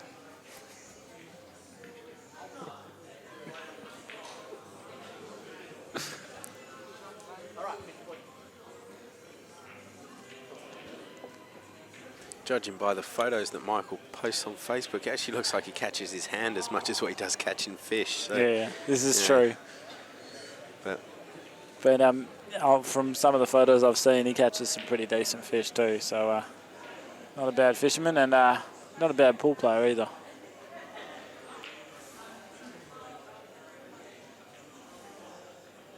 really good at piano as well, Michael Smith.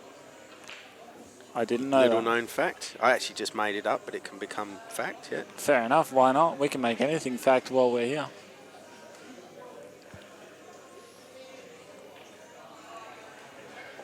Hope you guys are enjoying this live stream provided to us from CueballTV by Dan. He always does such an exceptional job. Yeah, I did see you wearing one of his shirts yesterday, Jeremy. You have to tell me, how did you come to get one of these? What was the... Obviously, I know you buy them at $45, which is very cheap. It's with your name on it as well. $40 for one without your name on it, or $35 for one without your name on it, and $45 for one with your name on it. And you can put whatever you want onto it. 45 is it? Oh, 45 flat. My bad. You got in early. I got in early. I was lucky. Yeah, no, that's. But I got one with my name on it anyway, so it didn't really matter. But yeah, no, they're brilliant shirts, and Dan and I message each other every now and then because I try to provide a bit of a service to WA Pool of what Dan does, and I've been talking to him about hooking up our live stream for us. And Dan told me that he was got merchandise coming up, and I said to him I'll grab it straight away. Yeah. Because what he does and what he gets paid is not a heck of a lot, and anything that I can do to provide him a bit of extra money to help him provide us more televised pool is always going to be better. Yeah, I see. Elise got behind. They did some fundraising recently, and for some donations to CueballTV and to Dan, and I certainly gave into that because I enjoy watching the feed and I enjoy watching all sorts of sports on TV, and to be able to sit down and watch Paul is yeah, I really enjoy that. So that's it. And yeah, so Dan's helping me set up live stream and so on, and I'm soon going to be providing live stream from HQ for Champions League and for other matches and so on. That's going to be going from there. So slowly but surely, we're working on organising things so that we can get live feed for anyone to watch WA Pool, because WA Pool at the moment is it's doing really well, and there's lots of matches and lots of big comps coming up. There's pretty much comp every single weekend, or long weekend. So Steve's broken there. He's going to be very happy that he's gotten the ball. He's had a couple of dry breaks, so he's gotten this one. He gets a crack at it. I was trying to live stream our Super League final, but lucky I didn't, because we unfortunately lost. Yeah, who beat you in that one, Jeremy? Remind me again. Remind the viewers at home. I think that was the boys, mate. Leith there and some other blokes. Yeah, I wonder. Must be a good captain, I think. Yeah, no, it was very well played by the boys. Luke Angersley, Simon Gray, Mark Welford, Jason Hawker. As you probably heard, Jason Hawker did exceptionally well over this weekend as well. Luke Angersley, always a superstar, always making it. It's actually surprising that he didn't make it further than what he did. Yeah, he come up against some tough players. And I mean, Steve's done really well on sort of over to this game here. Steve's done really well there. He had that one, the harder ball, and he's gotten rid of that pretty early, and he's on the attack. So yeah, he's certainly going to back himself from here, and I can't see a whole lot going wrong. He's got to play a plant here. Yeah, as I say that I think he was trying to pick that gap, don't you reckon? I don't think he's going to plant it at all. I think he's just going to cut that in and he'll run into the red now. He didn't want to do that. That's true, yeah. That's a good shot. Because then he's just got the yellow into the middle. So he just stuns this in. Yellow into the middle off the red if he needs to. And he can roll through if he lands straight, or screw back for the black into the middle. Yeah, he's got to screw back for the black.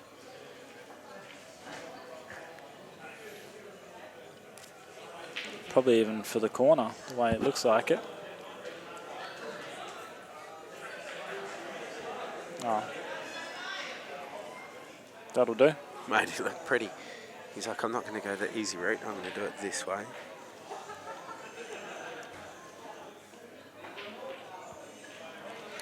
But that was a good reply by Steve. So brings that back to 7-5. That was a very good pot out by Steve Saxon there. Yeah, he's not going away. And in the ladies' final, Susie's just taken another frame to go 6-2 up. See, that's a race to 7. So she's looking like she's going to get this finished off. And I believe Rocky's 5-2 up. Yeah, must have lied must to be people alive earlier. to 7. Because Rocky has just got the 5th frame. Rocky's 5-2 up, so it must be a race to 7 or something. I'm not sure.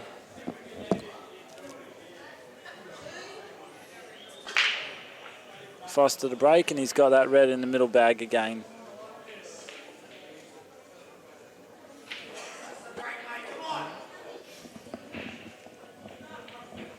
Looks like he's only really got a red to the middle as a starter, which makes it hard. That's his starter. What's he going for the main course, Jeremy? Yeah, well, that's just it. It's hard to get on another ball after that, though. So Looks like he's going for the yellow, isn't he? yeah, oh, that yellow must cut him past that. No, he's... Oh my God, he just doubled the red. There you go. That's how you do it, mate. Just Big smack in a shot double. there, Yeah. Looks like he's got the angle to pot this red and come back out as well if he... Yeah. It's still not an easy pot out, though, because you've got that red on the bottom left-hand side of the table is not hard to get on, not easy to get on, and the ball on the bottom rail, well, I guess you can roll it underneath the yellow, so you're covering the bag if you don't get it, but I don't think this is an easy pot out at all, eh? No, not at all. And of course, this is the final So there's a lot of pressure on the out, which is always going to make it tougher. But if he can pot this one, and he'll then come to the other middle, the red in the middle. So if he can now screw back over to the left-hand side, he'll be able to take this red down to the bottom left. But he's then got to judge. Yeah, but if he cannons that red, yeah, which I think he will do. Then he might not be on anything. That's the problem. See, he might play this, play this ball into the corner, roll this one down and take the white. Yeah, see, he can't do that either. I don't know what he's doing here. I've got no clue. He may just roll this onto the pocket. Yeah, it's to be honest, he hasn't looked like playing safe and blocking too many pockets so far. He hasn't, no. But I think he's going to try and leave himself the angled. Yeah, so he can. He's got. I'm wondering if he can pot this. If he can maybe just come up to the black ball. It's hard to see that angle. He might be able to get.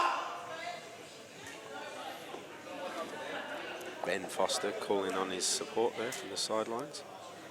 Yeah, so he was really trying to force it and trying to create an angle that just wasn't there. That could be a costly error. Oh, this is just, it's still a long way to go. He's got this ball, the ball very top rail in the middle. He's got the one on the right, so they're not easy. No. But he's. I was going to say, I think that yellow goes under that red. So if he can put this yellow up into the top corner now, or take the one into the bottom corner and screw up, he can put that ball onto that pocket. Yeah, with the awkward queuing, he's going to struggle to get it all the way up the top there. He might have the ball in the middle though. Yeah. To get and him even up if there. he's going to go for this. If he does miss it, he's going to be covered anyway. Yeah, and then he's onto the ball just above the black to roll underneath the red to cover the bag. If it goes in, he's still got balls to keep going. I'm not sure he's going this way though. Not the way he's looking up the table at the minute. Okay. So he's pretty confident of being able to do it and to stun the white there. Yeah. Or that was lucky. That the yellow didn't kick the white into the middle bag or over into the open.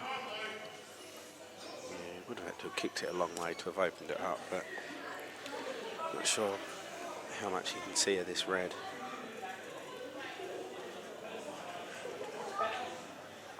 He looks like he's going to play the kick shot here and just kick it over to the other corner. Yeah, I think you're right.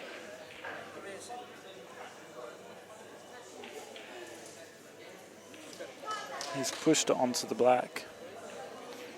And he's stopped that yellow from going under that red now. But that yellow does go into the middle bag. I think he's forced Sacco to really go for it. Yeah.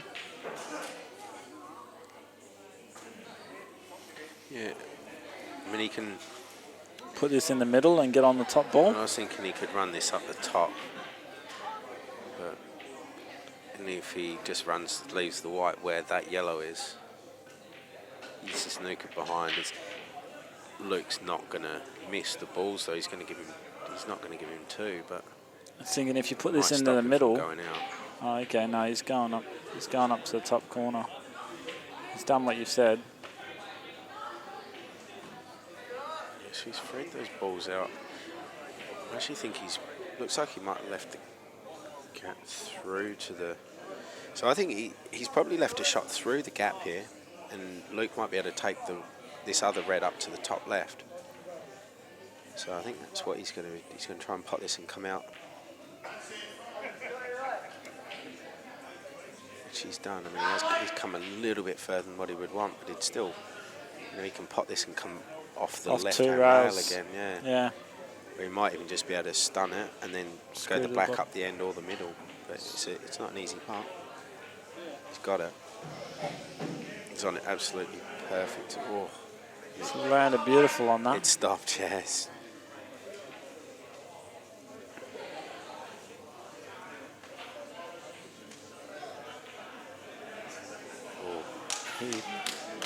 he didn't take any time playing that shot. He really, like he just got down and hit that. Yeah, that's an inexplicable miss, really.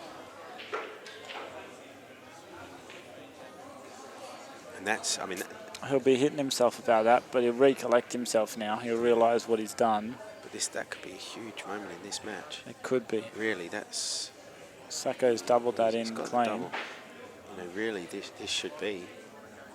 Sacco really wanted that snooker, didn't he?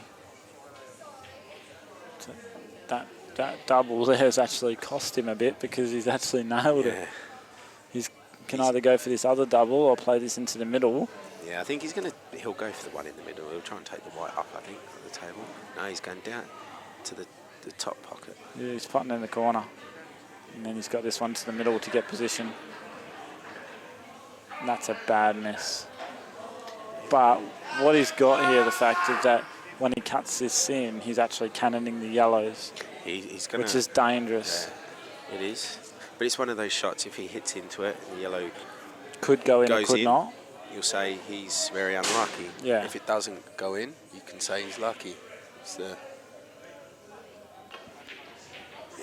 He hasn't gone for it. I think he has. He was that worried about missing. He tried to really get away from it. Yeah. So he obviously was going for that pot. Yeah.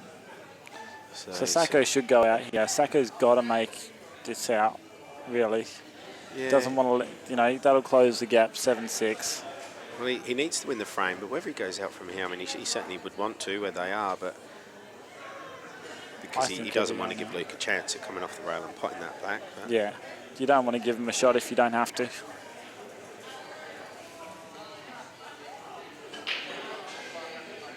He's got a nice angle to just pot this one. He hasn't got to come out too far with the white. Yeah, and it's off the rail a bit, so it's actually not as difficult as what it looks on the monitor. But these top rails have been playing a bit tight. Yep. Exactly. You called that. Yeah. Commentator's curse on that one. No, actually, commentator's curse would have been if I said he was going to nail it. That's what I just said. I said it was nice and tight. No, I commented. It's actually, Luke Angles, he was saying that he's felt that the top rails have been playing pretty tight. Yeah. Side rails not so much, but still he would have been wanting to pot that. That's a bad miss. Yeah, he has missed that by quite a way. He's been a bit fortunate in that. Oh no, it has run right on. So Steve really has to take this chance now. I'm not saying that again. I'm not saying he will. I'm just saying he has to. Yeah, no, but I'm not. He wants this at 7-6. Oh, thought he'd missed that for a second then. No, perfect. Pot this and run back down. Off 2 rails. Gives you the perfect angle on the yellow. I think it's unnecessary. I think he'll just go off the 1 rail. I think he may well go 2, but... No, you're right. He's just playing off 1. Yeah. Just think you can come too low, that's all. No, it's landed perfect on that anyway. He's very straight, so he'll just want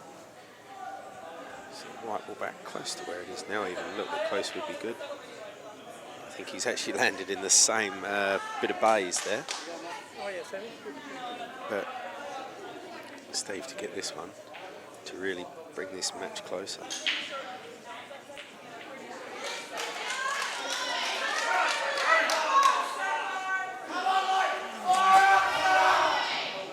Well, that was a bit of a scrappy match, but that's all good. Well, I'm sure they'll both fire it back up.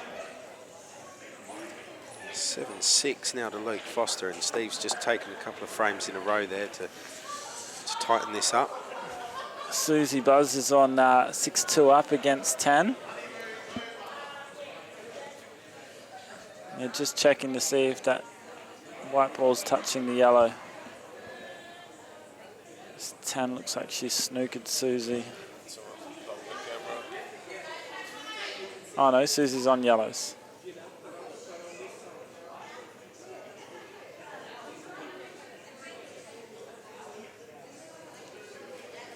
Back over to this, Sacco with the break. It's a better break there, but it looks like he's come up dry.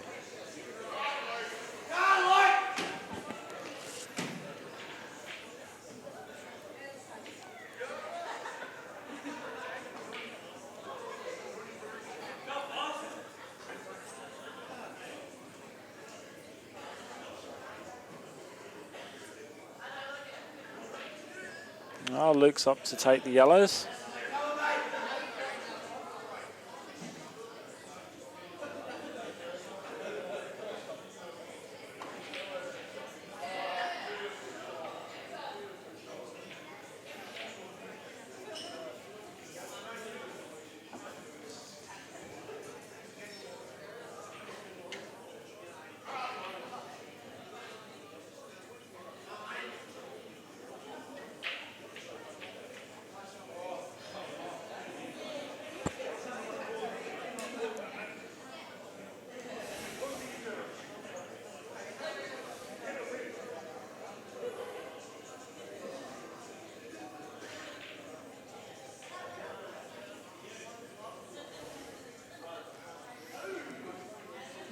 You'd pretty much call Luke to make this out here, Lee.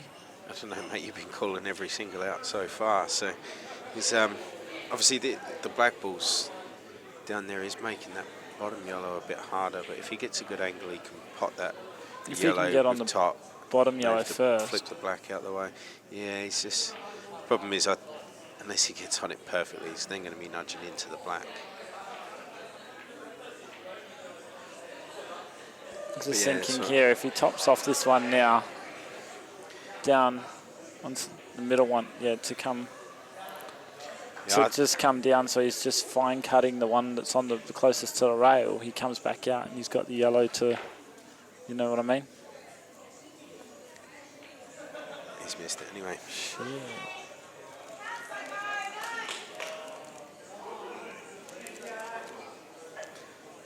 Young Luke Foster is feeling the pressure. There is a tension in the air. There's a number of people here watching, both in the venue and at home. Rocky Hammond has just beaten Ron Kelly 6-2 to win the plate. Ladies and gents, the plate final has just finished, and congratulations to Rocky Hammond, defeating Ron Kelly in the final. Well done, Ron. Well done, guys.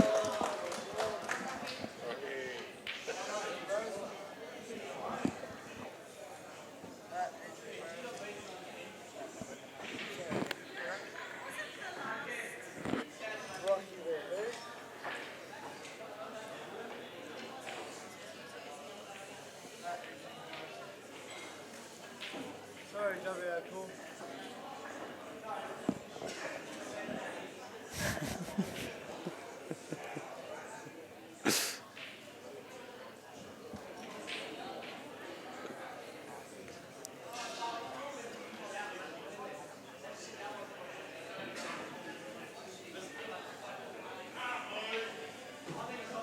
Wow.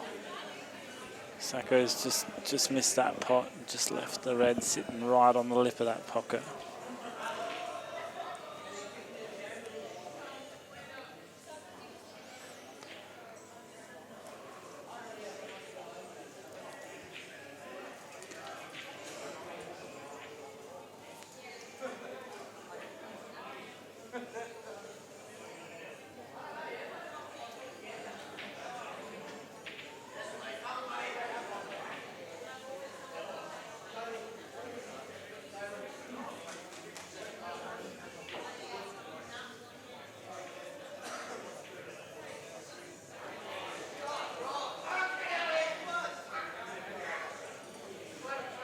Does that yellow look like it goes into that middle quite easily, Yeah. Lee?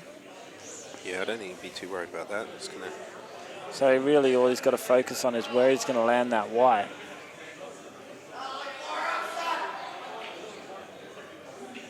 He's having a good look at it. As you said, it's that black's making it quite difficult. You don't want to cannon the black because you might kill it.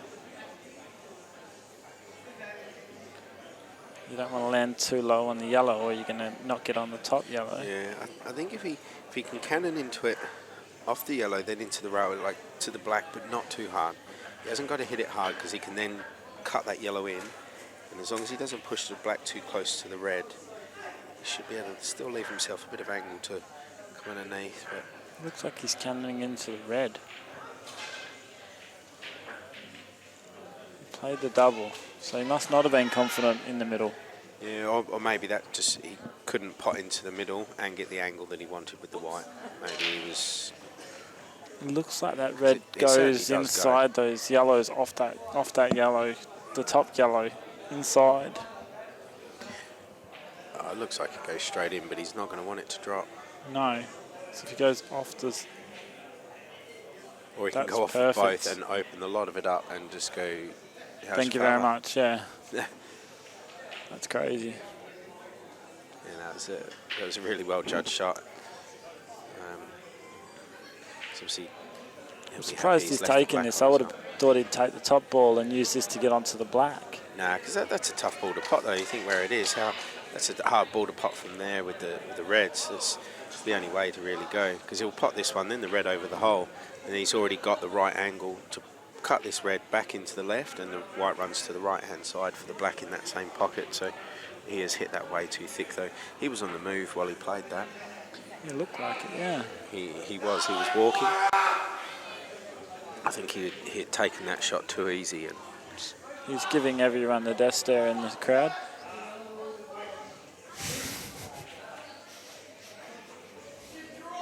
Yeah, he was moving as he hit that shot.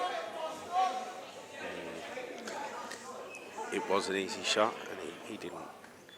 Didn't give it the time it needed? No, that's exactly right. It's something I've spoken about a few times over this weekend, is how He's actually covered that black going into that bottom corner. No, I think he's left that black on.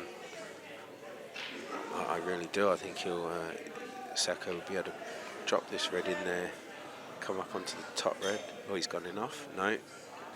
Oof. Village shot there. No, lucky shot there. I think they call that one. That's he shouldn't have been going that close to the middle pocket. Nowhere near. To the end pocket. But as long as he's not. See, he's landed. Oh, just enough angle to come off. Yeah. He is going to have to force this one a bit, but he's all right. Well, it depends. The last few shots we've seen him playing, he's got to really make sure of the pot. There we go. So Luke must have left that corner wide open. Yeah, he did. Yeah, it's hard to see from here, but drop it in. you can see it just goes straight in. 7-0, and that's a big comeback by Steve, because that's 3 frames on the spin now. He was 7-4, I believe he's 7-4 down. So yeah, Luke's made a couple of mistakes, and so is Sacco now. And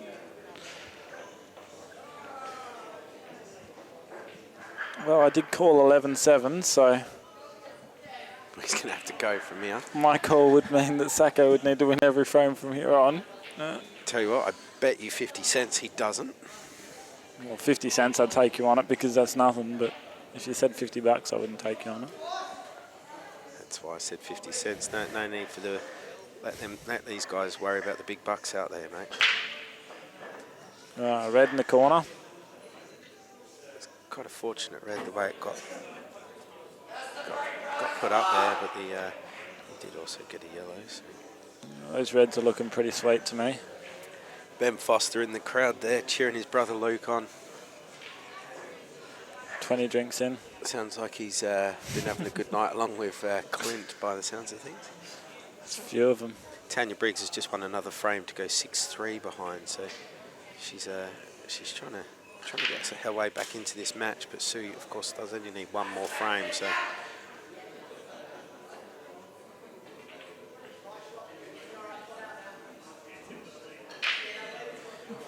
I think you might see him pot this one and come down for the ball at the bottom rail now. Yeah, just a bit of bottom left. Doesn't want to land straight though. Yeah, I mean, even if he was straight, he'll just come back for that ball that's nearest to him anyway. So, but he has got just that little bit of angle. So. Yeah. I just don't like punching balls in on these bottom rails. Punching balls or punching walls, mate? Punching balls. Yeah. It's just like these guys seem to nail them, but that's what happens, you know. You just clip that jaw at the front. That red really did look like it dipped in as well, and just decided to stay out. So there's a few shots down these end rails that have been missed. So he had to had to do that just to get that position up on that red. Yeah, but you think look where the wide is. He didn't have to come that far up. He could have rolled it in, Yeah, he didn't have to come that far. But it's more up. comfortable. You know what it's like when you're there. You want to be where you want to be. You want to make sure of it. Yeah. I mean, I said I actually feel he's come up too far. He's straight on that red anyway, so he would have had to have potted it and screwed off that back rail. Oh, okay. I thought he's got plenty of angle looking at that, but that's the amount of calls that I've made that thinks that it's straight or not. I'm not going to back you off myself on that one, Link.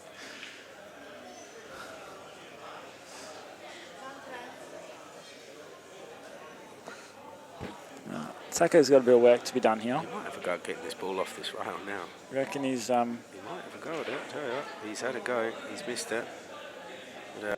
But he's going to put this yellow on the pocket now.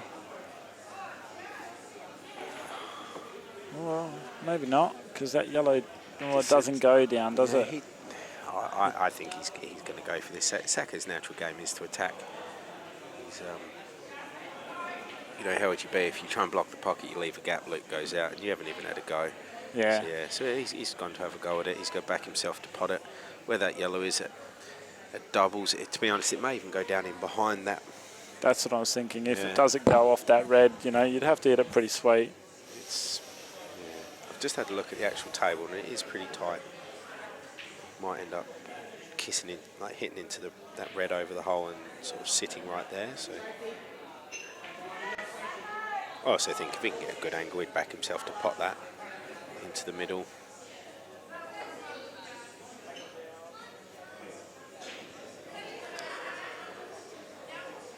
I think he's going to get himself in a position to pot it in the middle and then play the double. He's landed too straight. Yeah, I think he's obviously looked at this yellow down the rail, behind the one red and then off of the other red and in, and he's comfortable that drops. So that's what he's played for here.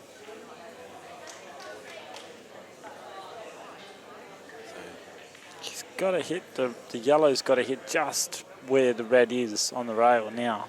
Yeah, well, as long as he concentrates on getting it behind there, it's just looking at it, does look like it goes. He's going to be coming pretty thick on that red. It should drop in. Beautiful. As long, yeah, perfect shot. That was perfect. It didn't look like it went that easy from here, but yeah, no, that was really well played. And as you said, it is Sacco's, you know, natural game to go out. Yep. And that's what he's done, and Sacco's taken the lead for once. Yeah, I've played with Steve Saxon in Super League, and I've played against him and for quite a while, and I know he's one who plays in a very attacking way. So I've also seen him play some very, very tactical games, and he doesn't play a bad tactical game as well, which is, you know, it's good to have both sides of the game, and I believe he does. He's a top player, you know, and you can't get away with being a top player and only being able to play one side of the game, because not all frames work out the way you want them to, and sometimes you've got to fight for frames, and yeah, Sacco certainly does that. Looking forward to seeing him perform at the Nationals again this year. Yeah. Got to see him. It'd be good to see him captain the side this year, actually. I'd like to see that. Wow. It's just bounced off the head ball. Yeah, he's got a red, though. What he does. I actually would like to see young Dax as the captain. I think he'd be really good, and I think if you had Dax as captain, Sacco as vice captain would be a pretty good team. So I was thinking the opposite. I was thinking, because Sacco's been the vice captain a couple of times, so I was thinking it'd be good to see Sacco as captain and Dax as the vice. But yeah, either or. I mean, you know, it depends on what the team really wants. It's what, you know, it's what's going to be best for the team. That's all that matters, isn't it? No, I said certainly looking forward to going away. Interesting to see what Steve does. He's left himself with another pack of balls. Going to screw into it? No, I don't think he will. Oh, he has. And that hasn't worked out too well for him. No. It doesn't look like that yellow passes the red into the middle. May be wrong, and it might do, but it doesn't look it from here.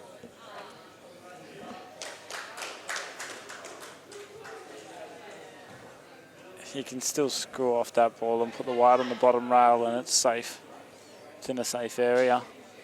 Yeah, you're going to send that yellow flying all the way around the table and put the white there. So, but it's. But that's just, you're just trying to leave the white safe, aren't you? I mean, Depends on what else you've got.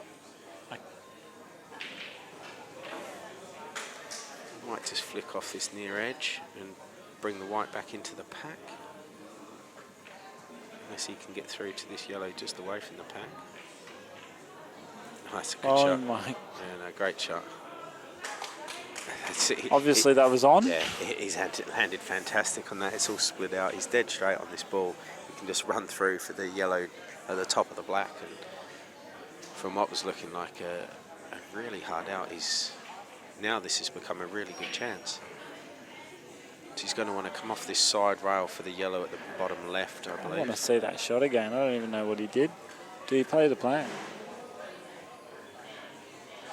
I don't know, mate. Steve did what Steve does. But yeah, he said he's going to bring this one off the side rail for the yellow at the bottom of the table, I believe. He's just going to run down into that other yellow, isn't he?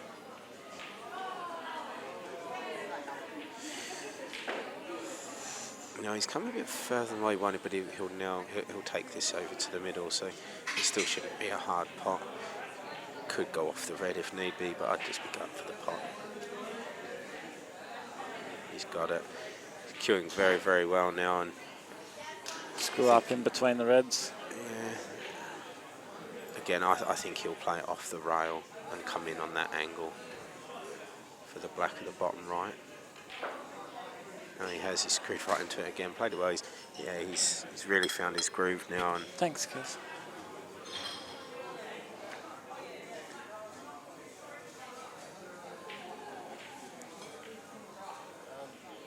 Oh no.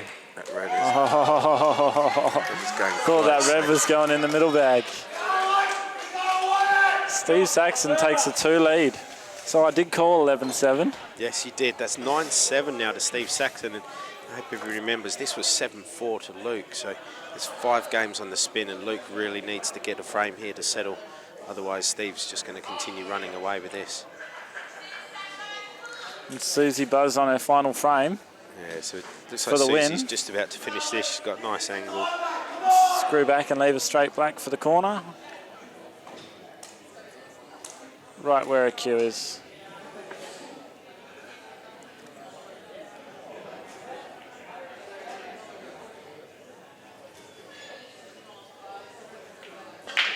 Oops, she's stopped it too quickly. She's given herself a harder pot, but you'd back Susie to pot it.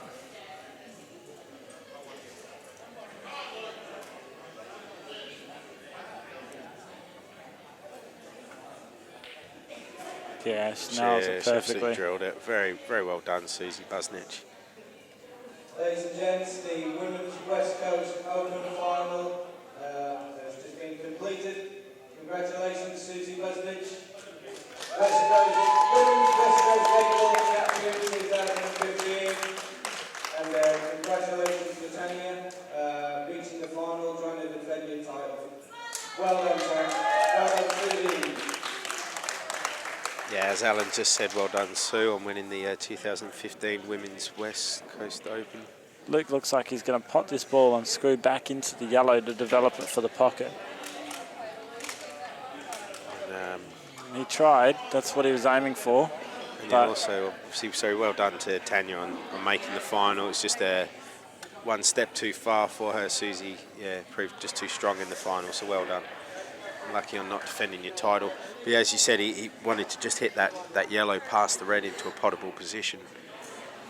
But he can still get on it. So if he can put this up into the top corner and get himself up high enough, he can use the yellow to come back down onto it. But it's a lot harder than what he wanted. He sized it up before to run into that yellow to get it on. Oh, he's going to play the kick shot.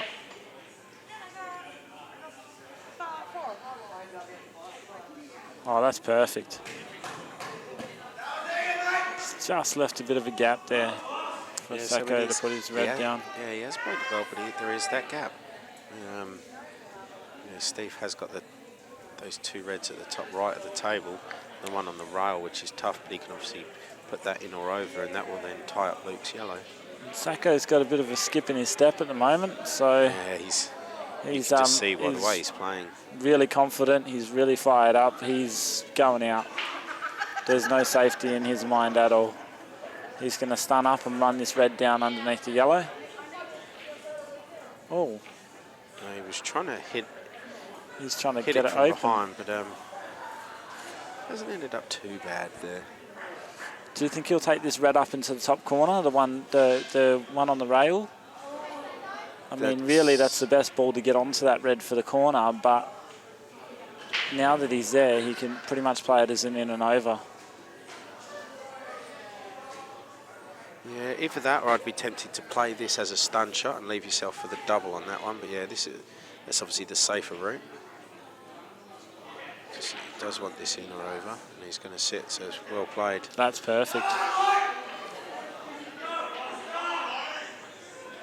So Luke's got a lot of work to do now that's sat on that pocket. Yeah, I wonder whether Luke's going to attempt the long yellow down the end. You know, he might be able to get the white up there. The problem is if he misses that pot, he could potentially leave Steve on his tough red.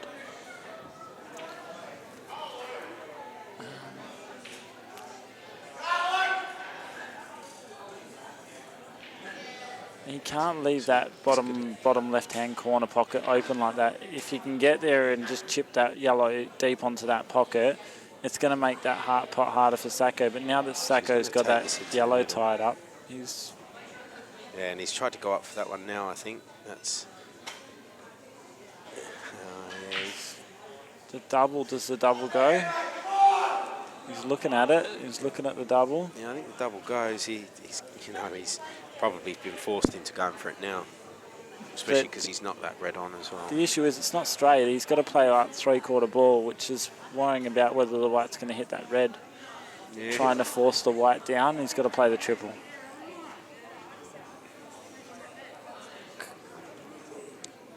He could go with what you were saying and play the cut for the bottom corner, but I think he's just going to leave it to open for Sacco, isn't he? No, I didn't say anything about cutting it down the bottom corner. I didn't say a long yellow, so...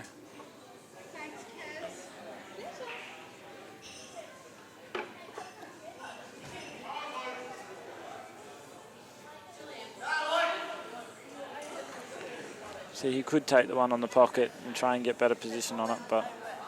It's going to be tough to get in a better position than this. It's obviously harder anyway. I think he's going to go for the double. No, he's gone for the bottom big corner. Double all the way down.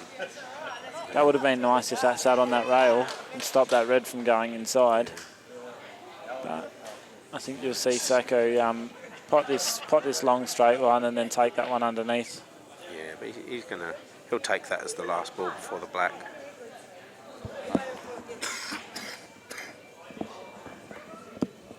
Hasn't landed well. No, he wanted to come up the table, down the table a bit more. This is now a very fine cut. It looks like this. He's going to attempt the other long red now. Yeah, so it looks like that one. He's going to put it in the middle and come off 2 rails. Is that where he's going with it? Yeah, he's putting it in the middle and coming off 2 rails to land on it. Yes. He's actually come out a little bit fortunate there, but Luke's got either the cannon or the plant on. Probably the cannon. And Betty Foster's in the crowd.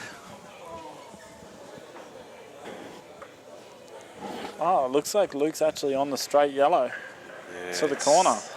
Oh, he definitely wants to be on it, but if he's on that, then if he's on that, then it's just straightforward. But yeah, it's all there. First time he looked, he didn't look like he was, so he obviously is.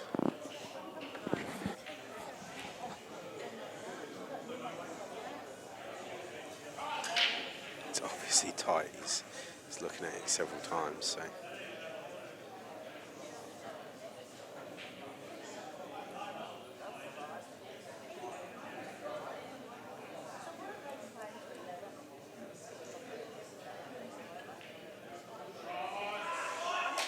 He put a little bit of side on that to get past. It looks like he did create that angle a little bit there. He did well to pot that ball. I mean, it had to be close because you've looked at it several times. So. And this will take it to 9-8. to Foster, which is yeah,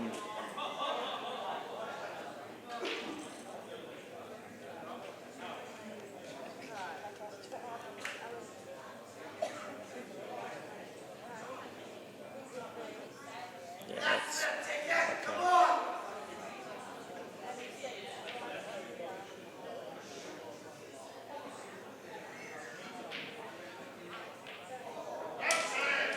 9-8 to Luke. Saka will be hitting himself over that one. He had the chance there, and Yeah,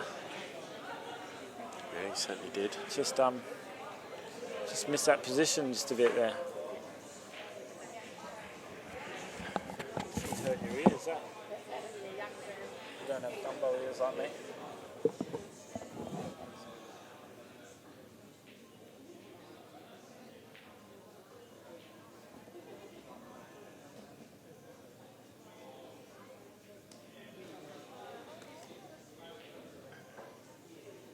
Guys are just having a. Oh, sorry.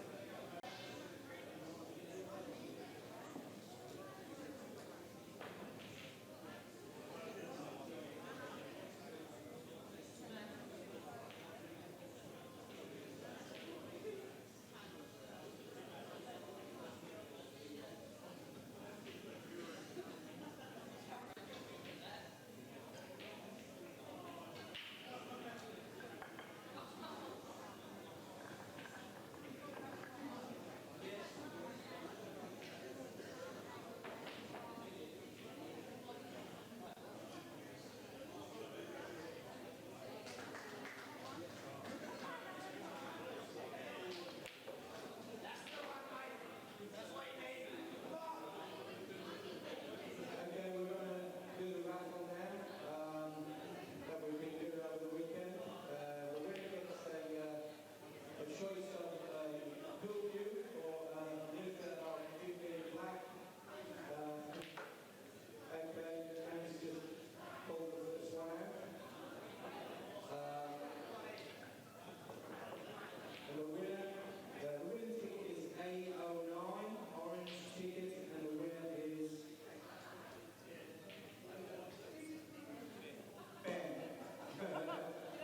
it says Ben, I'm not sure exactly who that is, but we will find out.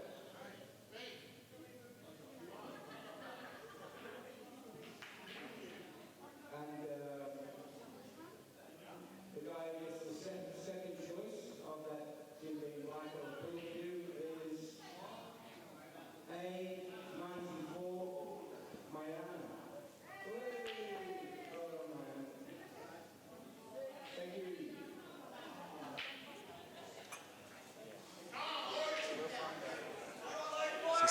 Steve with the break there. He's come up dry and let Luke out. At the table is 9-8 to Steve and the race to 11.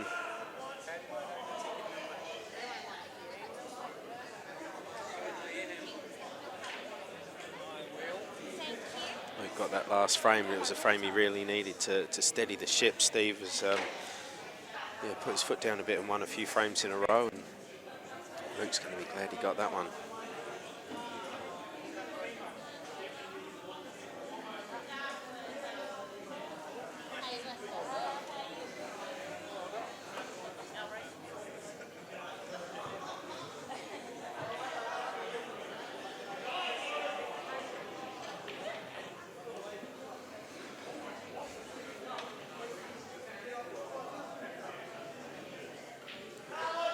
Going to the yellows. I wonder if he'll just try and cover the pocket here, because that yellow that's the rest of those red, or if he plays it into the red even. Yeah. So he's done that. He's claimed the pocket and he's tried to free up the other yellow.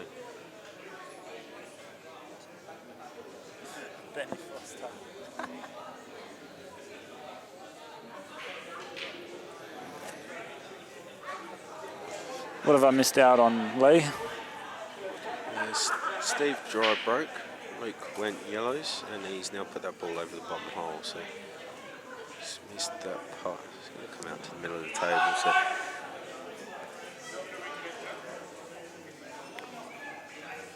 yeah. That was. Do you think he was trying to double that, or Nah, he was he was just going for the putt? Yeah. That was a big miss, wasn't it? And those yellows aren't really well, they're not really horrible, so this could be a good chance for Luke.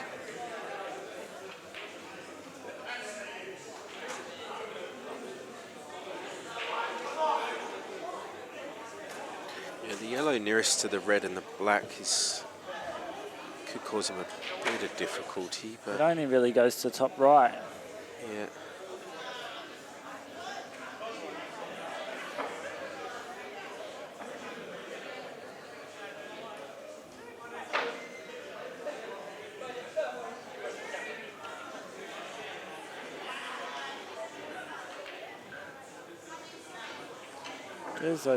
There's those top pockets again. Yeah, I think we're going to see Steve trying to use the red to pot the yellow over the hole and then sit the red over there. All the time that yellow's down there, it's pretty tough. Obviously, he hasn't got the angle to do it here, but I think that's what he's going to try and do. Okay, I was thinking he's going to try and put this red underneath that yellow that he's just put on that bag there. Double this one back down, I think. Yeah, that's what he's gone for. He hasn't played it very well, and the balls have ended up pretty awkward in the middle of the table, so he's not going to be happy about that. But yeah, he was certainly trying to double it down, put the yellow over the hole, and run the white on. It will block that pocket as well, and then tying Luke up, but obviously it hasn't worked.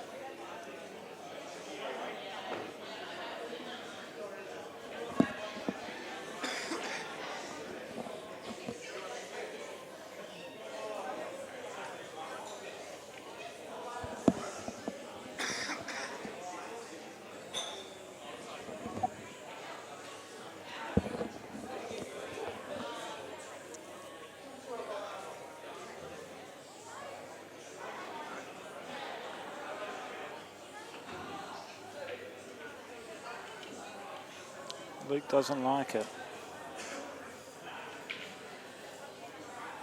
What's he looking at, Lee? What do you reckon he's trying to do? Well, there he was obviously he's just trying to pot this and bring the white over to that right-hand side to leave him that edge on the yellow nearest to the red, furthest on the right. But what for? What do you need that edge for? Well, he's gonna be taking that over. He's going to be hitting that ball over towards the bottom left here. Hit it into the other yellow to push the other yellow open and the red over towards the pocket, you mean? I don't think he'll do that. It's a very fine cut. I think you'll see him maybe hit the yellow into the bottom rail. Yeah, like that, into the red. Exactly like that. That's a great shot. I was thinking there was a little bit more of an in-off there playing that shot. But no, he's played that well, and that's actually... Sacco's in a bit of strife here. Yeah, even to cover that pocket is... you can't cover that pocket with the red anymore. No, and that's why Luke wanted to get that red out of the way. I mean, I think you'll find Steve will pot this one and run on, and then he'll try and get a snooker behind where he's got those two reds close together. I think he'll play off the top one. But even then, he's still come off the rail into those yellows. Oh yeah, no, Luke really does have control of this frame. I'm just trying to think of ways that Steve can make it a bit more difficult for him. So I think that this is the shot he's going to play now. What he probably wants to do is try and... Yeah, but if he can hit his red into the red on the side rail and push this down just to make it difficult, he probably doesn't want to pop one of his balls and give him two shots, but he wants to get it down there, get it in the mix, make things hard and get the snooker. Okay. I was thinking maybe get the red on the right-hand side of the table so that he can't play the across the table double like that. You know what I mean? Yeah. He can come into the open yellow now, though. Yeah, I mean, he's got that angle to come off that side rail and pot into his yellows if he wants. I don't know if he will want to, though. He's probably quite happy with the way that they're all sitting. Go into the open yellow, push the red to the rail, really, wouldn't you? Yep. Because then you're opening up your yellow and you're laughing. Yeah, that's it. He's trying to hit that into half ball on that red. yellow will come down to the bottom, red to the side rail, and you know Steve's going to have to try and kill this black or something to stay in this frame. He's actually given Steve a sniff at a few of his balls, but not that one he's closest to. no, but he's certainly going to. Do you reckon he'll have a go at this? He can pot every ball on the table bar that one that he's next to, which he might be able to develop or play the double. Yeah, to be honest, I think from the position he's in, he's almost got to have a go at it because Luke's got control of the frames. And he's played that horrible. He's missed the pot. I think he's trying to actually develop that red on the side. Then on that shot, he's tried so hard to get the white there that he's missed the pot. Yeah, I agreed. He didn't really have the angle to do it, so if that's what he's tried to do, he's tried to force it and he's missed the pot.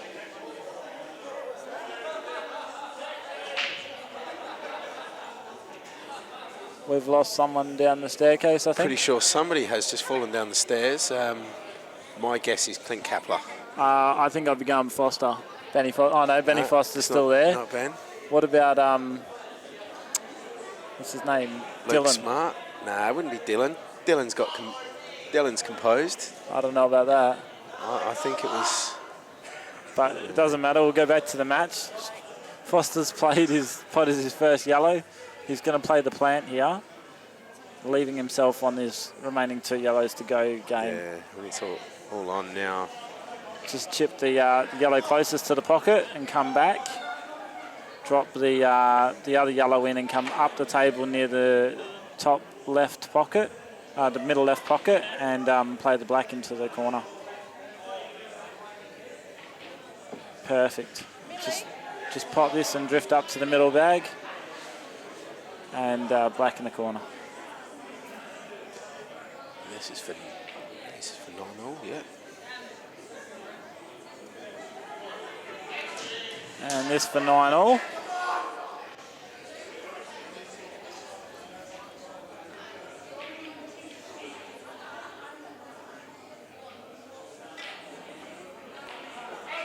Well done. Yeah, Luke's done really well to take those 2 frames and stem the tide. Because he's broken Sacco's 5-game winning spree, and he started his own, taking 2 frames there. Yeah. So he's changed the momentum of the game. So it's 9-all, a race to 11. So this has now just come down to a best of 3. Well, my 7-11 was wrong, yeah, but I'm still backing Sacco to win this in the first round.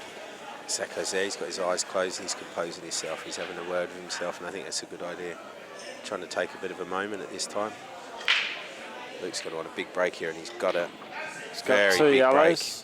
break. He's got 2 reds, I think. Oh, 2 reds, yep. 2 reds and no yellows. He has been very unlucky with the leave on the reds, so I think you'll find him have a go at the yellows, and to be honest, they're all out in the middle. I think so yellows are better anyway. That is a really nice break, and I think yellows are the balls to go. I think you're going to see this is going to be 10-9. Yeah. If he can compose himself and play the shots. Yeah, no, Luke's we've caught a couple cool of frames and they've missed some shots, so sure there's a heck of a lot of pressure out there, especially with the crowd watching, and all live streamed. Everyone knows that they're being streamed, so.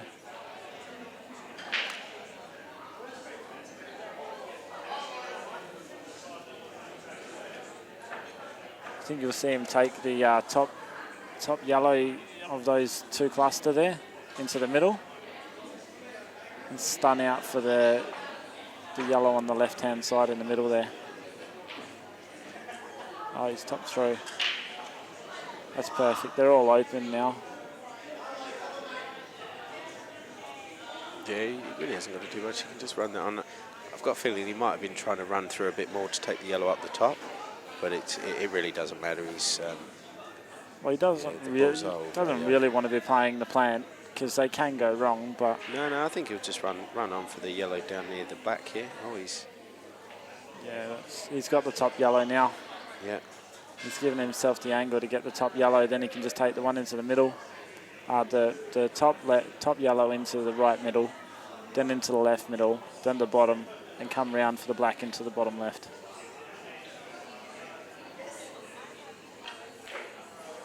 Ooh. You didn't want to screw back on that angle, and that's the problem when you're travelling with the white a long distance to then try and screw back dead straight. You only have to miss your mark by a couple of millimetres, and that happens. And you know, this has made it a lot harder than if you just screwed straight back sort of 6 to 8 inches. So You think he's going to go into the bottom yellow now? I think he'll probably go for the cut on the yellow closest to him.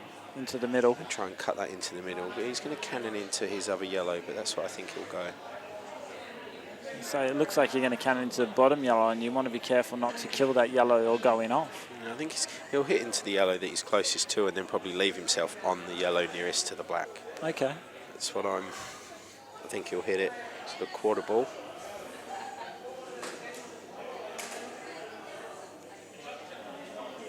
Might be wrong. He might be hitting it fuller, but It's hard to tell from here. It looks like a fine cut to me, but looking at the table, looking at the camera, it looks like a thicker cut. yeah. So he has changed his mind. He's going for the longer yellow now. Oh, Very, very unlucky there. Well, I mean, you say that. That's that was a big middle shot. pocket. Yeah, it's. But it was a shot that come around by him just running out of position just by that little bit. And it's forced him further and further out. Yeah, like you said, he only hit that just a little bit off, and that white didn't screw back the way that he wanted to. No. It skewed off to the side. No, there's not as much margin for error when you're trying to screw straight back like that. You know, it's easy when you're close to the ball, but when you're going full table, it becomes such a harder shot. Well, let's see how Sacco goes about these ones. He's going to go. He's going to take the ball up the top, and he'll just come off the rail for the red into the right middle. Yeah. These balls should all link up pretty well for him from here. Just depends on the He wants angle to he be- lands yeah, for he the wants one to in be the pretty middle. straight. Yeah, because now he's going to be in a bit of strife. Because he's got to come round. I still think he'll be in the middle. okay. He's not going to worry about doing too much with the white, not at this stage of the match. He has still got 2 shots, and he'll remember that. Is he going to put it in the middle, you reckon, though? After he pots this, he's going to play this bottom one.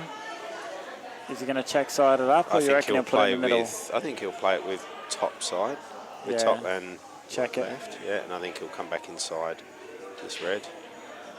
Oh, that's different. That's a brilliant shot. It is, because that was a risky shot. You know, even with the 2 shots, he could have quite easily played that wrong and snookered himself. Just but going past that yellow a touch and you're screwed. He's played it perfect. So. He's got to avoid the in-off here. Didn't hit it anywhere hard enough. There we go, and this is for 10-9. Steve Saxon, he's still got 2 shots. Not going to need it. He's going to be pumped after this frame. 10-9 and his break. He will be loving that.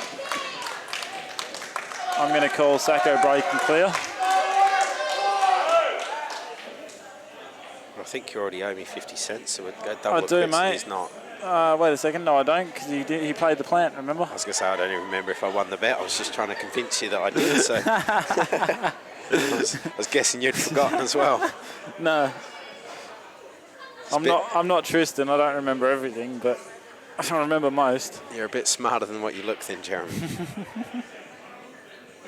So yeah, this is Got to put the dumb look on every now and then, mate. this match is looking like it's going to go all the way. Oh, I think if Sacco gets a ball off the break, I reckon it'll be favour to Sacco. If Sacco gets a ball off the break, one thing I can guarantee you is that he's going to have a go at it. There's no doubt there. 10-9 to Steve in the final, race to 11. Steve to break. Look at his forehead. It's like red. He's played one of those breaks again where he's hit off the head ball and really not broken anything open. Yeah, he's going to have a go at his reds, and I mean they're there, but nothing is easy at this stage of the night.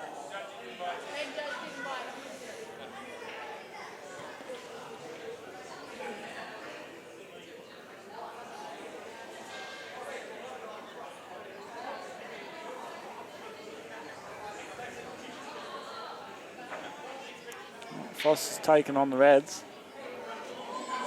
It's They're gonna all stop there in for the time as taking. well. They are all there for the taking. So if he rolls this one in and cannons the other one towards the top.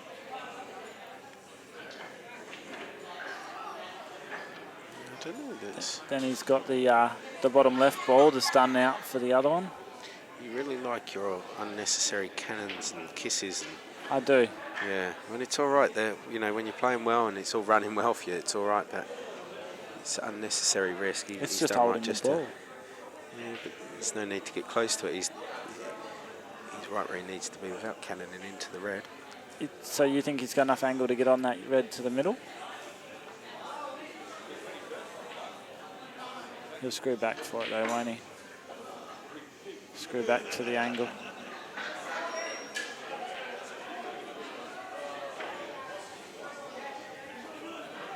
Yeah, I think he'll cannon into this one, but the one you were talking about was cannoning that last red up to the top, which is what you said, so that's not...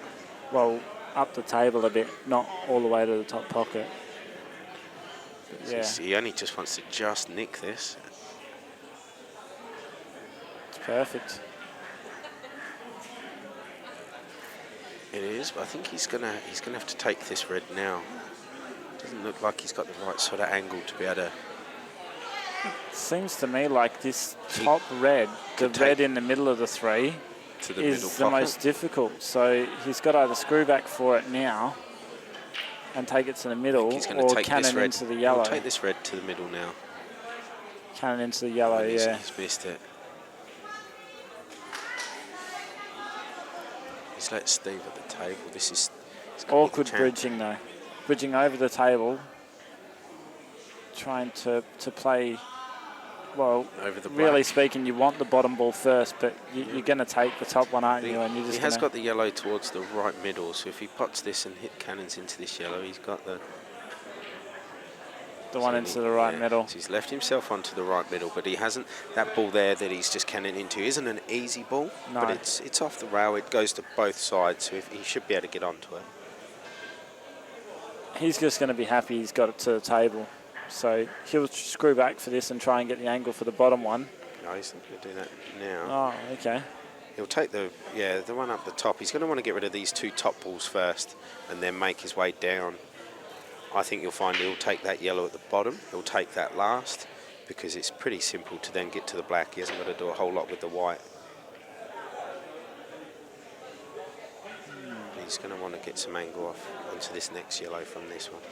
I really thought the one next to the black was the one to go for the for your last ball, but I can see what you're saying, because if he lands on the bottom left side of it, he's covering the red's pocket, leaving himself the black for the middle. Yeah, well, I mean he could take the yellow nearest to the black as the last one, but I say Yeah, he's doing it the way you're saying, because he'll just stun this one in and then try and land straight and roll through for this one on the bottom so rail. he just wants to run on just a couple of inches to then be able to take the white, follow the other yellow around. Just missed that badly. See, I didn't like that shot. He's Why did he go so far?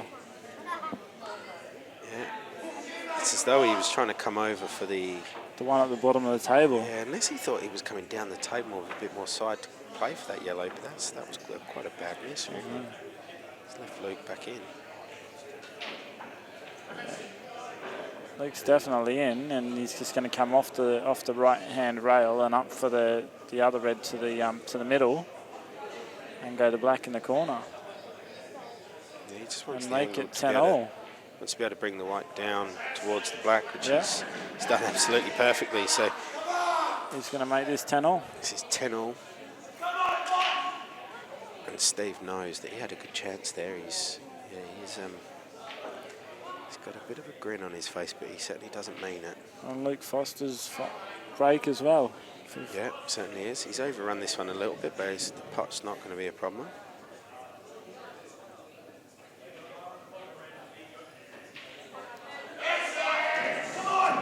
He's queuing quick now, isn't he? That's a lot quicker than Yeah, so this is Luke 10-all. normally queues. 10-all race to 11. Luke Foster to break. If I remember that Steve does have a second chance. If Luke takes this first final out, Steve won't be wanting it to go that way. So 10 each. Come on, Sacco. I'm still backing Sacco. I've called him from the very beginning.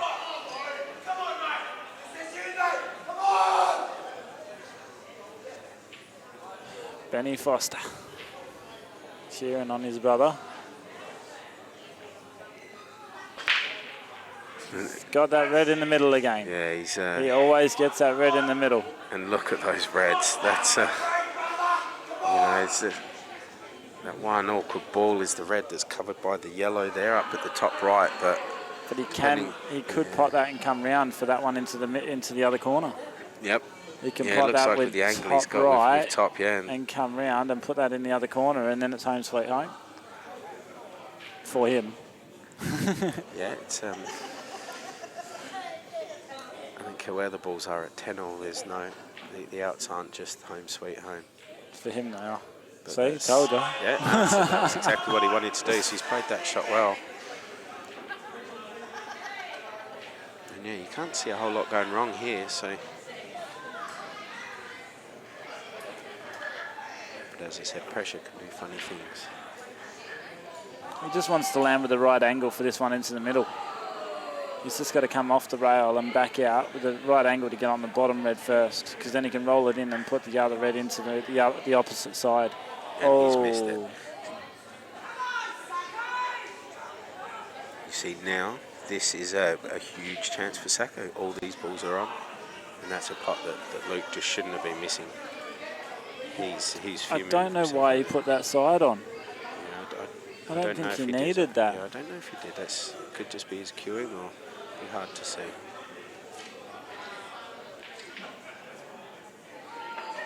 Sacco's landed on his ball down the rail. Yes, this is the most awkward ball. Yeah, but this is a big shot. But he can also get on the bottom yellow to play it underneath the red if he really wants to. Yep. But I don't think you need to. I think you just leave yourself for the one in the middle, don't you? I think he'll go the shot. You were saying because he's got this yellow onto the far right yellow would be much easier with that red out of the way. Yeah. So he's now he'll pot this one, and now I think he'll pot that and then stay to the left-hand side to mop up these balls. I don't think he needs to. I think he can take the one in the middle of the table to the centre. But no, he is. He's going to take it on. He's going to... He'll want to put this yellow in the bottom right pocket.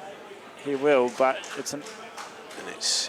yeah, I was going to say, it just depends on how it kisses that red out.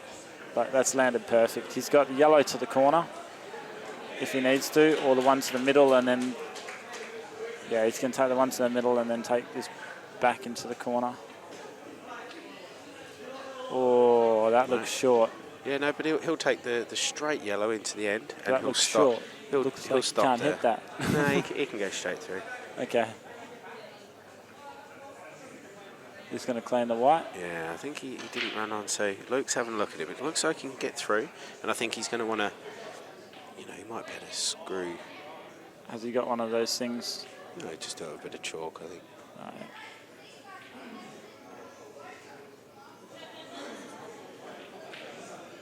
Because that did look like it didn't, hit properly at all. Yeah, I think that's why Luke sort of got up and had a Double look at it. checked So he's going to make sure that Steve puts this back on the same angle, and I'm sure Steve will. Yeah. So I think you're going to find that Sacco's going to have to put a little bit of swerve on this to pot this. Yeah, well, I'm not sure. He's going to want to He's just screw back. just I to think. the right-hand side. He's going to want to come back slightly. Yeah, that's beautiful. Yeah. Now we'll pot this one, screw back. Screwed just in between those two reds on the right-hand side of the table. He doesn't really want to go close to him. He hasn't got to screw back far for the yellow in the bottom left. Ooh. He didn't get into Didn't that like hit that well at all, did he? But I don't think it's going to matter. I think he'll pot this one, score off that side rail, and I think he'll be okay for the back. That's dangerous, though. You're going straight towards that red.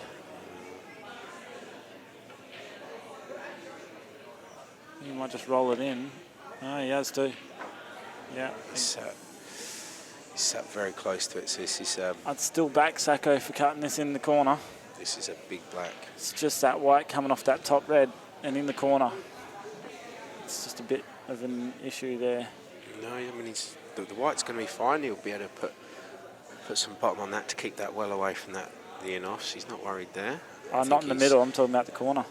Yeah, no, that's what I mean. Yeah, that yellow's, Okay. that white's going nowhere near that. He might be looking at the double here, I actually think. I'm going to call that he's going to go for the double. To the middle? Well, he's not going to double it up the end, mate. That's outrageous. No, to the corner or to the middle?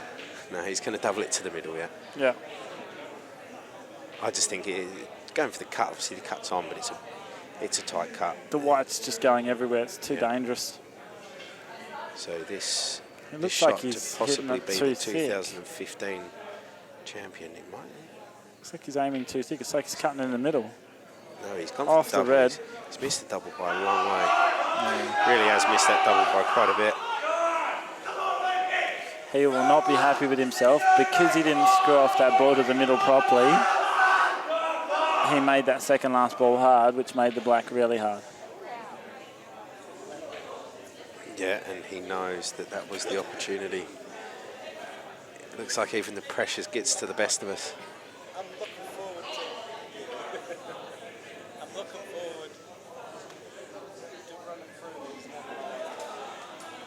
Brilliant.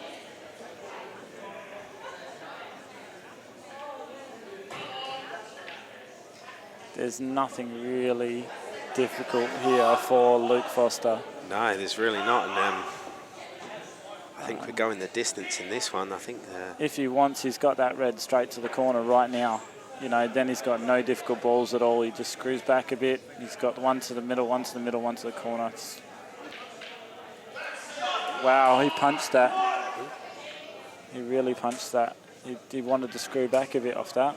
Yeah, he's still got nice angle to be able to pot this and just come back up. It is all pretty straightforward from here. So, and yeah, Steve really isn't happy with himself over there. Not at all. So you'll find Luke just screw himself to the middle of the table here for this red to the corner.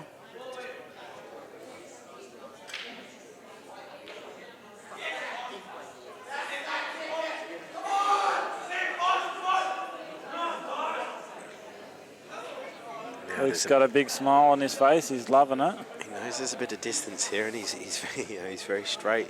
Maybe even a little bit slightly the wrong side of it. And I think he's just going to stun it in fight to the corner. Or he could screw back if he's on the wrong side. It just depends. He's going to screw back for the black in the middle. There's no way you'd be taking it down the end. It depends on what angle he's got. He's missed it. He's tried to top straw it. Sacco's got this ball to the corner, but oh no, it's not enough. No, he'll be able to put bottom on this, and Steve's got this, a relatively simple black for the championship. And you know, any other time he's a shoo-in, but this is for the big bucks. Steve Saxon. 2015 West Coast Open champion, Steve Saxon. He's got it. Well done. Well done.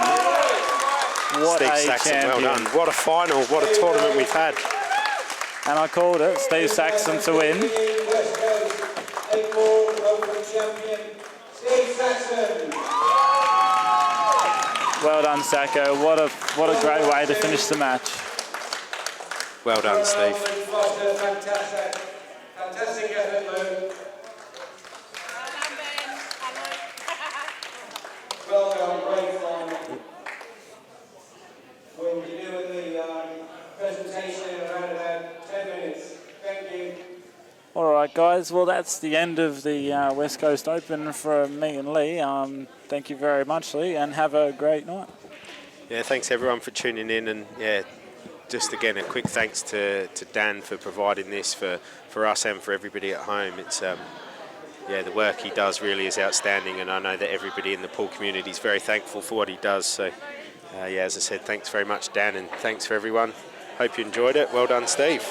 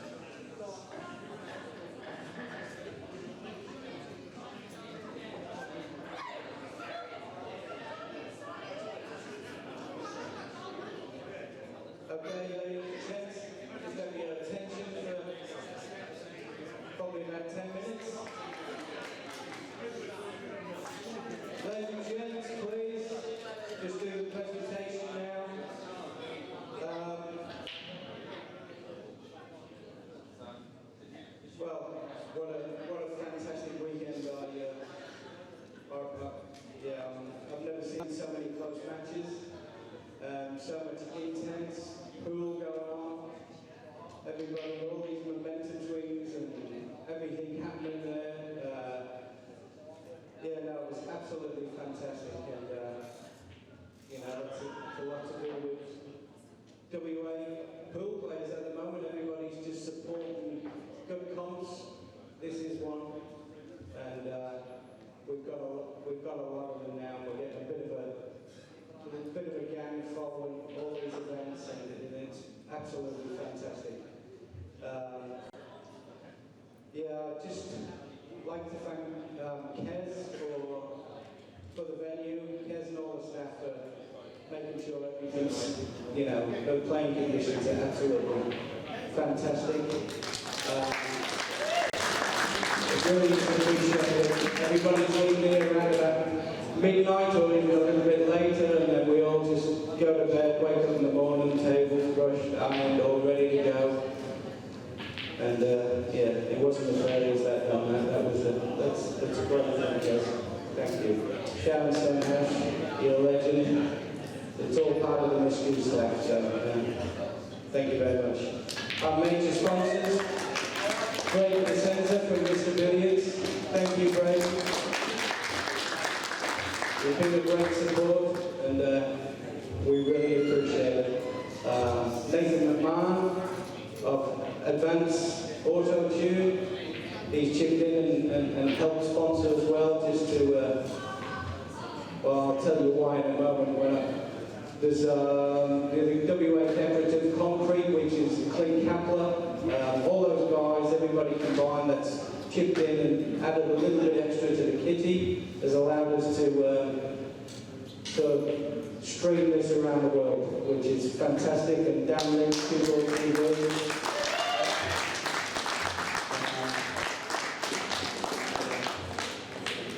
You know, we'll support Dan as much as we can, but I think we all know Dan, he'd probably come over anyway, but you know, it's great that we can help support him. So thank you, Dan, much appreciated.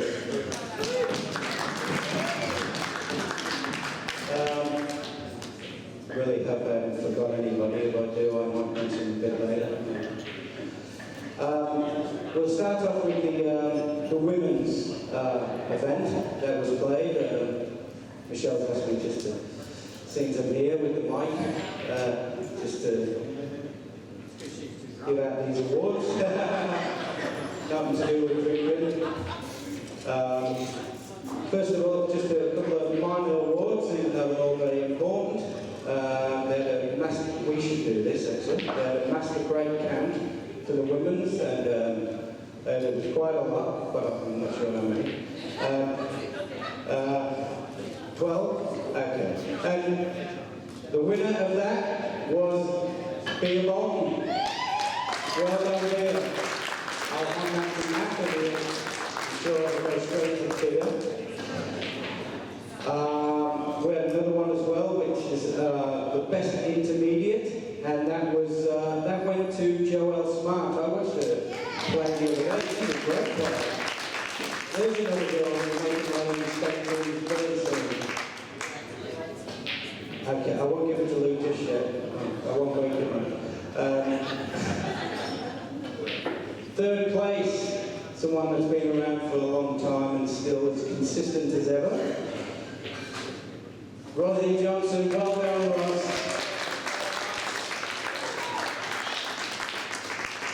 Well done, Rosie. Good on you.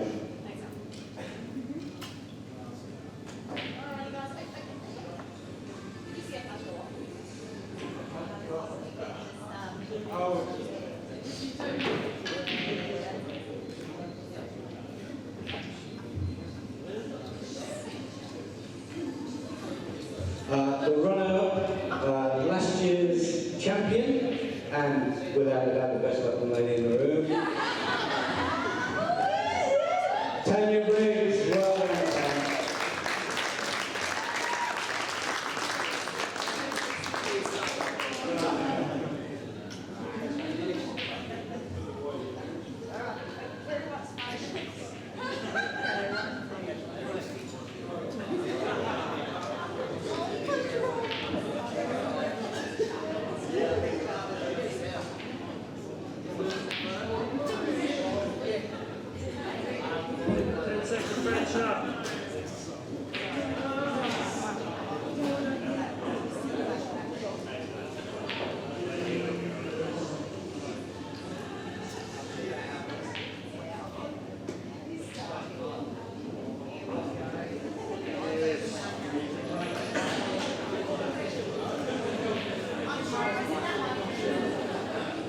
Okay, well done, Sam. And the winner and the Women's West Coast 8-ball champion 2015, just one of many titles to her name, Susie Buzzley.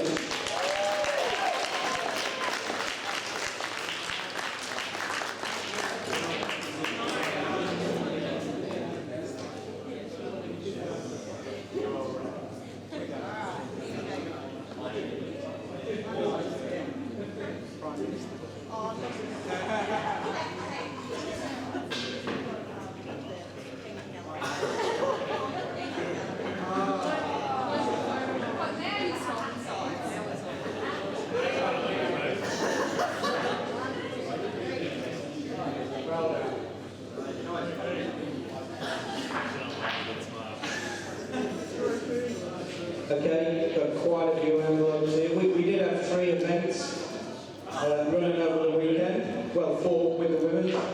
Still another 3 to go. But we'll just get rid of some, quite a lot of cash actually. The Calcutta. There was 60% for the winner, 25% for the runner-up, and 15% for the best intermediate. And the best intermediate was Calcutta winner was Jason Hawker. Jason Hawker. Well done, Jason.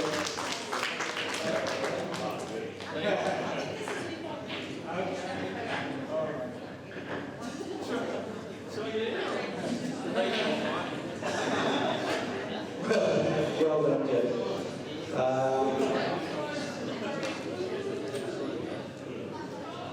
Second prize went to Adrian and Sam, who bought Lou Foster. Well done, Adrian and Sam.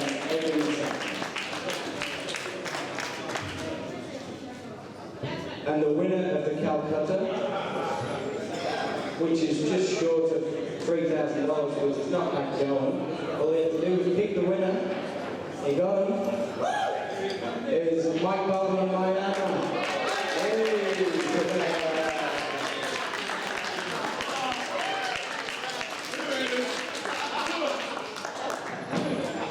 Okay.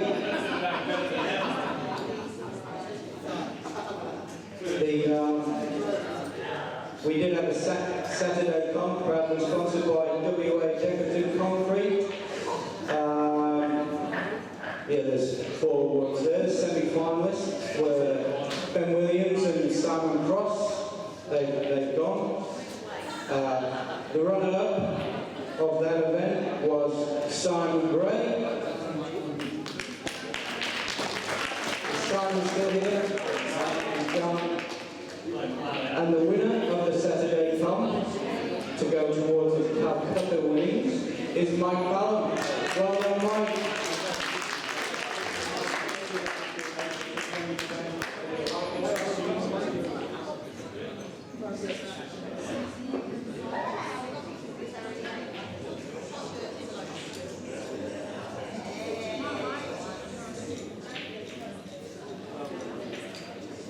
Well done, Mike.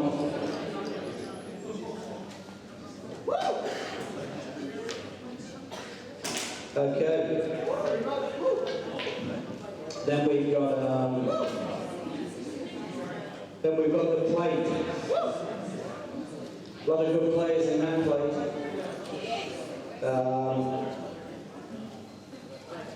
Semi-finalists and $200 for each of those guys is myself and Steve Newcamp.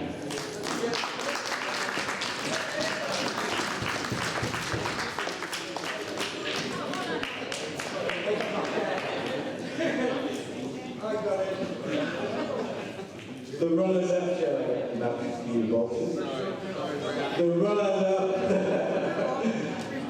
The runner-up of the plate was the one and only Ron Kelly. Well done. $400.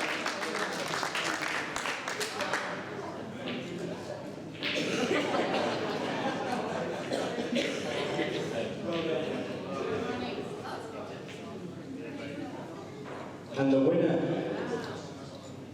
Mr. Rocky Hammond. Well done, Rocky. $700. Winner.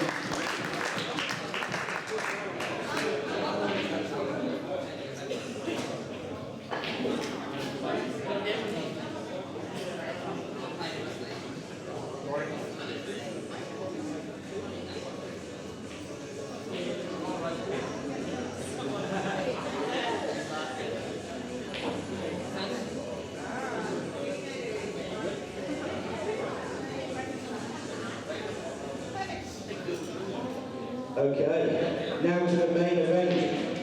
We had a best intermediate competition, and the guy that won this will be paying $500 next year as a pro player. I have. And the best intermediate this year is an absolutely brilliant tournament, no question about that. Hawkeye. Jason Hawkeye.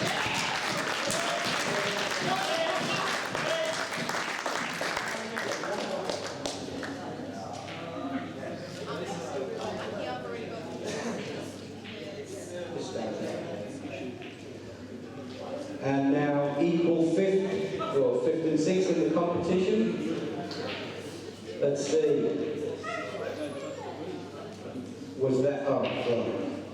Neville Lovers comes back after all that time and he just shows everybody what a cool man.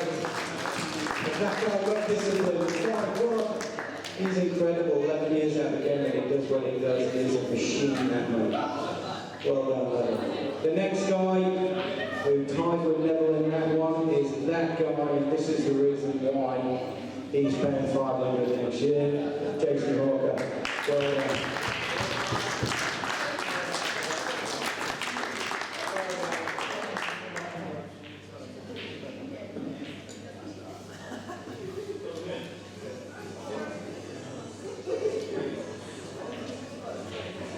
There's a lot of big, really big players in WA that didn't make that top six, I'm telling you now. But there's three left that are pretty massive, and they deserve to be taking these pretty thick envelopes. Third place, I actually picked this guy to win the tournament. I really thought it was time. How close can you get? This is massive. Third place, Matt Bolton.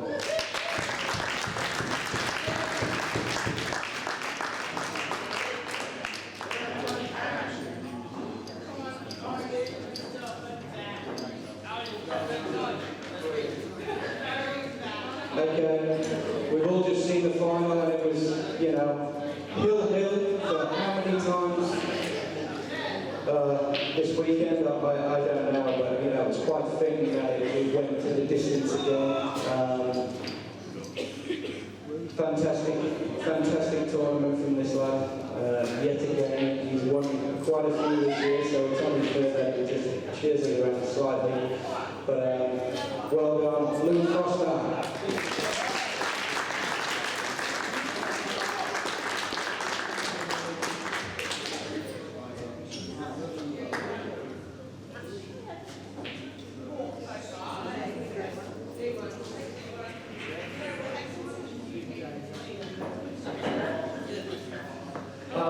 First of all, I'd like to congratulate Sacco on the final.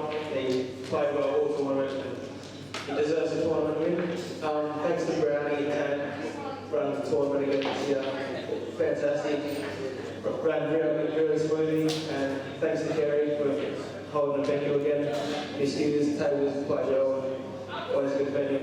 Yeah, cheers, see you next year.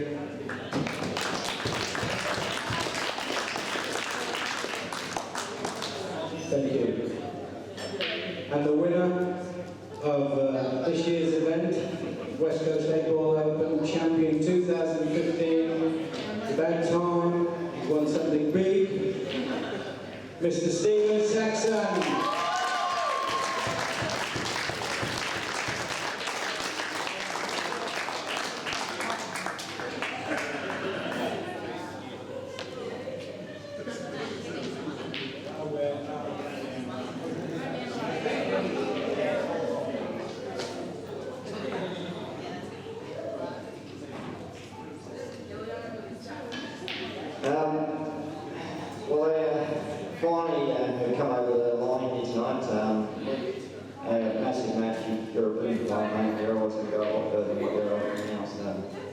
it's always a challenge to play against top quality players who've been here all weekend, and I was lucky enough to play well enough and get over the end.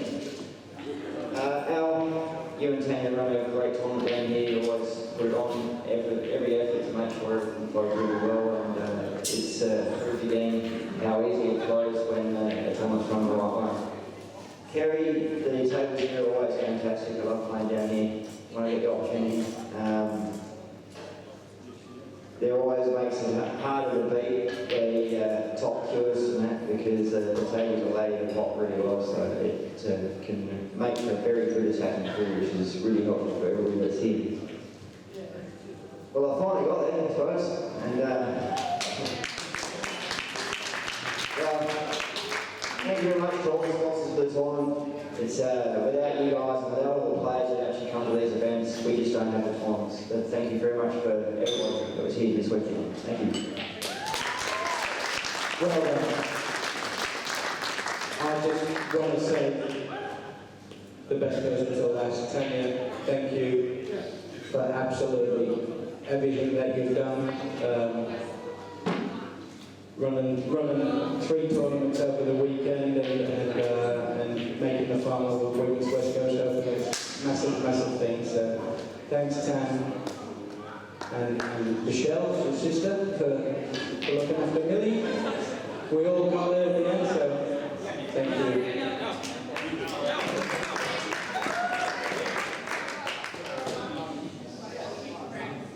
I did forget Ben Jones finished off. He took the envelope and went home. He'll apologise.